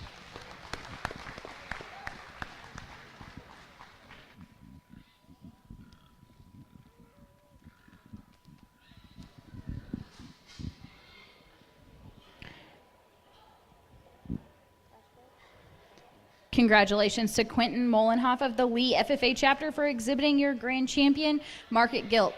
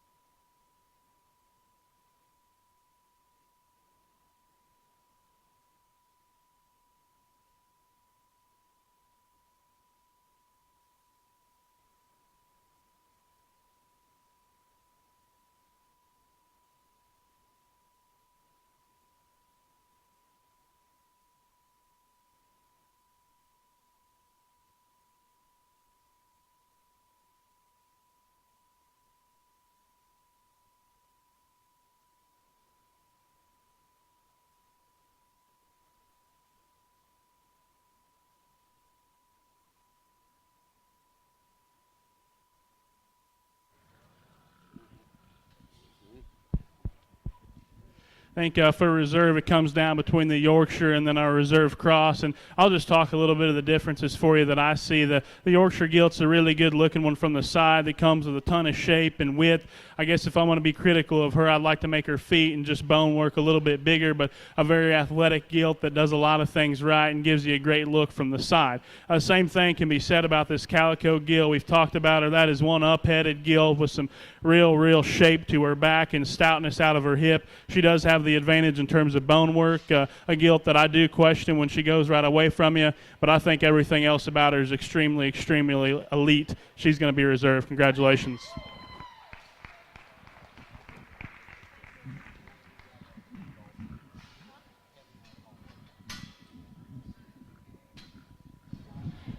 Congratulations to Jada Myring of the Alliance FFA chapter for exhibiting your reserve grand champion, Market Gilt.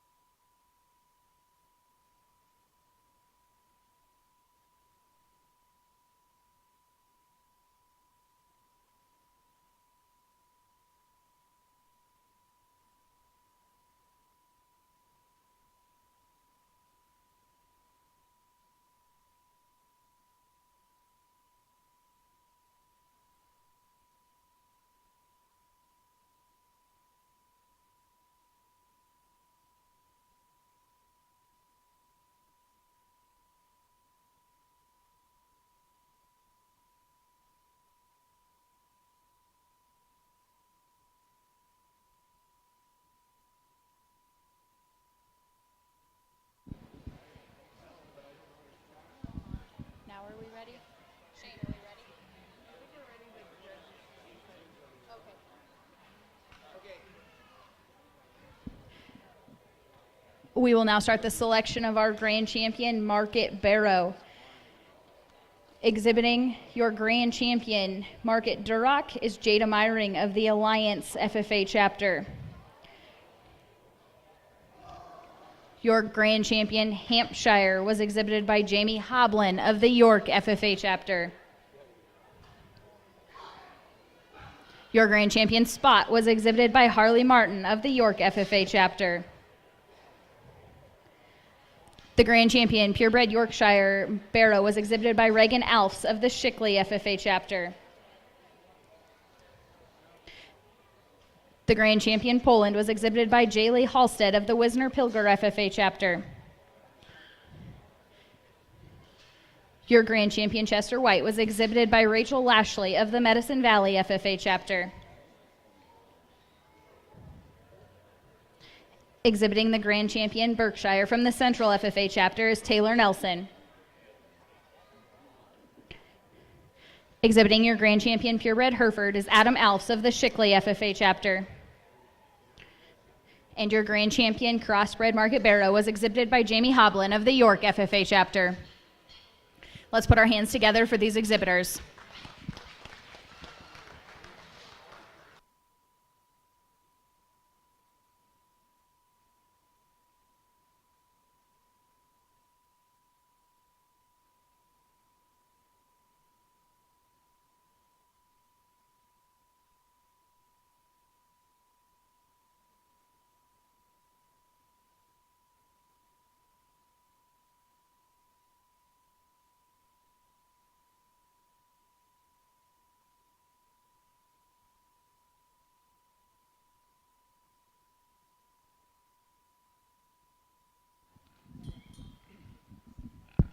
Once again, a tremendous set we've worked through today. Let's go ahead and give all these kids a big round of applause. I guess if you haven't noticed today, I'm a little cut and dry whenever it comes to the mic. I just like to tell you how I like him, and I think there's one out here that does a lot of good things, and just in terms of shape and width and still being a true athlete and then being an awesome-looking pig from the side. That spotted up one driving right at me is going to be your champion. Congratulations.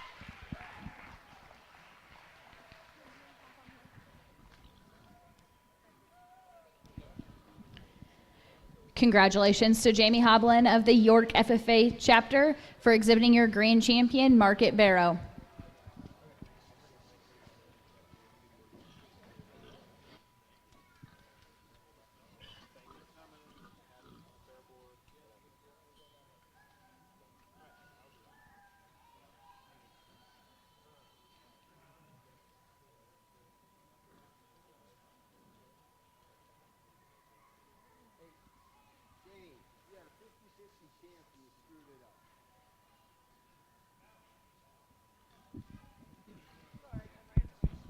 I think there's two bears out here that come into contention, and I'll just talk the Yorkshire bear. Really stout-skulled, big-legged one. It's got the shape whenever you get directly on top of him. I think, like I said, in his breed, he needs to be cleaned up in his other underline. I'd like to clean him up there in his left hock joint, but a really good bear from the side. Still comes with plenty of muscle. And then your reserve cross, a big-chested one that he too's an athlete and gets around the ring relatively well. I think I said this before. The only difference, I guess, when you study these bears is the one that wins just has more genuine shape whenever you get directly on top of him. We're going to go ahead and keep that pair together again. He'll be your reserve. Congratulations. Congratulations to Quentin Molenhoff of the Lee FFA chapter for exhibiting the reserve champion market barrow.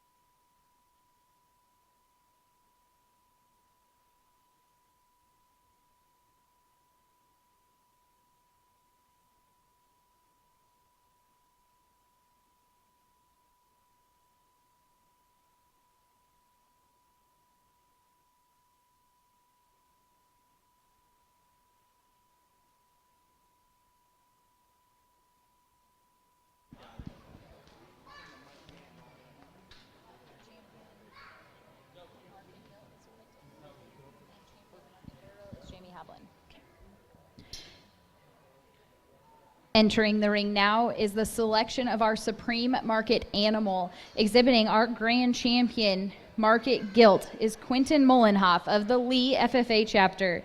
Exhibiting the grand champion market barrow is Jamie Hoblin of the York FFA chapter. I'd like to take just a minute to thank our judge for being with us throughout this weekend. Let's give him a round of applause.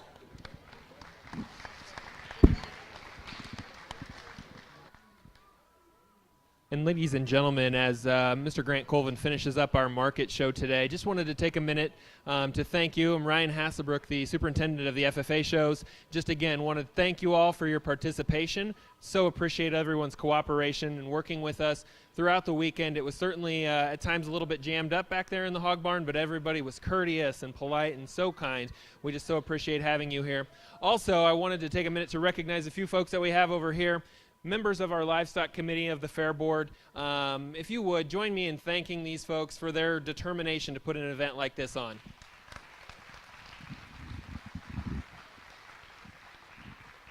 And here with us, we've got Jeff Clement, who is the chair of our State Fair Livestock Committee.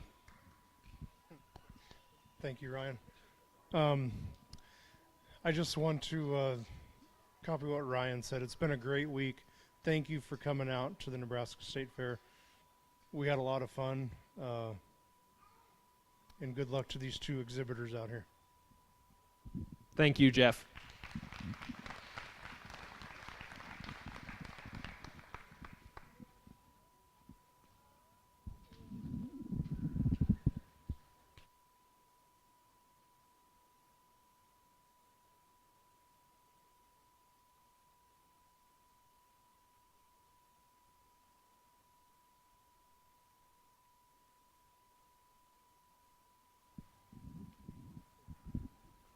Let's give both these exhibitors a big round of applause out here.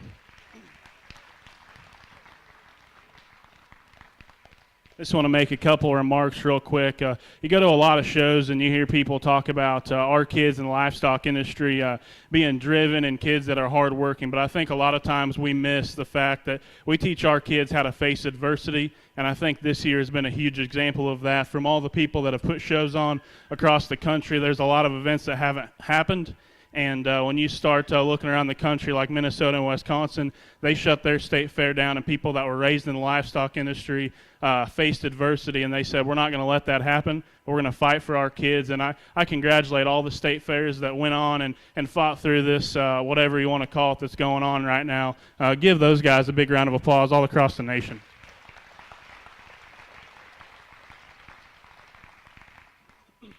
The last thing that I'm going to leave you guys with, I'm not going to talk these two pigs again. Incredible creatures. I wish I could either showed one like that when I was a kid, or hopefully someday my kid can show one that's as good as these two. But the only thing I'm going to leave you with is, winning is a very important thing, and it's very important that we teach our kids that, because that's what makes us better in this world, and that's what makes us advance in companies no matter where we go, is our kids have the drive and the fight and the will to win. That's why they surpass everybody. But at the same time, in a year like this, we need to be focused. We're just very glad that we got to have a show, and we have people fighting for us, like I said before. So whenever you start talking about going home, and if you're mad at me, hey, that's fine. I don't care. You're just going to waste your time. The people that win and do good, they don't worry about getting beat. They just get better.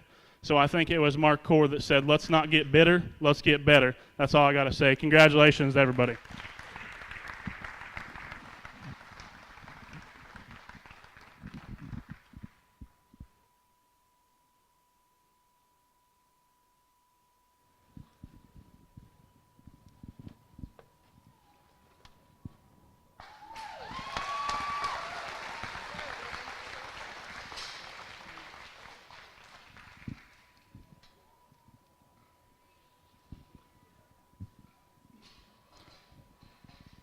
Congratulations to Jamie Hoblin of the York FFA chapter for exhibiting our Grand Champion Supreme Market Animal at the 2020 Nebraska State Fair.